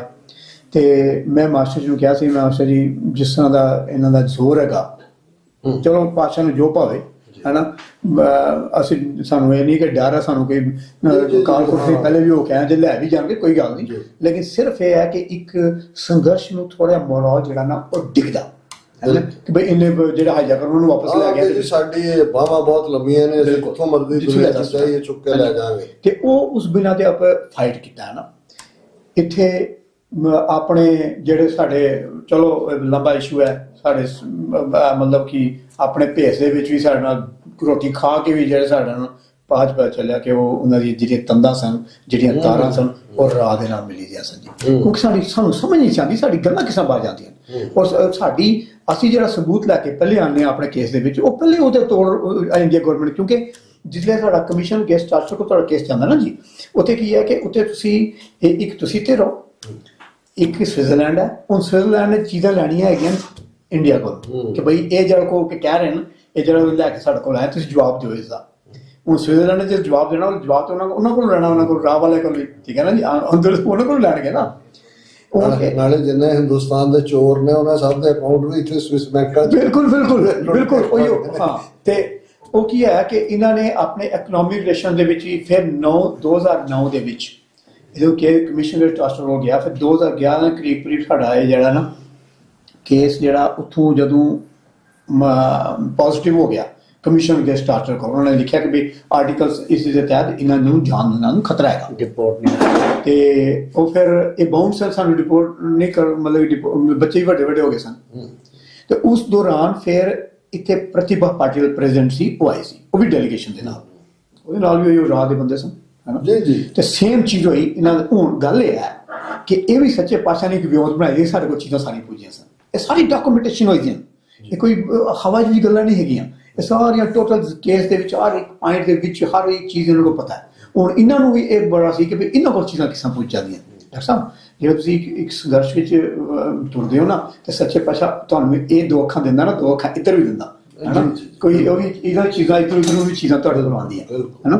ਫਿਰ ਬੰਦਾ ਕਹਿੰਦਾ ਕਿ ਡਰਨਾ ਨਹੀਂ ਹੈ, ਕੇਅਰਫੁਲ ਰਹਿਣਾ, ਰਾਈਟ, ਕੇਅਰਫੁਲ ਹੋ ਕੇ ਤੁਸੀਂ ਆਪਣੀ ਚੀਜ਼ ਨੂੰ ਫਾਈਟ ਕਰਨੀ ਹੈ। ਦੁਸ਼ਮਣ ਬਾਤ ਕਰੇ ਅਨਹੋਣੀ, ਦੁਸ਼ਮਣ ਨੇ ਤਾਂ ਬਿਲਕੁਲ ਅਨਹੋਣੀ ਕਰਨੀ ਹੈ, ਸਾਨੂੰ ਅਲਰਟ ਹੋਣ ਦੀ ਲੋੜ ਹੈ। ਹਾਂਜੀ, ਹੁਣ ਇਸ ਦੇ ਵਿੱਚ ਮਤਲਬ ਕਿ ਉੱਪਰ ਪਾਰ ਮਤਲਬ ਕਿ ਉਤਰਾਅ ਚੜਾਅ ਵੀ ਆਏ। ਇਸ ਦੇ ਵਿੱਚ ਮੈਂ ਤੁਹਾਨੂੰ ਜ਼ਿਕਰ ਕਰਨਾ ਚਾਹਾਂਗਾ, ਪਹਿਲੇ ਵੀ ਤੁਹਾਨੂੰ ਜ਼ਿਕਰ ਕੀਤਾ ਸੀ, ਜਿਸ ਤਰ੍ਹਾਂ ਤੁਹਾਡੇ ਰਿਪੂ ਦਮਨ ਮਲਿਕ ਸਾਹਿਬ ਸਨ ਨਾ ਉੱਥੇ, ਉਹਨਾਂ ਦਾ ਇੱਕ ਕੇਸ ਹੋਇਆ ਜਦੋਂ ਸਾਰਾ ਬਿਜ਼ਨਸ ਵਗੈਰਾ ਤਬਾਹ ਹੋ ਗਿਆ। ਸੇਮ ਰਣਜੀਤ ਸਿੰਘ ਹੋਏ, ਇਹ ਵੀ ਸੰਘਰਸ਼ ਦੇ ਵਿੱਚ ਸਨ, ਇਹਨਾਂ ਦਾ ਵੀ ਕੇਸ ਇਹ ਚੀਜ਼ ਢੇਰ ਚੜ ਗਿਆ। ਐਨੀ ਹਾਓ ਹੁਣ ਜਦੋਂ ਸਾਡਾ ਇਹ ਹੁੰਦਾ ਵੀ ਅਸੀਂ ਅਮਰੀਕਾ 'ਚ ਵੀ ਇਹ ਮਹਿਸੂਸ ਕੀਤਾ ਹੈ ਜੀ ਕਿ Indian agencies regularly miss information ਉਹਨਾਂ ਇੰਡੀਵਿਜੂਅਲਸ ਬਾਰੇ ਜਿਹੜੇ ਐਕਟਿਵ ਨੇ ਉਹ ਫੀਡ ਕਰਦੇ ਬਹੁਤ ਜ਼ਿਆਦਾ, ਔਰ ਇਹਨਾਂ ਮੁਲਕਾਂ ਦੀਆਂ ਇੰਟੈਲੀਜੈਂਸ ਏਜੰਸੀਆਂ ਉਹਨੂੰ ਕੋਈ ਉਹਦਾ ਛਾਨਣਾ ਨਹੀਂ ਲਾਉਂਦੀਆਂ, ਦੇ ਜਸਟ ਬਿਲੀਵ ਇਟ। ਉਹ ਅਖਬਾਰਾਂ ਦੀਆਂ ਕੱਢੀਆਂ ਆਪ ਹੀ ਉਹਨਾਂ ਨੇ ANI ਵਰਗੀਆਂ ਏਜੰਸੀਆਂ ਦੇ ਵਿੱਚ ਖਬਰ ਪਲਾਂਟ ਕੀਤੀ ਹੁੰਦੀ ਹੈ, ਉਹਦੇ ਤੇ ਬੇਸਡ ਇੱਥੇ ਵੀ ਪਾਬੰਦੀਆਂ ਲਾ ਦਿੰਦੇ ਨੇ ਔਰ ਉਹਨਾਂ ਦੇ ਝੂਠੇ ਕੇਸ ਵੀ ਰਜਿਸਟਰ ਕਰਦੇ ਨੇ। ਬਿਲਕੁਲ, ਇਹਨਾਂ ਨੇ ਕੀ ਕੀਤਾ ਹੈ ਕਿ ਇੱਥੇ ਸਾਡੇ ਬੰਦਿਆਂ ਨੇ ਨਾ ਇਹਨਾਂ ਨੂੰ ਨਾ ਵੱਡੀਆਂ ਲਿਸਟਾਂ ਬਣਾ ਕੇ ਦਿੱਤੀਆਂ ਕਿ ਇਹ ਬੜੇ ਟੈਰਰਿਸਟ ਹੈਗੇ। ਇਹਨਾਂ ਨੇ ਸਾਡੇ ਕੋਲ ਡਾਕੂਮੈਂਟਸ ਬੇਦ ਸਾਰੇ ਹੋ, ਹੈ ਨਾ, ਵੱਡਾ ਇਹਨਾਂ ਨੇ ਮੈਪ ਜਿਹਾ ਬਣਾ ਕੇ ਮੇਰਾ ਮਾਸਟਰ ਜੀ ਦਾ ਰਣਜੀਤ ਸਿੰਘ ਹੋਰਾਂ ਦਾ ਵੀ ਇਹ ਇੱਥੇ ਦੇ ਇਹਨੇ ਹੱਬ ਬਣਾਏ ਦੇ ਨੇ, ਇੱਥੇ ਇਹਨਾਂ ਦੇ ਵੈਪਨਸ ਹਨ, ਇੱਥੇ ਫੈਬਰੀਕੇਟਡ, ਸਾਰਾ ਫੈਬਰੀਕੇਟਡ। ਹੁਣ ਜਦ ਇਹਨਾਂ ਕੋਲ ਆਏਗਾ ਨਾ ਇੱਕ ਆਮ ਬੰਦੇ ਕੋਲ, ਇਹ ਥੋੜਾ ਡਰ ਜਾਂਦੇ ਨੇ ਹੈ ਜਿਹੜੀ ਗੱਲ ਤੁਸੀਂ ਕਹੀ ਹੈ ਇਹ ਉਹ ਆਪਣਾ ਐਕਸ਼ਨ ਕਰ ਦਿੰਦੇ ਨੇ। ਇਹ ਚੀਜ਼ਾਂ ਸਾਡੇ ਨਾਲ ਹੋਈਆਂ, ਡਬਲ ਚੈੱਕ ਨਹੀਂ ਕਰਦੇ ਫੈਕਟਸ। ਨਾ ਉਹ ਜੋ ਚੀਜ਼ਾਂ, ਪਰ ਮੈਂ ਕਹਿੰਦਾ ਕਿ ਜੋ ਸਾਡੇ ਨਾਲ ਹੋਇਆ ਨਾ, ਇਹ ਮੈਂ ਜਿਹੜੀ ਇੱਥੇ ਦੀ ਜਿਹੜੇ ਚੀਫ ਹਨ ਇੰਟੈਲੀਜੈਂਸ ਦੇ, ਉਹ ਬਹੁਤ ਅੱਛਾ ਬੰਦਾ ਸੀ ਉਹ ਜੀ। ਉਹ ਹੁਣ ਉਹ ਕਹਿੰਦਾ ਸੀ ਕਿ ਬਈ ਸਾਨੂੰ ਜਿਸ ਤਰ੍ਹਾਂ ਇਹਨਾਂ ਨੇ ਇਨਫੋਰਮੇਸ਼ਨ ਦਿੱਤੀਆਂ ਨਾ, ਗਲਤ ਇਨਫੋਰਮੇਸ਼ਨ ਦਿੱਤੀਆਂ ਇਹਦੇ ਦੁਨੀਆ ਅਸੀਂ ਬਿਲੀਵ ਕਰ ਰਿਹਾ, ਪਰ ਹੁਣ ਇਹ ਕਿ ਸਾਨੂੰ ਕੋਈ ਕਹਿੰਦਾ ਕਹਿਣਾ ਨਹੀਂ ਚਾਹੀਦਾ ਕਿ ਜੇ ਤੁਸੀਂ ਕਿਧਰੇ ਕਰਦੇ ਵੀ ਹੋਗੇ ਨਾ ਗਲਤ ਕੰਮ, ਅਸੀਂ ਤਾਂ ਵੀ ਨਹੀਂ ਆਉਣਾ, ਕਿਉਂਕਿ ਇਹਨਾਂ ਨੂੰ ਇਤਬਾਰ ਹੋ ਗਿਆ ਕਿ ਨਹੀਂ ਇਹ ਚੀਜ਼ ਹੈ ਨਹੀਂ, ਇਹ ਜਿਹੜਾ ਇਹਨਾਂ ਦਾ ਇਮੇਜ ਹੈ ਅੱਜ ਸਿੱਖੀ ਦੇ ਉਹ ਬਿਲਕੁਲ ਕਲਿਸਟਰ ਕਲੀਅਰ ਹੈ। ਸੋ ਮੇਰਾ ਕਹਿਣਾ ਭਾਵ ਇਹ ਹੈ, ਮੈਂ ਅਸਲ 'ਚ ਘੜੀ ਵੱਲ ਨਜ਼ਰ ਮਾਰ ਰਿਹਾ, ਪਤਾ ਹੀ ਨਹੀਂ ਲੱਗਾ ਵੀ ਕਦੋਂ ਅਸੀਂ ਸਵਾ ਘੰਟਾ 1.5 ਘੰਟਾ ਗੱਲਬਾਤ ਕਰ ਰਹੇ। ਮੈਂ ਗੁਰਦੁਆਰਾ ਸਾਹਿਬ ਦਾ ਤੁਸੀਂ ਮੈਂ ਕਲੋਜ਼ਿੰਗ ਦੇ ਵਿੱਚ ਜਿੱਥੇ ਤੁਸੀਂ ਮੈਂਸ਼ਨ ਕਰੋ ਗੁਰਦੁਆਰਾ ਸਾਹਿਬ ਸਵਿਟਜ਼ਰਲੈਂਡ, ਇਹਦੇ ਵਿੱਚ ਜਿਹੜਾ ਇੱਥੇ ਸੱਚੇ ਪਾਤਸ਼ਾਹ ਨੇ ਸਾਨੂੰ ਬਖਸ਼ਿਸ਼ ਕੀਤੀ ਹੈ, ਇਹਨੂੰ ਨਾ ਸਵਿਟਜ਼ਰਲੈਂਡ ਦੀ ਗਵਰਨਮੈਂਟ ਆਪਣਾ ਇੱਕ ਐਸੈਟ ਮੰਨਦੀ ਹੈ ਕਿ ਐਸੈਟ ਇਨ ਦਾ ਸੈਂਸ ਹਾਂ ਉਹ ਐਸੈਟ ਇਹਨਾਂ ਮੰਨਦੀ ਹੈ ਕਿ ਵੀ ਇਹ ਇੱਕ ਇੰਨੀ ਸੋਹਣੀ ਚੀਜ਼ ਬਣੀ ਦੀ ਹੈ ਇੱਥੇ, ਇਹ ਉਹਨੂੰ ਸਿਕਿਉਰਿਟੀ ਪੁਆਇੰਟ ਆਫ ਵਿਊ ਤੋਂ ਮਤਲਬ ਕਿ ਹਰ 2-3 ਹਫ਼ਤੇ ਬਾਅਦ ਇੱਥੇ ਪੁਲਿਸ ਆ ਕੇ ਦੇਖਦੀ ਹੈ ਬਈ ਠੀਕ ਹੈ, ਹਰ ਚੀਜ਼ ਠੀਕ ਹੈ, ਮਤਲਬ ਕਿ ਹਰ ਚੀਜ਼ ਨੂੰ ਜਿਸ ਤਰ੍ਹਾਂ ਆਪਣੇ ਚਰਚ ਨੂੰ ਕਰਦੇ ਨੇ ਜੀ।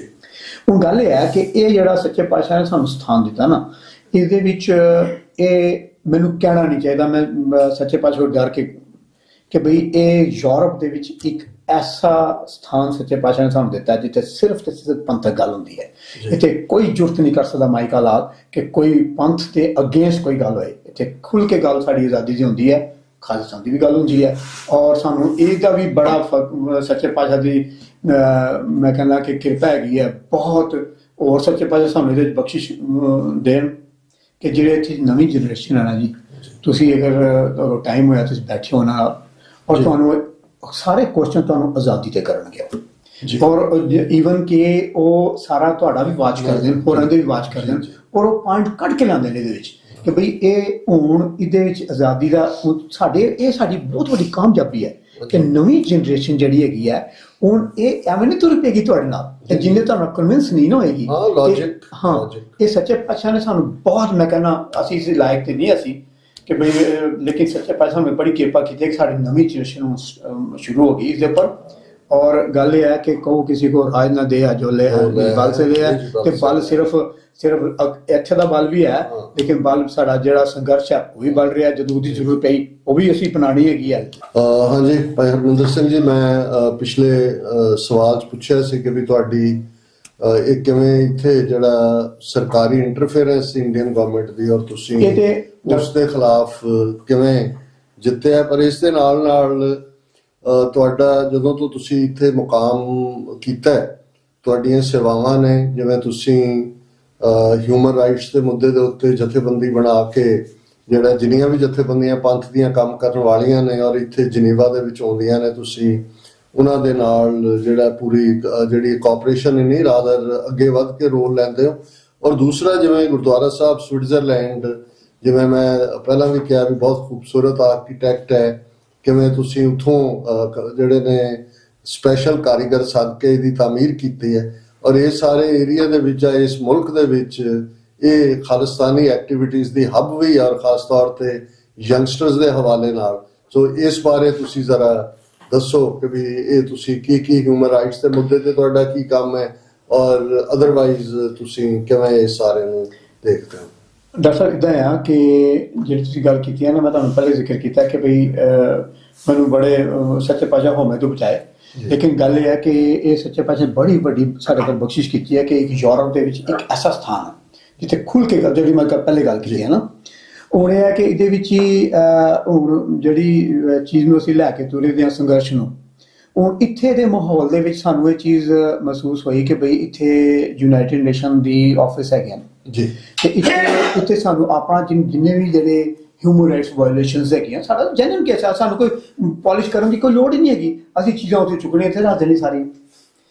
ਹੁਣ ਉਹਦੇ ਵਿੱਚ ਹਿਊਮਨ ਰਾਈਟਸ ਦੇ ਜਿੰਨੇ ਵੀ ਇੱਥੇ ਸੈਸ਼ਨ ਹੁੰਦੇ ਨੇ ਅਸੀਂ ਉਹ ਅਟੈਂਡ ਕਰਦੇ ਰਹੇ ਹਾਂ, ਡੈਮੋਨਸਟ੍ਰੇਸ਼ਨਸ ਵੀ ਹੁੰਦੀਆਂ ਰਹੀਆਂ ਇੱਥੇ। ਔਰ ਜਿਵੇਂ ਜਿਵੇਂ ਵਕਤ ਗੁਜ਼ਰਦਾ ਗਿਆ ਉਸ ਤਰ੍ਹਾਂ ਚੀਜ਼ਾਂ ਇਹ ਚੇਂਜ ਹੁੰਦੀਆਂ ਗਈਆਂ। ਬੜੇ ਬੜੇ ਵੱਡੇ ਇਕੱਠ ਵੀ ਹੋਏ ਇੱਥੇ। ਜੈਨੋਸਾਈਡ ਪੈਟੀਸ਼ਨ 84 ਪੈਟੀਸ਼ਨ ਜਿਹਦੇ ਵਿੱਚ 6 ਫॉर ਜਸਟਿਸ ਵਾਲੇ ਵੀ ਆਏ ਸਨ, ਉਹਨਾਂ ਨੂੰ ਮਿਲ ਕੇ ਬੜਾ ਵੱਡਾ ਇਕੱਠ ਹੋਇਆ ਸੀ, ਹੈ ਨਾ। ਕਿ ਚਲੋ ਇੱਕ ਬੜਾ ਵੱਡਾ ਲੰਬਾ ਇਸ਼ੂ ਹੈ ਕਿ ਕਿਸ ਤਰ੍ਹਾਂ ਚੀਜ਼ਾਂ ਹੋਈਆਂ। ਉਹ ਉਹਦੇ ਨਾਲ ਵੀ ਰਿਹਾ। ਕਮਲਨਾਥ ਉੱਪਰ ਕੇਸ ਹੋਇਆ, ਉਹ ਵੀ ਇਥੋਂ ਕੀਤਾ ਗਿਆ। ਭਾਈ ਪਰਮਜੀਤ ਸਿੰਘ ਪੰਮੇ ਹੋਰਾਂ ਦਾ ਕੇਸ ਸੀ, ਉਹ ਵੀ ਸੱਚੇ ਪਾਤਸ਼ਾਹ ਨੇ ਬੜੀ ਬਖਸ਼ਿਸ਼ ਕੀਤੀ। ਉਹ ਵੀ ਇੱਥੇ ਸੰਗਤਾਂ ਦੇ ਸੰਯੋਗ ਦੇ ਨਾਲ ਸੀ। ਉਹ ਵੀ ਉਹਨਾਂ ਦਾ ਵੀ ਕੇਸ ਇੱਥੋਂ ਹੀ ਮਤਲਬ ਕਿ ਪੋਜ਼ਿਟਿਵ ਹੋਇਆ ਸੀ ਜੀ।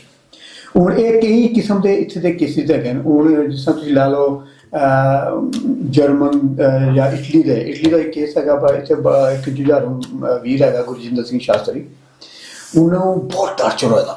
ਉਹਨੂੰ ਤੁਸੀਂ ਤੁਰਦੇ ਵੀ ਦੇਖੋਗੇ ਨਾ, ਉਹ ਬਹੁਤ ਜ਼ਿਆਦਾ ਟਾਰਚਰ ਸੀ। ਉਹਦਾ ਕੇਸ ਵੀ ਅਸੀਂ ਇੱਥੇ ਲੈ ਕੇ ਗਏ ਸੀ ਯੂਨਾਈਟਿਡ ਨੇਸ਼ਨਸ।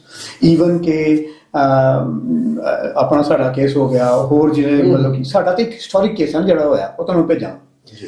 ਮਤਲਬ ਕਹਿਣ ਦਾ ਭਾਵ ਜਿੰਨੀਆਂ ਵੀ ਚੀਜ਼ਾਂ ਮਤਲਬ ਸਾਡੇ ਕੋਲ ਆਉਂਦੀਆਂ ਰਹੀਆਂ ਉਹ ਅਸੀਂ ਯੂਨਾਈਟਿਡ ਨੇਸ਼ਨ ਦੇ ਕੋਲ ਮਤਲਬ ਕਿ ਅਗਰ ਤੁਸੀਂ ਕਦੀ ਖੋਜ ਕਰੋਗੇ ਤੇ ਉਹ ਤੁਹਾਨੂੰ ਲੱਗੇਗਾ ਕਿ ਵੀ ਇਹ ਕਿੰਨੀ ਕੁ ਮਤਲਬ ਕਿ ਕੰਮ ਇੱਥੇ ਹੋਇਆ, ਬਹੁਤ ਜ਼ਿਆਦਾ।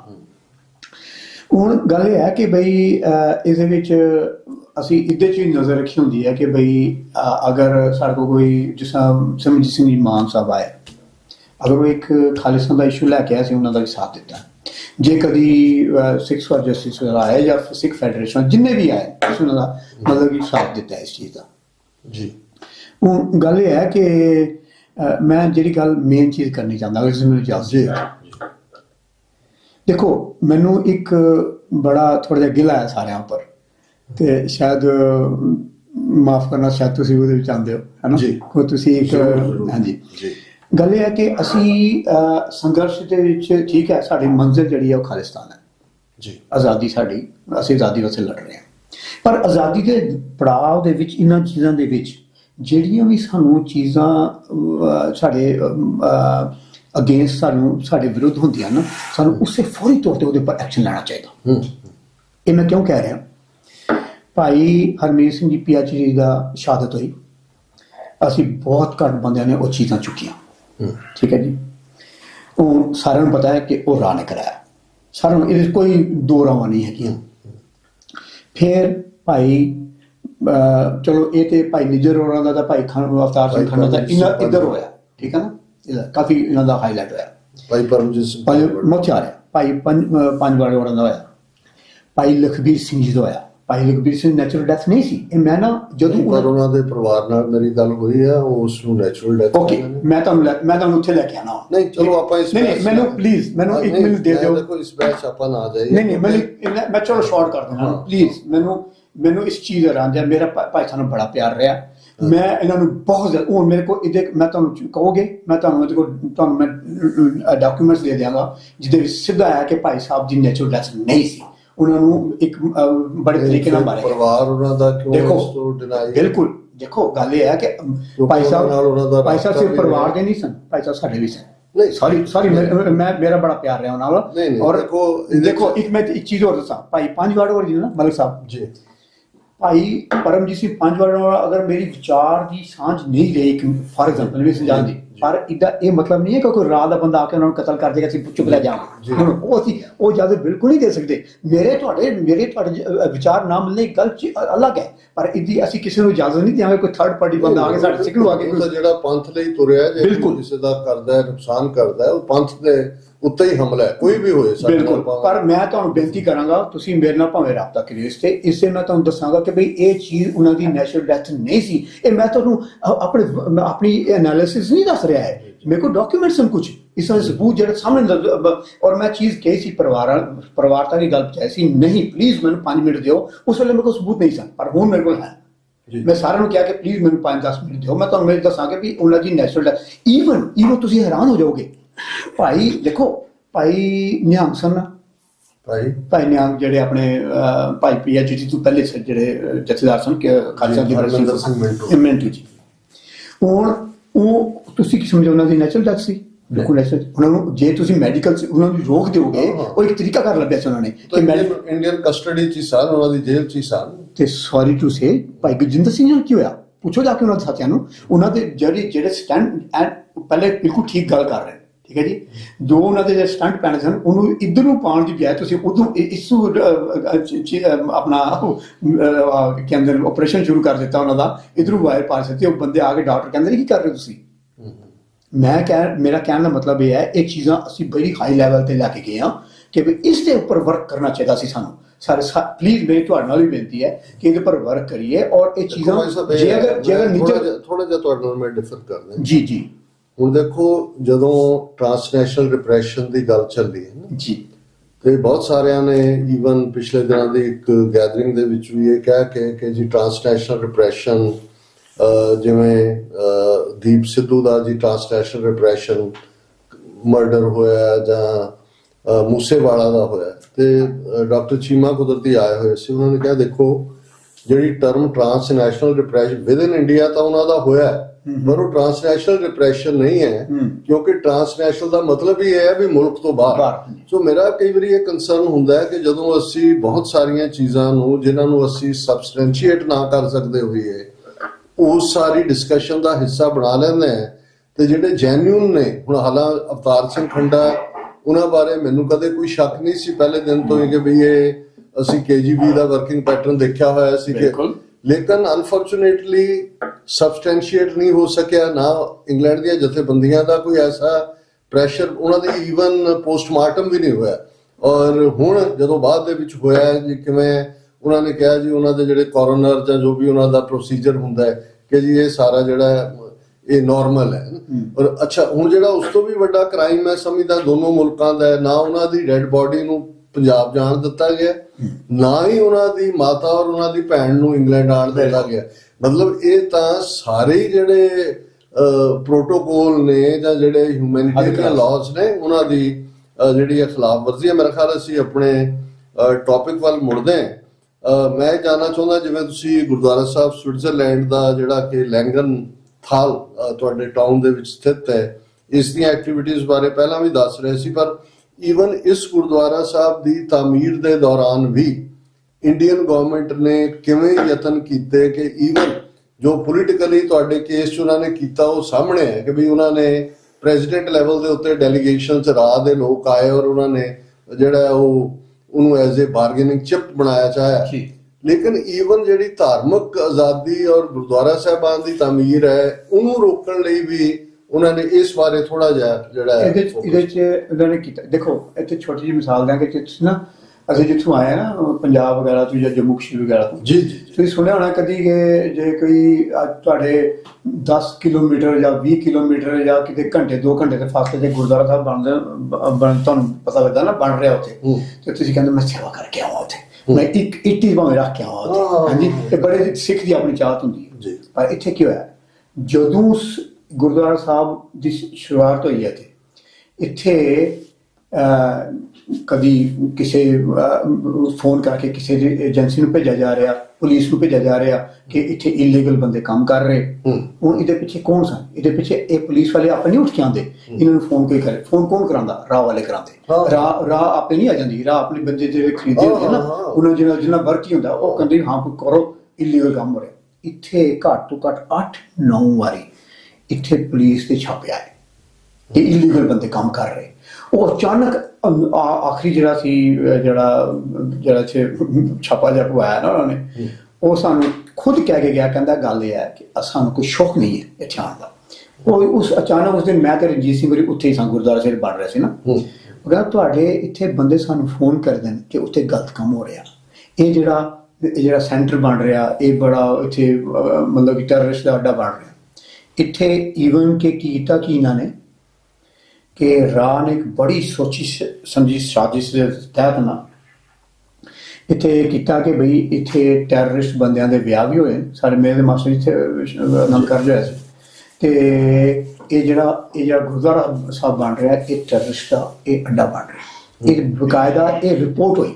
ਔਰ ਇਹ ਜਿਹੜੀ ਮੈਂ ਗੱਲ ਕੀਤੀ ਹੈ ਨਾ ਇੱਥੇ ਪਗੜੀ ਧਾਰੀ ਦੇ ਲੰਬੇ ਲੰਬੇ ਦਾੜੀਆਂ ਵਾਲੇ, ਇਹ ਇਹਨਾਂ ਨੇ ਹੀ ਰਿਪੋਰਟ ਕੀਤੀ ਇੱਥੇ। ਜੀ। ਔਰ ਸਾਨੂੰ ਉਹਨਾਂ ਨੇ ਦੱਸਿਆ ਨਹੀਂ, ਉਹ ਤਾਂ ਇਹਦੇ 'ਚ ਕੋਈ ਸ਼ੱਕ ਨਹੀਂ ਹੈ ਉਹਨਾਂ ਨੇ ਕਿ ਸਾਨੂੰ ਸਿੱਖੀ ਬਾਣੇ 'ਚ ਬਿਲਕੁਲ ਰਾਜ ਉਹਨਾਂ ਨੇ ਦੀ ਇਨਫਿਲਟ੍ਰੇਸ਼ਨ ਬੜੀ ਹੈਵੀਲੀ ਬਿਲਕੁਲ ਉਸ ਆਫਿਸਰ ਨੇ, ਉਹ ਜਿਹੜਾ ਜੱਜ ਸੀ, ਉਹਨੇ ਮੈਨੂੰ ਬੁਲਾਇਆ, ਸਾਡਾ ਵਕੀਲ ਵੀ ਸੀ, ਮੈਂ ਤੇ ਮਾਸਟਰ ਜੀ ਉੱਥੇ ਸਨ।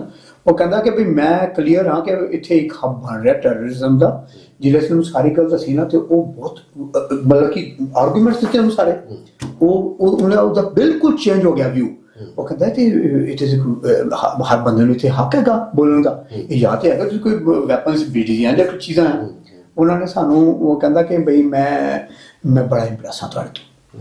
ਕਹਿਣ ਦਾ ਭਾਵ ਹੈ ਕਿ ਸ਼ੁਰੂ ਤੋਂ ਲੈ ਕੇ ਆਖਰ ਦੇ ਤੱਕ ਰਾਹ ਦੀ ਪੂਰੀ ਜ਼ੋਰ ਰਹੇ ਕਿ ਬਈ ਇਹ ਜਿਹੜਾ ਚੀਜ਼ ਹੈ ਕਿ ਅਗਰ ਇਹ ਬਣ ਗਿਆ ਗੁਰਦੁਆਰਾ ਸਾਹਿਬ, ਤੇ ਪੂਰੇ ਯੂਰਪ ਦੇ ਵਿੱਚ ਇੱਕ ਹੱਬ ਬਣ ਜਾਏਗਾ ਇਹਨਾਂ ਦਾ, ਜਿੱਥੇ ਇਹ ਆਜ਼ਾਦੀ ਦੀ ਗੱਲ ਕਰ ਸਕਣਗੇ। ਪਰ ਇਹਨਾਂ ਨੇ ਪ੍ਰੋਜੈਕਟ ਕੀਤਾ ਕਿ ਇਹ ਟੈਰਰਿਸਟ ਐਕਟੀਵਿਟੀ ਦਾ ਇੱਕ ਅੱਡਾ ਬਣ ਰਿਹਾ। ਉਹ ਉਸਦੇ ਤਹਿਤ ਹੀ ਉਹਨਾਂ ਨੇ ਫਾਈਨੈਂਸ਼ਲੀ ਵੀ ਸਾਨੂੰ ਤੁੰਨ ਦਿੱਤਾ, ਫਾਈਨੈਂਸ਼ਲੀ ਇਸ ਤਰ੍ਹਾਂ ਕਿ ਉਹ ਰਣਜੀਤ ਸਿੰਘ ਹੋਰੀ ਸਨ, ਉਹਨਾਂ ਨੂੰ ਵੀ ਤੁੰਨ ਦਿੱਤਾ। ਸਾਡੇ ਆਪਣੇ ਜਿਹੜੇ ਹੋਰ ਸਨ, ਉਹਨਾਂ ਨੂੰ ਮਤਲਬ ਤਹਿਸ ਨਹਿਸ ਕੀਤਾ ਜਿਨ੍ਹਾਂ ਨੇ। ਪਰ ਐਂਡ ਤੱਕ ਜਾ ਕੇ ਇਹਨਾਂ ਨੇ ਕੋਸ਼ਿਸ਼ ਕੀਤੀ ਕਿ ਬਈ ਕਿਸੇ ਤਰੀਕੇ ਗੁਰਦੁਆਰਾ ਸਾਹਿਬ ਨਾ ਬਣੇ, ਪਰ ਸੱਚੇ ਪਾਤਸ਼ਾਹ ਦੀ ਬਖਸ਼ਿਸ਼ ਇਹ ਚੀਜ਼ ਬਣ ਗਈ। ਤੁਸੀਂ ਦੇਖੋ ਯੂਰਪ ਬਾਹਰ ਗੁਰਦੁਆਰਾ ਦੇ। ਮਾਸਟਰ ਜੀ ਵੱਲ ਮੁੜਨ ਤੋਂ ਪਹਿਲਾਂ ਮੈਂ ਇੱਕ ਤੁਹਾਨੂੰ ਸਵਾਲ, ਜਿਹੜਾ ਕਿ ਪਿਛਲੀ ਡਿਸਕਸ਼ਨ 'ਚ ਜਦੋਂ ਤੁਸੀਂ ਜ਼ਿਕਰ ਕੀਤਾ ਕਿ ਤੁਹਾਨੂੰ ਫਾਂਸੀ ਸੈੱਲ 'ਚ ਰੱਖ ਦਿੱਤਾ ਗਿਆ, ਫਾਂਸੀ ਦੀ ਸਜ਼ਾ ਹੋਈ ਪਾਕਿਸਤਾਨ ਦੀ ਜੇਲ੍ਹ ਦੇ ਹਵਾਲੇ ਨਾਲ ਜਾਂ ਪਾਕਿਸਤਾਨ ਦੀ ਅਦਾਲਤ ਦੇ ਹਵਾਲੇ ਨਾਲ, ਫਿਰ ਤੁਹਾਡੀ ਫਾਂਸੀ ਕਿਵੇਂ ਟੁੱਟੀ, ਉਮਰ ਕੈਦ 'ਚ ਕਿਵੇਂ ਕਨਵਰਟ ਹੋਈ? ਡਾਕਟਰ ਸਾਹਿਬ ਇੱਦਾਂ ਸੀ ਕਿ ਜਦੋਂ ਬੇਨਜ਼ੀਰ ਭੁੱਟੋ ਸਾਹਿਬਾ ਜਿਹੜੇ ਪ੍ਰਾਈਮ ਮਿਨਿਸਟਰ ਬਣੇ ਨਾ, ਉਸ ਵੇਲੇ ਉਹਨਾਂ ਦੇ ਜਿਹੜੇ ਬਹੁਤ ਜ਼ਿਆਦਾ ਜਿਹੜੇ ਪਾਰਟੀ ਵਰਕਰਸ ਉਹਨਾਂ ਨੂੰ ਸਜ਼ਾਏ ਮੌਤ ਹੋਈ ਸਨ। ਉਹ ਸਜ਼ਾਏ ਮੌਤ ਦੇ ਵਿੱਚ ਪੂਰੀ ਪਾਕਿਸਤਾਨ ਦੇ ਵਿੱਚ ਨਾ ਜੇਲ੍ਹਾਂ ਵਿੱਚ ਸਨ। ਤੇ ਉਹਨਾਂ ਨੂੰ ਜ਼ਿਆਉਲ ਹੱਕ ਦੇ ਪੀਰੀਅਡ 'ਚ ਜੀ ਐਗਜ਼ੈਕਟਲੀ ਰਾਈਟ, ਜਿਨ੍ਹਾਂ ਨੂੰ ਉਹਨਾਂ ਦਾ ਪ੍ਰੋਸੀਜਰ ਚੱਲ ਰਿਹਾ ਸੀ ਸਜ਼ਾਏ ਮੌਤ ਦੇ ਵਿੱਚ, ਸੁਪਰੀਮ ਕੋਰਟ ਦੇ ਵਿੱਚ ਸੀ, ਉਹ ਅਜੇ ਅੰਡਰ ਪ੍ਰੋਸੈਸ ਸੀ ਉਹਨਾਂ ਦਾ ਜੀ। ਤੇ ਹੁਣ ਜਿਹੜੇ ਬੇਨਜ਼ੀਰ ਭੁੱਟੋ ਆਏ ਤੇ ਉਹਨੇ ਦੇਖਿਆ ਕਿ ਬਈ ਇਹ ਜਿਹੜੇ ਮੇਰੇ ਵਰਕਰ ਸਨ, ਇਹਨਾਂ ਨੂੰ ਤਰੀਕਾਕਾਰ ਬਾਹਰ ਕਿਸਾਂ ਕਢਾਇਆ ਜਾਏ। ਤੇ ਬਾਹਰ ਦੇ ਉਹਨਾਂ ਨੂੰ ਇਹ ਸੀ ਕਿ ਜਨਰਲ ਐਮਨੈਸਟੀ ਦੇਵਾਂਗੇ ਅਗਰ ਇਹਨਾਂ ਦੀ ਜਿਹੜੀ ਸਜ਼ਾਏ ਮੌਤ ਹੈ ਉਹਨੂੰ ਅਸੀਂ ਕਨਵਰਟ ਕਰਦੇ ਹਾਂ ਉਮਰ ਕੈਦ ਦੇ ਵਿੱਚ, ਤੇ ਇਹ ਇਹਨਾਂ ਤੇ 11-12 ਸਾਲ ਵੈਸੇ ਗੁਜ਼ਾਰੀ ਦੀ ਹੈਗੀ ਹੈ, ਤੇ ਆਰਾਮ ਨਾਲ ਰਿਹਾ ਹੋ ਜਾਣਗੇ, ਹੈਨਾ। ਫਿਰ ਉਹਨਾਂ ਨੇ ਪ੍ਰੈਜ਼ੀਡੈਂਟ ਦੇ ਥਰੂ ਜਨਰਲ ਐਮਨੈਸਟੀ ਦਿੱਤੀ ਸੀ ਕਿ ਬਈ ਇਹ ਕਨਵਰਟ ਕੀਤੀ ਉਹਨਾਂ ਨੇ ਸਜ਼ਾਏ ਮੌਤ ਤੋਂ ਉਮਰ ਕੈਦ। ਤੇ ਉਹਦਾ ਬੈਨੀਫਿਟ ਸਾਰੇ ਹੀ ਪਾਕਿਸਤਾਨ ਹੋਇਆ, ਲੇਕਿਨ ਸਾਨੂੰ ਨਹੀਂ ਕੀਤਾ ਉਹਨਾਂ ਨੇ। ਪਹਿਲੇ ਹੋਇਆ ਕਿ ਇਹ ਉਹਨਾਂ ਨੇ ਜਦੋਂ ਇਹ ਉਹਨਾਂ ਨੂੰ ਕਨਵਰਟ ਕੀਤੀ ਨਾ, ਤੇ ਸਾਡੇ ਵਕੀਲਾਂ ਨੇ ਕਿਹਾ, ਕਹਿੰਦੇ ਨਹੀਂ ਜੀ ਇਹ ਜਿਹੜੇ ਹੈਗੇ ਨੇ ਫੋਰਨਰਸ ਹੈਗੇ, ਹੈਨਾ। ਪਰ ਉਹਨਾਂ ਨੇ ਪਲੀ ਲਈ ਕਿ ਵੀ ਫੋਰਨਰਸ ਹੈਗੇ, ਪਰ ਲਾ ਤੇ ਇਹਨਾਂ ਪਰ ਜੇ ਡੋਮੈਸਟਿਕ ਟ੍ਰਾਇਲ ਤਾਂ ਪਾਕਿਸਤਾਨ ਦੇ ਜੇ ਟ੍ਰਾਇਲ ਉੱਥੇ ਹੋਇਆ ਤੇ ਉਹ ਤੇ ਲਾ ਇਹਨਾਂ ਪਰ ਵੀ ਹੁੰਦਾ। ਫਿਰ ਸਾਨੂੰ ਇਹ ਜਿਹੜਾ ਸੀ ਜਿਹੜੀ ਜਨਰਲ ਐਮਨੈਸਟੀ ਮਿਲਦੀ ਸੀ, ਇਹਦੇ 3 ਮਹੀਨੇ ਬਾਅਦ ਸਾਨੂੰ ਫਿਰ ਸਾਡੀ ਵੀ ਕਨਵਰਟ ਹੋਈ ਉਮਰ ਕੈਦ ਦੇ ਵਿੱਚ। ਜੀ। ਮੈਂ ਮਾਸਟਰ ਜੀ ਤੁਹਾਡੇ ਵੱਲ ਮੁੜਦਾ। ਤੁਸੀਂ ਸਾਰੀ ਜ਼ਿੰਦਗੀ ਸੰਘਰਸ਼ ਨੂੰ ਸਮਰਪਿਤ ਕੀਤੀ, ਤੁਸੀਂ ਇੱਕ ਦਾਰਸ਼ਨਿਕ ਹੋ, ਵਿਦਵਾਨ ਹੋ, ਅੱਜ ਵੀ ਜਿਹੜੇ ਪਾਕਿਸਤਾਨ ਦੇ ਆਲਮ ਨੇ ਉਹਨਾਂ ਦੇ ਨਾਲ ਰਾਬਤਾ ਵਿੱਚ ਵੀ ਰਹਿੰਦੇ ਹੋ। ਇਹ ਸਾਰੇ ਸੰਘਰਸ਼ ਨੂੰ ਤੁਸੀਂ ਪਹਿਲੇ ਪੜਾਅ ਤੋਂ ਹੁਣ ਤੱਕ ਦੇਖਿਆ।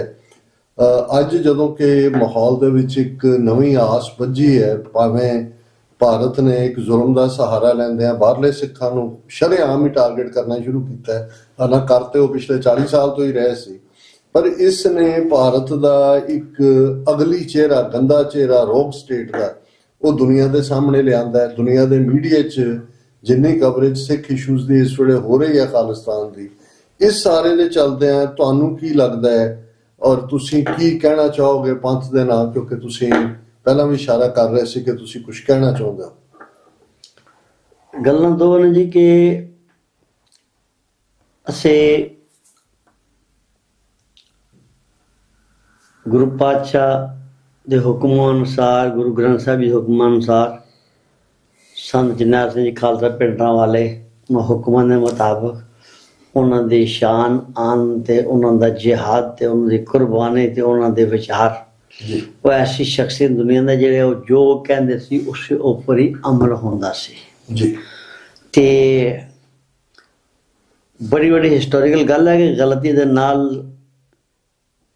ਇੱਕ ਸਿੰਘ ਸੀ ਜੰਮੂ ਤੋਂ ਆਇਆ, ਜਥਾ ਆਇਆ ਸੀ ਗ੍ਰਿਫਤਾਰੀ ਦੀ ਵਜ੍ਹਾ ਸੰਤਾਂ ਦੇ, ਜਦੋਂ ਆਉਂਦੇ ਸੰਤ ਜੀ ਤਕਰੀਰ ਕਰਨ ਲੱਗੇ ਤੇ ਉਹ ਕਹਿੰਦਾ ਸੰਤ ਜੀ ਕਰਨ ਸਿੰਘ ਦੀ ਮਾਤਾ ਜੀ ਆਏ ਹੋਏ ਨੇ ਤੇ ਉਹਨਾਂ ਦਾ ਘਰ ਬਾਹਰ ਨੂੰ ਕੋਈ ਪੁੱਛਗਿੱਛ ਨਹੀਂ ਕਰਦਾ, ਇਹਨਾਂ ਦਾ ਹਾਲਾਤ ਬੜੇ।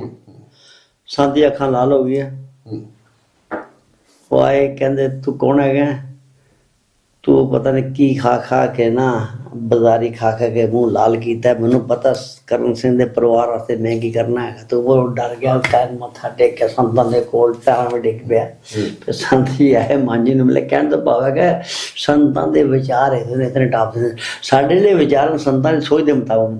ਗੁਰਦੁਆਰਾ ਸਾਹਿਬ ਸਵਿਟਜ਼ਰਲੈਂਡ ਵਰਲਡ ਦਾ ਇੱਕੋ ਗੁਰਦੁਆਰਾ, ਇੱਥੇ ਕੋਈ ਕਮੇਟੀ ਨਹੀਂ, ਕੋਈ ਪ੍ਰਧਾਨ ਨਹੀਂ। ਪ੍ਰਧਾਨ ਜਿਹੜੇ ਵੀ ਮੈਂ ਤੇ ਖਾਤੇ ਸੀ ਭਾਂਡੇ ਮਾਂਜਦੇ, ਉੱਥੇ ਰਣਜੀਤ ਸਿੰਘ ਹੋਰੀ ਸਫਾਈਆਂ ਕਰਦੇ ਨੇ। ਔਰ ਉੱਥੇ ਸਾਡਾ ਕੋਈ ਕਮੇਟਾ ਕੋਈ ਨਹੀਂ ਆਇਆ, ਕੁਛ ਵੀ ਨਹੀਂ ਹੈਗਾ ਜੀ। ਸਿਰਿਆ ਉਹ ਕਮੇਟੀ ਹੋਈ ਹੈਗੀ, ਜਿਹੜੇ ਲੋਕ ਉੱਥੇ ਸੇਵਾ ਕਰਦੇ ਨੇ, ਸਾਰਾ ਕੁਝ ਹੀ ਹੋ ਗਿਆ। ਉਹ ਗੁਰਦੁਆਰਾ ਨਾਂ ਦਾ ਨਾਮ ਵਰਲਡ ਦੇ ਇੱਕੋ ਗੁਰਦੁਆਰਾ ਜਿੱਥੇ ਸਿਰਫ ਨਾਂ ਹੈ ਗੁਰਦੁਆਰਾ ਸਾਹਿਬ ਸਵਿਟਜ਼ਰਲੈਂਡ। ਵੈਸੇ ਤੁਸੀਂ ਕਮੇਟੀ ਨੂੰ ਕਮੇਟਾ ਕਹਿ ਕੇ ਉਹਨਾਂ ਦਾ ਜਲੂਸ ਕੱਢਦੇ। ਅਸੀਂ ਕੁਝ ਕਮੇਟਾ ਨਹੀਂ। ਦੇਖੋ ਗੁਰਦੁਆਰਾ ਸਾਹਿਬ ਦਾ ਨਾਮ ਭਾਈ ਸਾਹਿਬ ਜੀ, ਬਿਲਕੁਲ ਗੁਰਦੁਆਰਾ ਸਾਹਿਬ ਦਾ ਨਾਮ ਗੁਰਦੁਆਰਾ ਸਾਹਿਬ ਸਵਿਟਜ਼ਰਲੈਂਡ। ਔਰ ਉੱਥੇ ਤੁਸੀਂ ਦੇਖਿਆ ਹੋਣਾ, ਅਸੀਂ ਪਾਤਸ਼ਾਹ ਦਾ ਜਿਹੜਾ ਬਖਸ਼ਿਆ ਹੋਇਆ ਖੰਡਾ ਹੈ, ਕੋਈ ਇੱਕੋ ਚੀਜ਼ ਹੈ, ਕੋਈ ਉੱਥੇ ਲਿਖਿਆ ਨਹੀਂ ਹੈਗਾ। ਅੱਜ ਵੇਲੇ ਸਿਰ ਪਹੁੰਚ ਗਏ, ਅਸੀਂ ਗੁਰਦੁਆਰਾ ਸਾਹਿਬ 'ਚ ਬੈਠ ਕੇ ਕੋਈ ਗੁਰਦੁਆਰਾ ਸਿੰਘ ਸਭਾ ਨੇ ਗੁਰਦੁਆਰਾ ਗੁਰਗ੍ਰੰਥ ਕੁਝ ਵੀ ਨਹੀਂ, ਸਿੱਧਾ ਨਾਰਮਲ ਸਿਮ ਰੱਖਿਆ। ਔਰ ਉੱਥੇ ਸੱਚੇ ਪਾਤਸ਼ਾਹ ਕਰੇ, ਉੱਥੇ ਕੋਈ ਪ੍ਰਧਾਨ ਨਹੀਂ, ਕੋਈ ਇਹ ਨਹੀਂ, ਕੋਈ ਉਹ ਨਹੀਂ, ਕੋਈ ਨੌਕਰ ਨਹੀਂ, ਕੋਈ ਚਾਕਰ ਨਹੀਂ, ਸਭ ਗੁਰੂ ਦੇ ਚਾਕਰ, ਸਭ ਚਾਕਰ। ਔਰ ਤੇ ਤਮਾਮ ਤੋਂ ਤਮਾਮ ਸਾਡੀ ਸਵਿਟਜ਼ਰਲੈਂਡ ਇਤਨੀ ਇੱਜ਼ਤ ਹੈ ਨਾ ਗੁਰਦੁਆਰਾ ਸਾਹਿਬ ਦੀ ਵਜ੍ਹਾ ਨਾਲ। ਉੱਥੇ ਕਮ ਸੇ ਕਮ 10 ਪ੍ਰੈਜ਼ੀਡੈਂਟ ਉਹ ਸਾਡੇ ਦੋਸਤ ਹੈਗੇ ਨੇ, ਕਈ ਮਿਨਿਸਟਰ ਦੋਸਤ ਹੈਗੇ ਗੁਰਦੁਆਰਾ ਸਾਹਿਬ ਦੀ ਵਜ੍ਹਾ ਨਾਲ। ਉਹ ਕਹਿਣ ਤੋਂ ਭਾਵ ਹੈ ਕਿ ਪਾਕਿਸਤਾਨ ਦੇ ਵਿੱਚ ਗੁਰਦੁਆਰਾ ਸਾਹਿਬ ਸਿੱਖੀ ਦੀ ਵਜ੍ਹਾ ਦੇ ਨਾਲ ਨਵਾਜ਼ ਸ਼ਰੀਫ ਸਾਹਿਬ ਸਾਡੇ ਮਿਹਰਬਾਨ ਸਨ, ਸ਼ਹਿਬਾਜ਼ ਸ਼ਰੀਫ ਸਾਹਿਬ, ਇਮਰਾਨ ਖਾਨ ਸਾਹਿਬ, ਔਰ ਕਾਜ਼ੀ ਪਾਕਿਸਤਾਨ ਦੀ। ਦੇਖੋ ਮੈਂ ਜਿੰਨਾ ਹਾਲਾਂ ਮੈਨੂੰ ਕਦੇ ਜਾਣ ਦਾ ਮੌਕਾ ਨਹੀਂ ਬਣਿਆ, ਪਰ ਮੈਂ ਜੋ ਖੂਬਸੂਰਤੀ ਦੇਖਦਾ ਉੱਥੇ ਹਕੂਮਤ ਕਿਸੇ ਪਾਰਟੀ ਦੀ ਆ ਜਾਏ, ਭਾਵੇਂ ਫੌਜ ਆ ਜਾਏ, ਸਿੱਖਾਂ ਪ੍ਰਤੀ ਜਿਹੜਾ ਪਾਕਿਸਤਾਨੀ ਆਵਾਮ ਦਾ ਪਿਆਰ ਹੈ ਉਹ ਅਥਾਹ ਹੈ। ਔਰ ਮੈਂ ਐਲਾਨੀਆਂ ਕਰ ਰਿਹਾ ਇਸ ਦੇ ਵਿੱਚ ਜਮਾਤ ਇਸਲਾਮੀ ਪਾਕਿਸਤਾਨ ਉਹਦਾ ਇੱਕ ਬੜਾ ਵੱਡਾ ਰੋਲ ਹੈ। ਆਉਣ ਵਾਲੇ ਸੱਚੇ ਪਾਤਸ਼ਾਹ ਕਿਰਪਾ ਕਰੇਗਾ ਕਿ ਉਹਨਾਂ ਨੇ ਜੋ ਕੰਮ ਸਿੱਖਾਂ ਦੇ ਵਾਸਤੇ ਕੀਤੇ ਨੇ, ਜੋ ਕਮਾਲ ਕੀਤਾ ਹੈਗਾ, ਉਹਨਾਂ ਨੂੰ ਸੱਚੇ ਪਾਤਸ਼ਾਹ ਅੱਲਾਹ ਤਾਲਾ ਰਹਿਮਤੁल्लाह ਉਹਨਾਂ ਨੂੰ ਬਰਕਤ ਬਖਸ਼ੇ, ਕਾਮਯਾਬੀ ਬਖਸ਼ੇ, ਔਰ ਲਿਓ ਬਹੁਤ ਕਾਮਯਾਬੀ ਵਾਲੀ ਪੋਜੀਸ਼ਨ ਵਿੱਚ ਜਾ ਰਹੇ ਨੇ। ਭਾਈ ਹਰਵਿੰਦਰ ਸਿੰਘ ਜੀ, ਅਖੀਰਲਾ ਜਿਹੜਾ ਵਰਡ ਹੈ ਉਹ ਤੁਹਾਡਾ। ਤੁਸੀਂ ਗੁਰੂ ਨੇ ਤੁਹਾਨੂੰ ਨਵਾਜਿਆ ਸੇਵਾ ਦੇ ਨਾਲ, ਉੱਥੇ ਵੀ ਇੱਥੇ ਵੀ ਤੁਸੀਂ ਇਸ ਪਾਸੇ ਜੁੜੇ ਹੋ।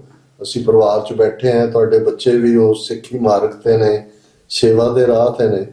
ਔਰ ਹੁਣ ਸੈਕੰਡ ਥਰਡ ਜਨਰੇਸ਼ਨ ਜਿਨ੍ਹਾਂ ਦੇ ਕੋਲ ਭਾਵੇਂ ਟਿਕਟੌਕ ਔਰ ਸੋਸ਼ਲ ਮੀਡੀਆ ਦੀ ਜਾਣਕਾਰੀ ਹੈ, ਜਿਹੜੀ ਡਬਲ ਐਜ ਸੌਰਡ ਹੈ, ਮਿਸ ਇਨਫੋਰਮੇਸ਼ਨ ਵੀ ਹੈ, but at the same time ਉਹ ਇਨਫੋਰਮੇਸ਼ਨ ਵੀ ਇੱਕ ਦੂਜੇ ਨਾਲ ਸ਼ੇਅਰ ਕਰਦੇ ਨੇ।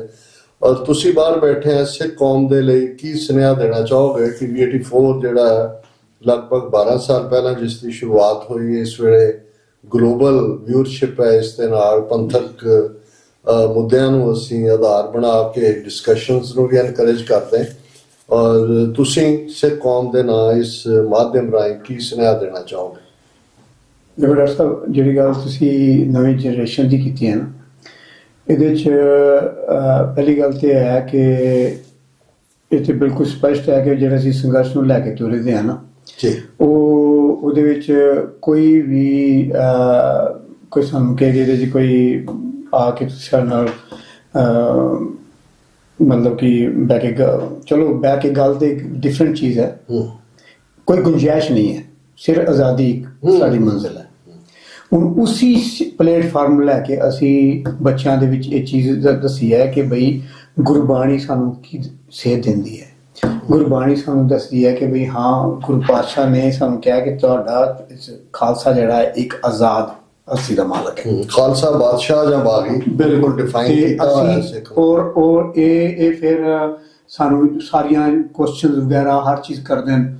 ਉਸਦੇ ਬਿਨਾਂ ਪਰ ਇਹ ਜਿੰਨੇ ਵੀ 20 ਸਾਲ ਦੇ ਬੱਚੇ ਹੋਏ ਨੇ ਸਾਨੂੰ ਇਹ ਫਖਰ ਹੈ ਕਿ ਬਈ ਇਹ ਇੱਕ ਸੰਘਰਸ਼ ਦੇ ਰਾਹ ਤੇ ਤੁਰੇ ਦੇ ਨੇ। ਇਹਨਾਂ ਦਾ ਇੱਕ ਡਿਫਰੈਂਟ ਹੈ। ਇਹ ਨਹੀਂ ਹੈ ਕਿ ਬਈ ਤੁਸੀਂ ਇਹ ਆਖੋ ਕਿ ਬਈ ਇਹ ਅਗਰ ਇੱਥੇ ਫਰੀडम ਆਫ ਸਪੀਚ ਹੈ, ਅਗਰ ਇਹੋ ਗੱਲ ਕਰਦੇ ਨੇ, ਇਹਦਾ ਇਹ ਵੀ ਮਤਲਬ ਨਹੀਂ ਹੈ ਕਿ ਇਹਨਾਂ ਨੂੰ ਕੋਈ ਮਾਰ ਕੇ ਚਲੇ ਜਾਏਗਾ। ਇਹ ਗੱਤਕੇ ਵਿੱਚ ਵੀ ਗਏ ਨੇ, ਉਸੇ ਮਾਰਸ਼ਲ ਆਰਟ 'ਚ ਵੀ ਇਹ ਸਾਰੇ ਮਾਹਿਰ ਹੈਗੇ ਨੇ। ਹੁਣ ਗੱਲ ਇਹ ਹੈ ਕਿ ਬਈ ਮੇਰੀ ਜਿਹੜੀ ਬੇਨਤੀ ਹੈ, ਸਾਰੇ ਜਿਹੜੇ ਤੁਹਾਡੇ ਸੁਣਨ ਵਾਲੇ ਬੜੇ ਅੱਛੇ ਤੁਹਾਡੇ ਵਿਊਅਰਸ ਹੈਗੇ ਸਾਰੇ, ਵੈਸੇ ਤੁਹਾਡੀ ਆਪਣੀ ਬੜੀ ਤੁਸੀਂ ਜਿਹੜੇ ਪ੍ਰੋਗਰਾਮ ਦਿੰਦੇ ਹੋ, ਗੱਲ ਇਹ ਹੈ ਕਿ ਜਿੰਨੇ ਵੀ ਪੂਰੀ ਗਲੋਬਲੀ ਇਹਦੇ ਵਿੱਚ ਨਾ ਇੱਕ ਕਰਦੇ ਹੋਣਗੇ, ਮੈਨੂੰ ਨਹੀਂ ਪਤਾ ਹੁਣ ਅਮਰੀਕਾ ਦੇ ਵਿੱਚ ਕਿਸ ਤਰ੍ਹਾਂ ਦਾ ਮਾਹੌਲ ਹੈ ਜਾਂ ਕੈਨੇਡਾ ਵਿੱਚ। ਚਲੋ ਕੈਨੇਡਾ ਦਾ ਅਸੀਂ ਸੁਣਦੇ ਰਹਿੰਦੇ ਹਾਂ, ਅਸੀਂ ਅਮਰੀਕਾ ਦੇ ਨਾਲ ਨਹੀਂ, ਕਿ ਬਈ ਹਰ ਜਿਹੜੇ ਜਿੱਥੇ ਗੁਰਦੁਆਰੇ ਨੇ ਉੱਥੇ ਇੱਕ ਸਾਨੂੰ ਜਿਹੜੇ ਹੁਣ ਅਸੀਂ ਜਿਹੜੇ ਬਜ਼ੁਰਗ ਹੋਈ ਜਾ ਰਹੇ ਹਾਂ, 60 ਸਾਲ 50 ਦੇ ਉੱਪਰ ਟੱਪੀ ਜਾ ਰਹੇ 60, ਅਸੀਂ ਇਹਨਾਂ ਨੂੰ ਥੋੜੀ ਅੱਗੇ ਲਿਆਈਏ, ਸਪੇਸ ਦਈਏ, ਲੇਕਿਨ ਇਹਨਾਂ ਦੇ ਪਿੱਛੇ ਪਿਲਰ ਬਣ ਕੇ ਇੱਕ ਖੜੇ ਰਹੀਏ।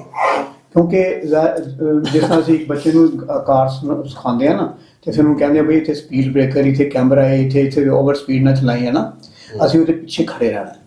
ਹੁਣ ਇਹ ਵੀ ਕਹਿੰਦੇ ਸਾਨੂੰ, ਅਸੀਂ ਇੱਕ ਵਾਰੀ ਇਹਨਾਂ ਨੂੰ ਕਿਹਾ ਕਿ ਬਈ ਇਹ ਹੁਣ ਤੁਸੀਂ ਆਪੇ ਚਲਾਉਣਾ, ਕਹਿੰਦੇ ਨਹੀਂ ਜੀ ਅਸੀਂ ਕਰਾਂਗੇ, ਲੇਕਿਨ ਅਸੀਂ ਤੁਹਾਡੀ ਐਡਵਾਈਸ ਦੇ ਬਗੈਰ ਨਹੀਂ ਚੱਲ ਸਕਦੇ। ਤੁਸੀਂ ਜਿਹੜਾ ਤੁਹਾਡਾ ਕੋਈ ਐਕਸਪੀਰੀਅੰਸ ਹੈਗਾ, ਅਗਰ ਤੁਸੀਂ ਐਕਸਪੀਰੀਅੰਸ ਤੁਸੀਂ ਕਿਹਾ ਪਿੱਛੇ ਅਸੀਂ ਨਹੀਂ ਚੱਲਾਂਗੇ, ਅਸੀਂ ਤੁਸੀਂ ਨਾਲ ਖੜੋਗੇ। ਕਹਿਣ ਦਾ ਭਾਵ ਇਹ ਹੈ ਕਿ ਜਿੰਨੇ ਤੁਹਾਡੇ ਇੰਟੈਲੈਕਚੁਅਲ ਜਾਂ ਪੰਥ ਜਿਹੜੇ ਦਰਦੀ ਹੈਗੇ ਜੀ, ਦੇਖੋ ਅਸੀਂ ਹੁਣ ਇਹ ਸ਼ੁਰੂ ਨਾ ਕਰ ਲਈਏ। ਅਗਰ ਭਾਈ ਅਵਤਾਰ ਸਿੰਘ ਬ੍ਰਹਮਾ ਤੋਂ ਸ਼ੁਰੂ ਕਰੀਏ, ਮੈਂ ਇੱਥੇ ਕੋੜੇ ਗੱਲ ਕਰਨੀ ਕਹਿਣਾ ਚਾਹਾਂਗਾ ਕਿ ਭਾਈ ਅਵਤਾਰ ਸਿੰਘ ਬ੍ਰਹਮਾ ਇੱਕ ਪਹਿਲੇ ਜੁਝਾਰੂ ਸਨ ਜਿਨ੍ਹਾਂ ਨੇ ਸਾਨੂੰ ਜੇਲ੍ਹ ਦੇ ਵਿੱਚ 500 ਰੁਪਇਆ ਭੇਜਿਆ ਸੀ ਜੀ, ਮੈਨੂੰ ਯਾਦ ਆ ਗਈ ਗੱਲ। ਤੇ ਉਹ ਪਹਿਲੇ ਦੇਖੋ ਭਾਈ ਅਵਤਾਰ ਸਿੰਘ ਬ੍ਰਹਮਾ। ਮੈਂ ਕਹਿਣ ਦਾ ਭਾਵ ਇਹ ਹੈ ਕਿ ਉਹ ਇੱਕ ਚੋਲੇ ਦੇ ਵਿੱਚ ਇਹ ਨਾ ਸਮਝ ਲਈਏ ਕਿ ਇਹ ਸਿਰਫ ਮਤਲਬ ਕਿ ਬਾਣੀ ਸਾਨੂੰ ਸੱਚੇ ਪਾਤਸ਼ਾਹ ਕਿਹਾ ਪੜ੍ਹਨੀ ਹੈ, ਪਰ ਦੁਨਿਆਵੀ ਜਿਹੜੀਆਂ ਹੋਰ ਚੀਜ਼ਾਂ ਪੋਲੀਟੀਕਲ ਜਿਹੜੀ ਅਵੇਅਰਨੈਸ ਹੈ ਉਹ ਇਹਨਾਂ 'ਚ ਅਸੀਂ ਭਰੀਏ। ਹੁਣ ਜਿਸਲੇ ਇਹਨਾਂ ਨੂੰ ਉਸ ਚੀਜ਼ਾਂ 'ਤੇ ਤਿਆਰ ਕਰਾਂਗੇ, ਸਿਰਫ ਉਹ ਨਹੀਂ ਹੈ, ਹੁਣ ਹਰ ਜਿਹੜਾ ਬੱਚਾ ਹੈਗਾ ਉਹਦੇ ਵਿੱਚ ਕਿਸੇ ਵਿੱਚ ਕੋਈ ਕੁਆਲਿਟੀ ਹੈ, ਕੋਈ ਗੋਡ ਗਿਫਟਡ ਹੈ, ਕੋਈ ਚੀਜ਼ ਹੈ, ਉਸ ਚੀਜ਼ਾਂ ਨੂੰ ਅਸੀਂ ਲੈ ਕੇ ਨਾ ਇਹਨਾਂ ਦੀ ਯੂਜ਼ ਕਰੀਏ ਇਹਨਾਂ ਨੂੰ ਸੰਘਰਸ਼ ਦੇ ਵਿੱਚ। ਔਰ ਇਹ ਹਰ ਮਤਲਬ ਕਿ ਪੂਰੀ ਗਲੋਬਲੀ ਇੱਕ ਮੈਂ ਚਾਹੁੰਦਾ ਕਿ ਗਲੋਬਲੀ ਇੱਕ ਇਹਨਾਂ ਦੀ ਇੱਕ ਛੋਟੀ ਜਿਹੜੀ ਹੈ ਨਾ ਯੰਗਸਟਰ ਦੀ ਇੱਕ ਪੈਨਲ ਹੋਣਾ ਚਾਹੀਦਾ। ਪੈਨਲ ਇਨ ਦਾ ਸੈਂਸ ਕਿ ਅਗਰ ਜਿਸਲੇ ਹਰ ਕੰਟਰੀ ਦੇ ਵਿੱਚ ਇੱਕ ਛੋਟੇ ਬਣਾ ਦਾਂਗੇ ਨਾ, ਇਹ ਇਹਨਾਂ ਦੇ ਵਿੱਚ ਇੱਕ ਸੇਧ ਲਿਆਈਏ, ਇਹਨਾਂ ਗਲੋਬਲੀ ਇੱਕ ਇਹਨਾਂ ਦਾ ਇੱਕ ਇਹੋ ਜਿਹੀ ਤੰਦ ਬਣਾਈਏ ਜਿਹੜੇ ਕਿ ਆਪਸੀ ਇਹਨਾਂ ਦੀ ਆਪਸੀ ਰਾਬਤਾ ਕਰਕੇ ਇੱਕ ਚੀਜ਼ ਤੇ ਨੈਟਵਰਕਿੰਗ ਐਗਜ਼ੈਕਟਲੀ ਰਾਈਟ ਨੈਟਵਰਕ ਦੇ ਵਿੱਚ ਇਹ ਲੈ ਕੇ ਇਸ ਤਰ੍ਹਾਂ ਦਾ ਮਾਹੌਲ ਬਣਾਉਣ ਕਿ ਬਈ ਅਸੀਂ ਆਪਣੀ ਜਿਹੜੀ ਉਹ ਤੇ ਮੈਂ ਤੁਹਾਨੂੰ ਦੱਸਿਆ ਨਾ ਕਿ ਇਹ ਨਹੀਂ ਕਿ ਸਾਡੀ ਬੜੀ ਬਹਾਦਰੀ ਹੈ, ਹੋਰ ਹੀ ਜਗ੍ਹਾ ਤੇ ਜੁਝਾਰੂ ਬੈਠੇ ਹਨ, ਇਟਲੀ ਬੈਠੇ ਹਨ, ਜਰਮਨ ਬੈਠੇ ਹਨ, ਇੱਥੇ ਤੁਹਾਡੇ ਨਾਲ ਆਏ ਨੇ ਅਵਤਾਰ ਸਿੰਘ ਹੋਰੀ, ਇਹਨਾਂ ਦਾ ਵੀ ਇਹਨਾਂ ਦੇ ਉੱਪਰ ਵੀ ਹੋਇਆ ਹਿਸਾਬ, ਇਹਨਾਂ ਉੱਪਰ ਵੀ ਛਾਪੇ ਵੱਜਦੇ ਸਿੰਘ ਸਾਹਿਬ ਸਰਦਾਰ ਸਾਹਿਬ ਨੇ ਜੀ ਤੇ ਕਹਿਣ ਦਾ ਭਾਵ ਇਹਨਾਂ ਨੇ ਵੀ ਕੀਤੇ ਦਾ। ਪਰ ਇਹਨਾਂ ਨੂੰ ਸਾਰਿਆਂ ਨੂੰ ਜੋੜ ਕੇ ਨਾ ਇੱਕ ਚੀਜ਼ ਤੇ ਲਿਆਉਣਾ ਹੈ ਕਿ ਬਈ ਸਾਡਾ ਮੋਟਿਵ ਜਿਹੜਾ ਹੈਗਾ, ਸਾਡਾ ਨਿਸ਼ਾਨਾ ਜਿਹੜਾ ਹੈਗਾ ਉਹ ਹੈਗਾ ਆਜ਼ਾਦੀ ਦਾ। ਤੇ ਆਜ਼ਾਦੀ ਅਸੀਂ ਮੰਗ ਨਹੀਂ ਰਹੇ, ਇਹ ਸਾਡਾ ਹੱਕ ਹੈ। ਖਾਲਿਸਤਾਨ ਤੋਂ ਬਿਨਾਂ ਸਿੱਖਾਂ ਦਾ ਇਹ ਮੰਗ ਨਹੀਂ ਰਹੇ, ਮੰਗ ਤੇ ਆਉਂਦੀ ਹੈ, ਮੰਗਤਿਆਂ ਵਾਲੀ ਗੱਲ ਨਹੀਂ ਸਾਡੀ, ਇਹ ਸਾਡਾ ਹੱਕ ਹੈ। ਤੇ ਇਹ ਜਿਹੜੀ ਚੀਜ਼ ਹੈਗੀ ਹੈ ਇਹ ਮਿਲਣੀ ਇਸ ਤਰ੍ਹਾਂ ਹੀ ਹੈ ਕਿ ਤੁਹਾਡੀਆਂ ਔਰ ਇਹ ਸੰਤ ਪਿੰਡਾਂ ਵਾਲਿਆਂ ਦਾ ਵੀ ਅਲਫਾਜ਼ ਰਹੇ ਨੇ ਕਿ ਖਾਲਸਾ ਜੀ ਸ਼ਹੀਦਾਂ ਦੇ ਖੂਨ ਦਾ ਹੱਕ ਲੈਣਾ। ਬਿਲਕੁਲ, ਸ਼ਹੀਦਾਂ ਦੇ ਖੂਨ ਦਾ ਹੱਕ ਖਾਲਿਸਤਾਨ ਦੀ ਪ੍ਰਾਪਤੀ ਨਾਲ ਹੀ ਜੁੜਿਆ। ਉਹਦਾ ਬੜੀ ਡਿਟਰਮੀਨੇਸ਼ਨ ਸ਼ਖਸੀਅਤ ਬਹੁਤ ਕਮਾਲ ਹੈ ਜੀ ਭਾਈ ਅਵਤਾਰ ਸਿੰਘ, ਬਹੁਤ ਵੱਡੀ ਗੱਲ ਹੈ। ਮੇਰੀ ਬੇਨਤੀ ਇਹ ਹੈ ਕਿ ਇੱਕ ਤੇ ਮੈਂ ਤੁਹਾਨੂੰ ਤੁਸੀਂ ਫਿਰ ਕਹਿਣਾ ਚਾਹੀਏ ਉਸ ਚੀਜ਼ ਤੇ ਆ ਗਿਆ ਮੇਰਾ ਖਿਆਲ ਹੈ ਹੁਣ ਅਸੀਂ ਕੰਕਲੂਜਨ ਵੱਲ ਜਾ ਰਹੇ ਹਾਂ। ਕਰਦੇ ਹੋ ਤੁਸੀਂ ਪੋਜ਼ਿਟਿਵ ਮੇਰੇ ਜਿਹੜੇ ਮੇਰੇ ਨਾਲ ਦੇ ਜਿਹੜੀ ਏਜ ਅਸੀਂ ਹੈਗੇ ਆ ਸਰ, ਤੁਸੀਂ ਸਾਰੇ ਵਿੱਚੋਂ ਪਲੀਜ਼ ਇਹ ਜਿਹੜੀਆਂ ਨਵੀਆਂ ਚੀਜ਼ਾਂ ਜਿਹੜੀ ਸਾਡੇ ਕੋਲ ਜਿਹੜੀ ਸਾਜ਼ਿਸ਼ਾਂ ਘੜੀਆਂ ਜਾ ਰਹੀਆਂ ਨਾ, ਇਸ ਪਰ ਬੜੇ ਤਰੀਕੇ ਦੇ ਨਾਲ, ਬੜੇ ਮਤਲਬ ਜ਼ੋਰ ਤਰੀਕੇ ਦੇ ਨਾਲ ਇਹਨਾਂ ਨੂੰ, ਭਾਵੇਂ ਦੇਖੋ ਪਾਕਿਸਤਾਨ ਸਾਡਾ ਇੱਕ ਦੋਸਤ ਮੁਲਕ ਹੈ, ਕੋਈ ਗੱਲ ਨਹੀਂ, ਪਰ ਗੱਲ ਇਹ ਹੈ ਕਿ ਜੇ ਉੱਥੇ ਵੀ ਕੋਈ ਇਹੋ ਜਿਹੀਆਂ ਏਜੰਸੀਆਂ ਵੱਧ ਗਈਆਂ, ਰਾਜਨੀਤੀ ਵੱਧ ਗਈਆਂ, ਸਾਡਾ ਫਰਜ਼ ਬਣਦਾ ਹੈ ਉਹਨਾਂ ਨੂੰ ਅਗਾਹ ਕਰੀਏ ਕਿ ਜਿਹੜੇ ਤੁਹਾਡੇ ਬੰਦੇ ਬੜੇ ਦਿਨ ਸਾਡੇ ਬੰਦੇ ਮਾਰ ਗਏ ਨੇ, ਇਹਨਾਂ ਦੇ ਕੀ ਕੋਈ ਪਰਮਜੀਤ 5 ਵਾਰ ਕੋਈ ਆਮ ਸਿਪਾਹੀ ਵੀ ਹੁੰਦਾ, ਮੈਂ ਕਹਿੰਦਾ ਹਾਂ ਤੁਹਾਡਾ ਫਰਜ਼ ਬਣਦਾ ਸੀ, ਉਹਦੀ ਇੱਕ ਕੁਰਬਾਨੀ ਹੈਗੀ ਹੈ। ਭਾਈ PhD ਹਰਮੀਤ ਸਿੰਘ PhD, ਭਾਈ ਲਖਬੀਰ ਸਿੰਘ ਜੀ, ਭਾਈ ਜਤਿੰਦਰ ਸਿੰਘ ਜੀ, ਜਿੰਨੇ ਵੀ ਹੈਗੇ ਗੱਲ ਇਹ ਹੈ ਕਿ ਜੇ ਅਗਰ ਅਸੀਂ ਇਹਦੇ ਉੱਪਰ ਨਹੀਂ ਕਰਾਂਗੇ ਨਾ, ਅਗਰ ਇਹ ਤੁਸੀਂ ਛੋਟੇ ਬੱਚਿਆਂ ਨੂੰ ਪੁੱਛੋਗੇ ਨਾ ਸਾਡੇ ਇੱਥੇ, ਉਹ ਸਾਰੇ ਜਾਣਦੇ ਨੇ ਇਸ ਚੀਜ਼ ਨੂੰ, ਉਹ ਕਹਿੰਦੇ ਕਿ ਤੁਸੀਂ ਆਵਾਜ਼ ਕਿਉਂ ਨਹੀਂ ਚੁੱਕਦੇ ਇਸ ਚੀਜ਼ ਦੀ, ਭਾਵੇਂ ਜੋ ਮਰਜ਼ੀ। ਦੇਖੋ ਅਸੀਂ ਮੇਰੀ ਤੁਸੀਂ ਉਹ ਪੈਂਡਰਾਸ ਬਿਲਕੁਲ ਖੋਲ ਲਿਆ, ਜੇ ਕਸ਼ਮੀਰੀ ਐਕਟਿਵਿਸਟ ਨੂੰ ਪ੍ਰੋਟੈਕਟ ਨਹੀਂ ਕਰ ਸਕੇ ਜਾਂ ਕਰ ਸਕਦੇ, ਬਲੋਚਿਸਤਾਨ ਦੇ ਵਿੱਚ ਇੰਡੀਆ ਦੀ ਇੰਟਰਫੀਰੈਂਸ ਕਿਸ ਲੈਵਲ ਦੀ ਹੈ, ਜਿਹੜੀ Baloch so called liberation army ਹੈ ਉਹਨਾਂ ਦੀ ਹੈ, ਮੈਂ ਸਮਝਦਾ ਵੀ ਸਾਡੀ ਉਹਨਾਂ ਤੋਂ ਕੋਈ ਬਹੁਤ ਜ਼ਿਆਦਾ ਤਵੱਕੋ ਹੋਣੀ ਵੀ ਨਹੀਂ ਚਾਹੀਦੀ। ਹਾਲਾਤ ਹਰ ਮੁਲਕ ਦੇ ਆਪਣੇ ਮੁਤਾਬਕ ਹੁੰਦੇ ਨੇ, ਮੈਂ ਸਮਝਦਾ ਵੀ ਸਾਡੇ ਲਈ ਇਹਦੇ 'ਚ ਕੋਈ ਸ਼ੱਕ ਨਹੀਂ ਹੈ, ਕਿਉਂਕਿ ਜਦੋਂ ਤੱਕ ਈਵਨ ਜਸਟਿਨ ਟਰੂਡੋ ਨੇ ਆਵਾਜ਼ ਨਹੀਂ ਚੁੱਕੀ ਕੈਨੇਡਾ ਦੀ ਪਾਰਲੀਮੈਂਟ ਜੀ, ਕਿਉਂਕਿ ਪਾਕਿਸਤਾਨ ਨੂੰ ਆਲਰੇਡੀ ਇੰਡੀਆ ਨੇ ਇੰਟਰਨੈਸ਼ਨਲ ਲੈਵਲ ਤੇ ਐਪੀ ਸੈਂਟਰ ਆਫ ਟੈਰਰਿਜ਼ਮ ਇਹ ਉਹ ਕਹਿ ਕੇ ਉਹ ਡਿਫੈਂਸਿਵ ਗੇਮ ਖੇਡਦੇ ਨੇ। ਪਰ ਹਾਲਾਂ ਉਹਨਾਂ ਦੇ ਜਿਹੜੇ ਓਪੀਨੀਅਨ ਮੇਕਰਸ ਜਾਂ ਲਾਅ ਮੇਕਰਸ ਨਾਲ ਜਦੋਂ ਕਦੇ ਉਹ UN ਦੇ ਸੈਸ਼ਨ ਚ ਆਉਂਦੇ ਨੇ, ਮੈਨੂੰ ਵੀ ਇੰਟਰੈਕਸ਼ਨ ਦਾ ਮੌਕਾ ਮਿਲਦਾ ਤੇ ਮੇਰਾ ਉਹਨਾਂ ਨੂੰ ਹਮੇਸ਼ਾ ਇਹ ਕਹਿਣਾ ਹੁੰਦਾ ਕਿ ਵੀ ਤੁਸੀਂ ਡਿਫੈਂਸਿਵ ਨਾ ਹੋਵੋ, ਜੋ ਇੰਡੀਆ ਇੰਟਰਫੇਅਰ ਕਰਦਾ ਹੈ, ਜੇ ਤੁਹਾਡੀ ਟੈਰੀਟਰੀ 'ਚ ਆ ਕੇ ਉਹ ਤੁਹਾਡੇ ਮਹਿਮਾਨਾਂ ਨੂੰ ਮਾਰਦਾ ਹੈ ਤੇ ਇਸ ਤੋਂ ਇਹ ਅੰਦਾਜ਼ਾ ਹੈ ਕਿ ਵੀ ਕੱਲ ਨੂੰ ਤੁਹਾਡਾ ਮੁਲਕ ਵੀ ਸੇਫ ਨਹੀਂ ਹੋਵੇਗਾ। ਪਰ ਅਗੇਨ ਸਾਡਾ ਸਭ ਦਾ ਲਿਮਿਟਿਡ ਇਨਫਲੂਐਂਸ ਹੀ ਹੈ ਜਿਸ ਲੈਵਲ ਤੇ ਅਸੀਂ ਕਰ ਸਕਦੇ। ਮਤਲਬ ਕਿ ਇਹਦਾ ਕਹਿਣਾ ਇਹ ਹੈ ਕਿ ਵੀ ਅਗਰ ਉਹ ਕਸ਼ਮੀਰੀਆਂ ਨੂੰ ਕਰ ਗਏ ਤੇ ਸਾਡਾ ਇਹ ਨਹੀਂ ਕਿ ਚੁੱਪ ਕਰਕੇ ਬਹਿ ਜਾਈਏ, ਅਸੀਂ ਉਹਨੂੰ ਅਸੀਂ ਹਰ ਲੈਵਲ ਤੇ ਉਹਦੇ ਵਿੱਚ ਨਾ ਇੱਕ, ਪਰ ਮੇਰੀ ਬੇਨਤੀ ਸਾਰੀ ਹੈ ਕਿ ਉਹੀ ਗੱਲ ਆ ਕੇ ਸਾਡੀ ਮੁਕਦੀ ਹੈ,